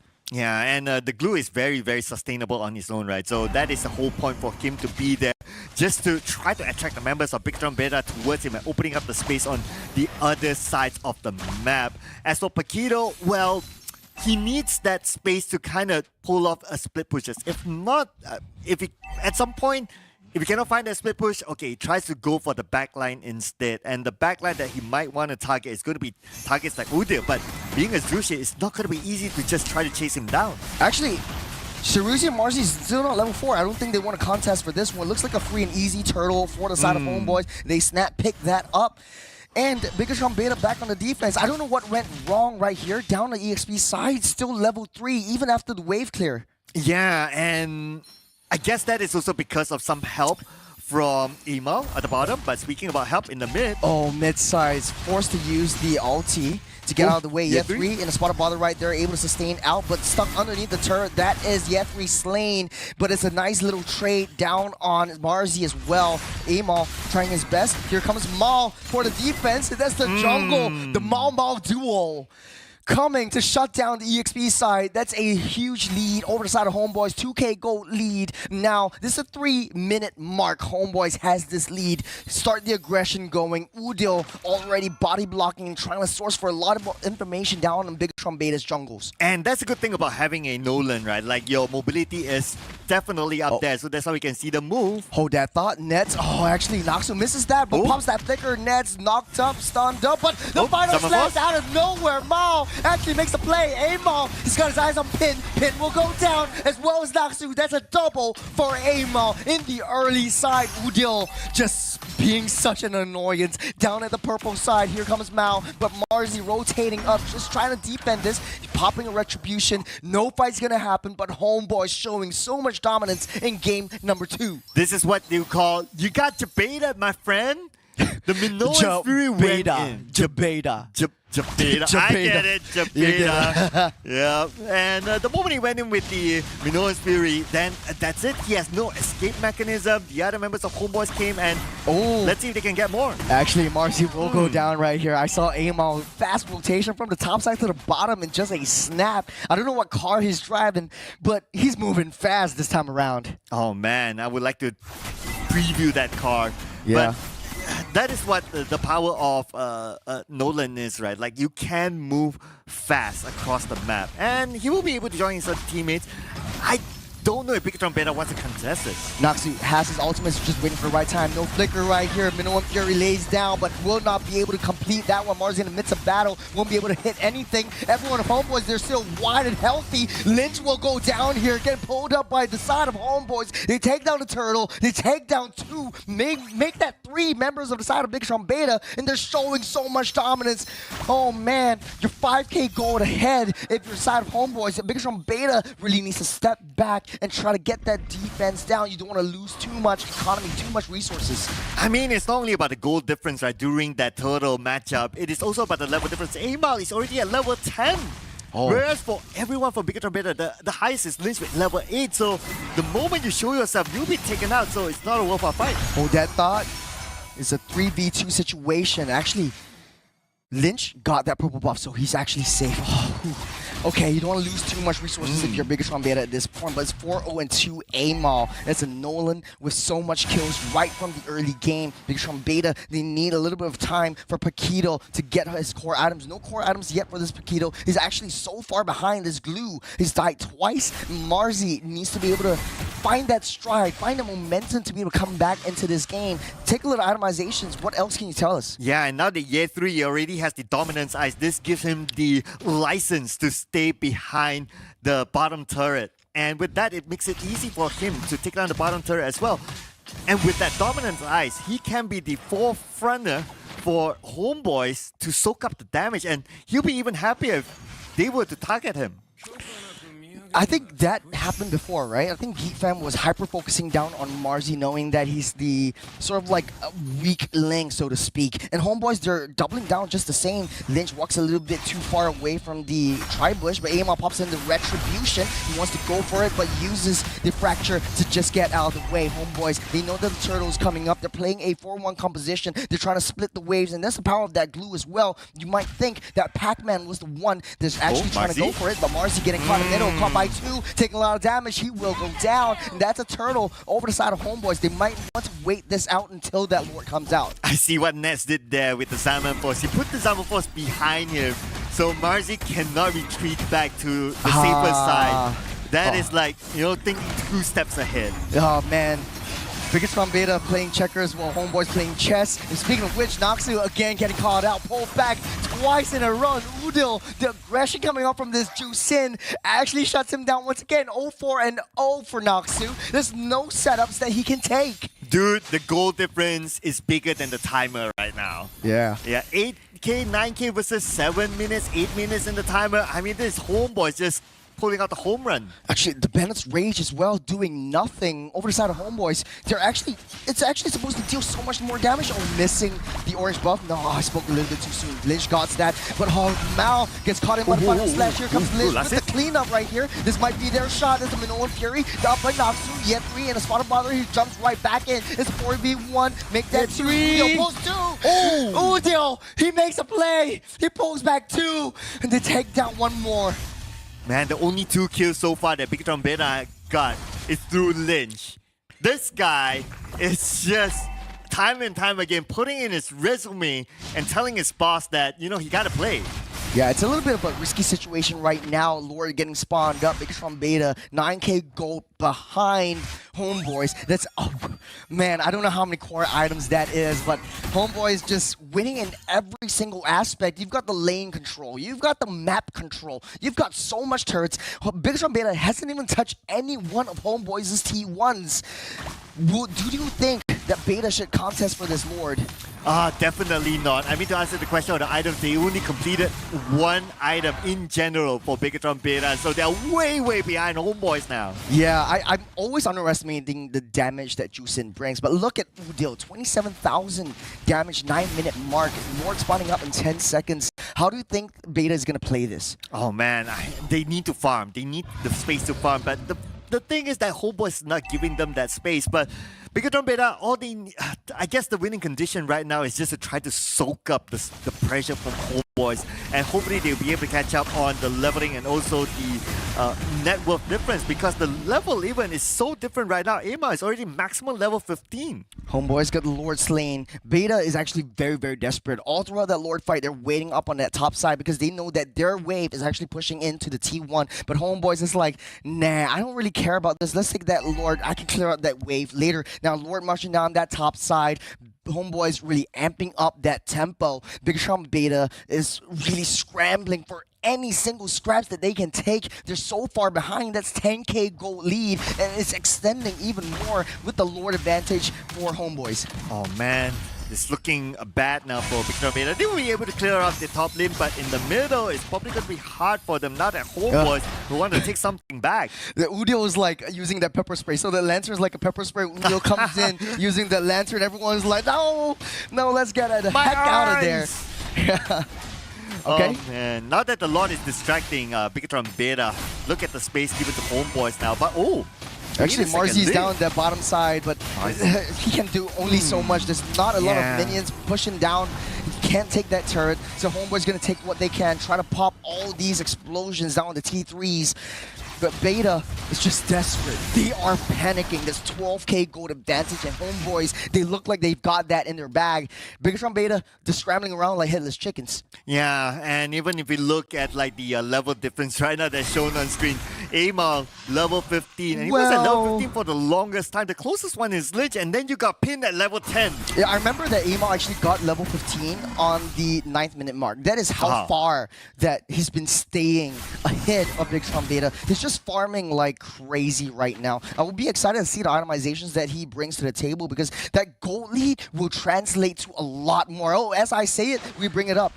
Cloud, what can you tell us about these itemizations? I mean, okay, I'm just going to put out the average right now, right? Bigetron Beta, they have at least completed maybe about an average of 2 items. And if we make a comparison with Homeboys, they've completed like 3, some of them even 4. Some of them like, okay, like even Amal, he's done. Yeah, it's a desperate attempt to try to get those half builds, to try to buy as much time as possible, because Beta really needs that time to come online. We might be able to see a 30-minute game if they're able to successfully defend. But they do have the high ground advantage as well. Marzi doing his best to try to get that split push. But look at that glue. That is a thick, beefy boy that you see on Year 3. And Beta, they're just trying to get as much as they can. Homeboy just taking out the jungles, taking out the lanes. They're not leaving anything to chance. The 30-minute game, that's a big call there. It's a big call, but Homeboys actually wants to end it early as the Lord is spawning up in 10. Yeah, I mean, they're at like 12k gold ahead right now. They're just waiting patiently for the next Lord, and they could potentially even end this game just because of how big the gap is by the time even the Lord arrives. I will say this though, this game is very patient, very passive.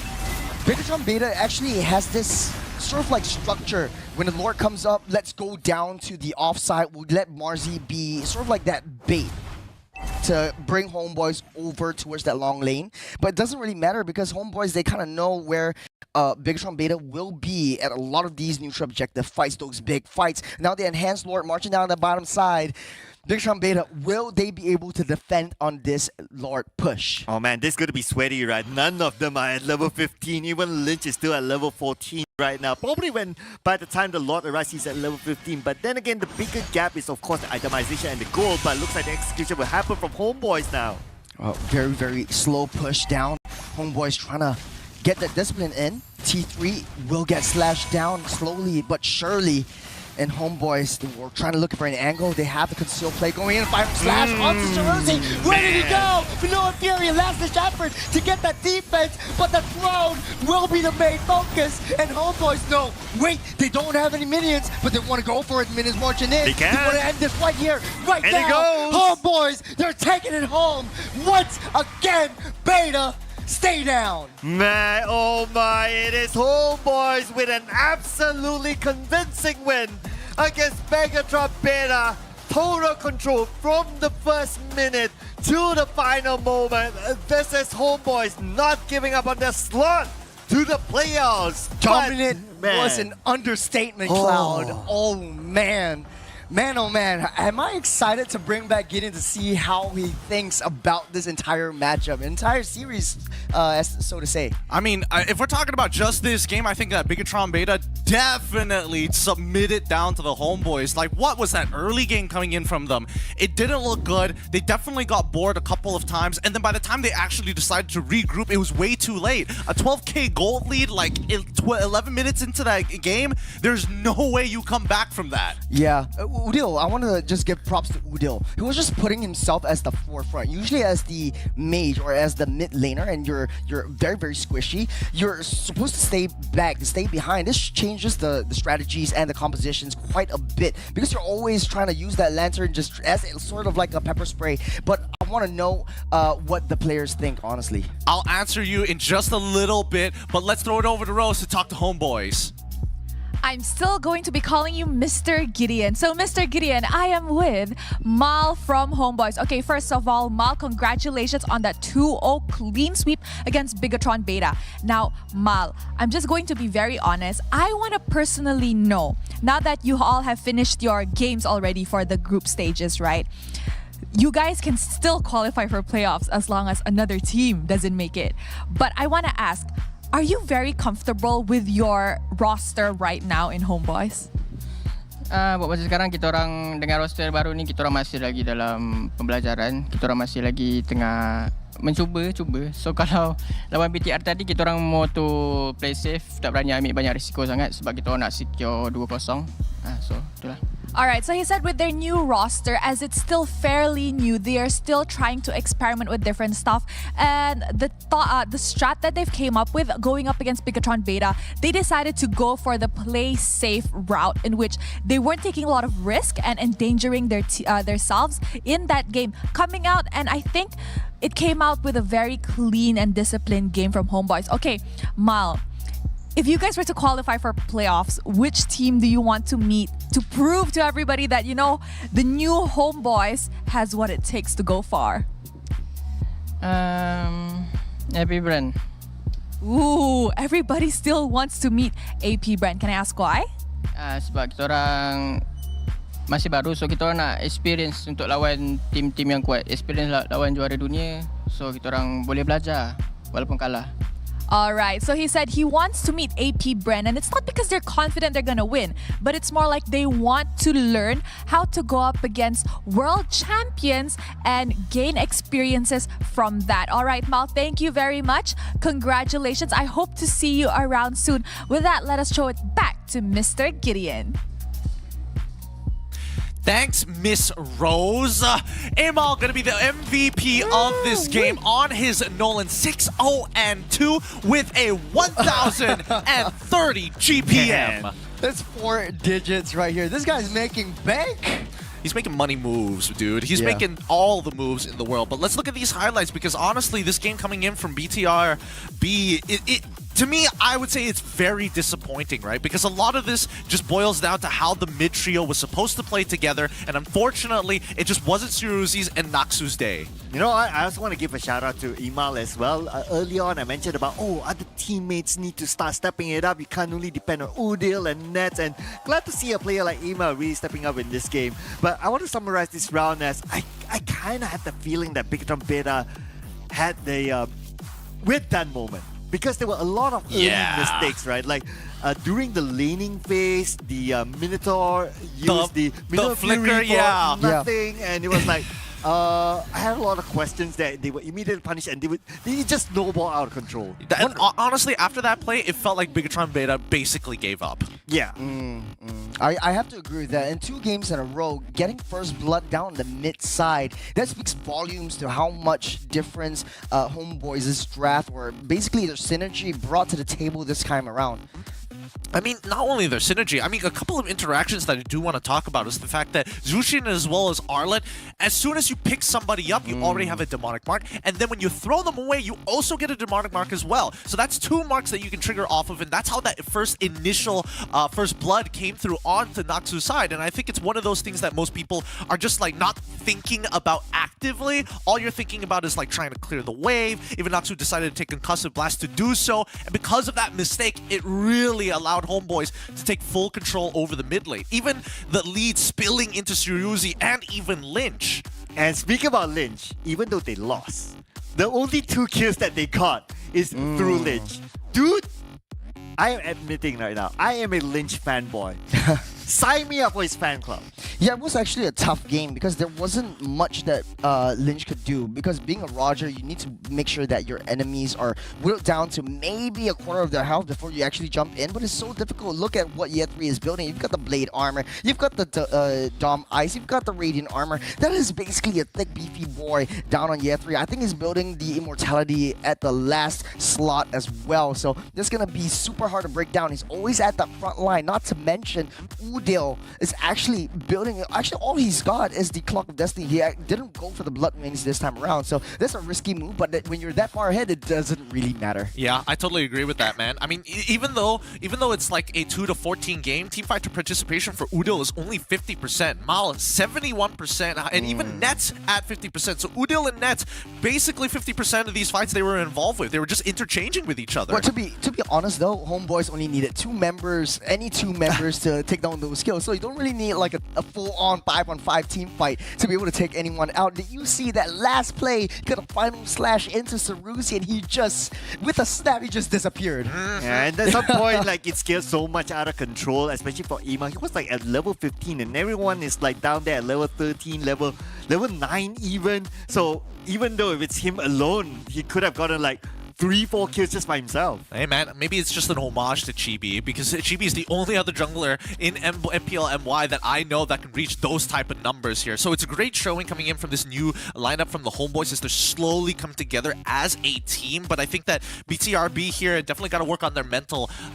Because look at this graph, man. Oh, it's man, just it's beautiful. Man, it's touching the edge. Yeah, it's GPM, touching the edge at the bottom. Let's just look at the GPM because the EXP doesn't really matter because everyone's got level 15 by that time. So the EXP doesn't really matter. The gold lead is just so steady. You can be able to slide out of that. I mean, look at the bottom number, 16,000 gold, and it's like almost touching it as well. They were Dude, at everything is just 15,000. 16,000. Yeah, we're not keeping Holy! We're not capping it at 10,000. And look at all the team fights that happens. All red. Red just won every single team fight. Yeah, and I think production that one blue is just that Lynch got those 2 lucky kills. And production is like sweating. It's like, can you not go any further now? We don't want to adjust the graphics. Yep. It's tough. It's a really, really dominating match coming in from the side of the Homeboys here. But, I mean, that kind of wraps things up. With that being said, Homeboys, and especially for Group A, that kind of solidifies their position. But it's not up to them whether they make it through to the next stage or not. But they've set themselves up for victory. I think you don't want to really put like your destiny in the fate of in the hands of others, and I think it's very, very difficult because like Geek Fam and NIP Flash, their games are still ongoing. And we'll just have to wait and see what the results are. Yeah, we'll have to wait and see for those results, but they are set up for success. I have to admit that this Homeboys lineup, I think there is potential within it. I do think they have a couple of kinks to work out, but they got to get tested by some higher level teams. That's why the experience here at SPS is so very important. Yeah, well, as a Singaporean, I just want to say I was doubting them the first day because they were a little bit shaky, and then they actually redeemed themselves in day number... actually on the first game in Geek Fam, the first ever game they played, they lost, and they just picked themselves up and they just kept going. The momentum is there, the consistency is there, especially from Mao Amal and Udo. The mid trio was just so hard to break down. Yeah, I mean, at this point, whatever the end result is, whether they qualified or not, I think they've outdone themselves. They've really overperformed here, especially having only like what? They kept on mentioning 5 days roughly of practice, like together as 5 a or squadron. 7 days, but it doesn't really matter. Like, single digits. It doesn't really matter. It's really surprising to see them in this type of position. But with that being said, it looks like we have an interview with Coleos with Bigatron Beta. Let's have their final words here before we close things out. Unfortunately, Bigatron Beta, the team who are going from the qualifier until the challenge finals, have to lose, and this is their last dance. And I'm with Lynch. Lynch, can you tell us the experience joining this event, like the SPS Mobile Season 5? Ini kan salah satu turnamen yang istilahnya kita ikutin yang terbesar setelah MDL Indonesia. Nah, di MDL itu ada beberapa kesalahan dan yang mengakibatkan tim Bigatron Beta harus puas di semifinal kan. Jadi untuk di turnamen ini kita coba membayar kesalahan kita yang kemarin-kemarin gitu, bermain lebih bagus lagi. Ya, dan bagusnya bisa sampai ke babak yang sekarang ini. ya bisa bersanding lawan tim-tim MPL luar dan tim-tim juara, tim-tim dunia lah istilahnya, tim-tim besar. Ya cukup bangga lah karena bisa meloloskan satu-satunya tim MDL Indonesia yang bisa lolos ke sini gitu. Meskipun di babak ini ya kita udah nggak bisa bersama-sama lagi dengan roster yang waktu itu dari kualifikasi ya itu aku bersyukur ya karena bisa aja nanti anak-anak baru juga mendapat pengalaman yang bagus buat pertandingan MDL, jadi mereka belajar jauh lebih cepat gitu kan. Gitu aja sih, jadi membantu proses buat anak-anak baru bisa berkembang lebih cepat gitu. They are really feeling really proud because they can join this kind of tournament, meeting other big team because they are the team with the international quality, right? And because like on the last MBL, they feel they have a lot of mistakes, but they are trying to do the best every time. Even though they cannot be the same roster with the roster before, but now I think it's a very good experience for them to feel it.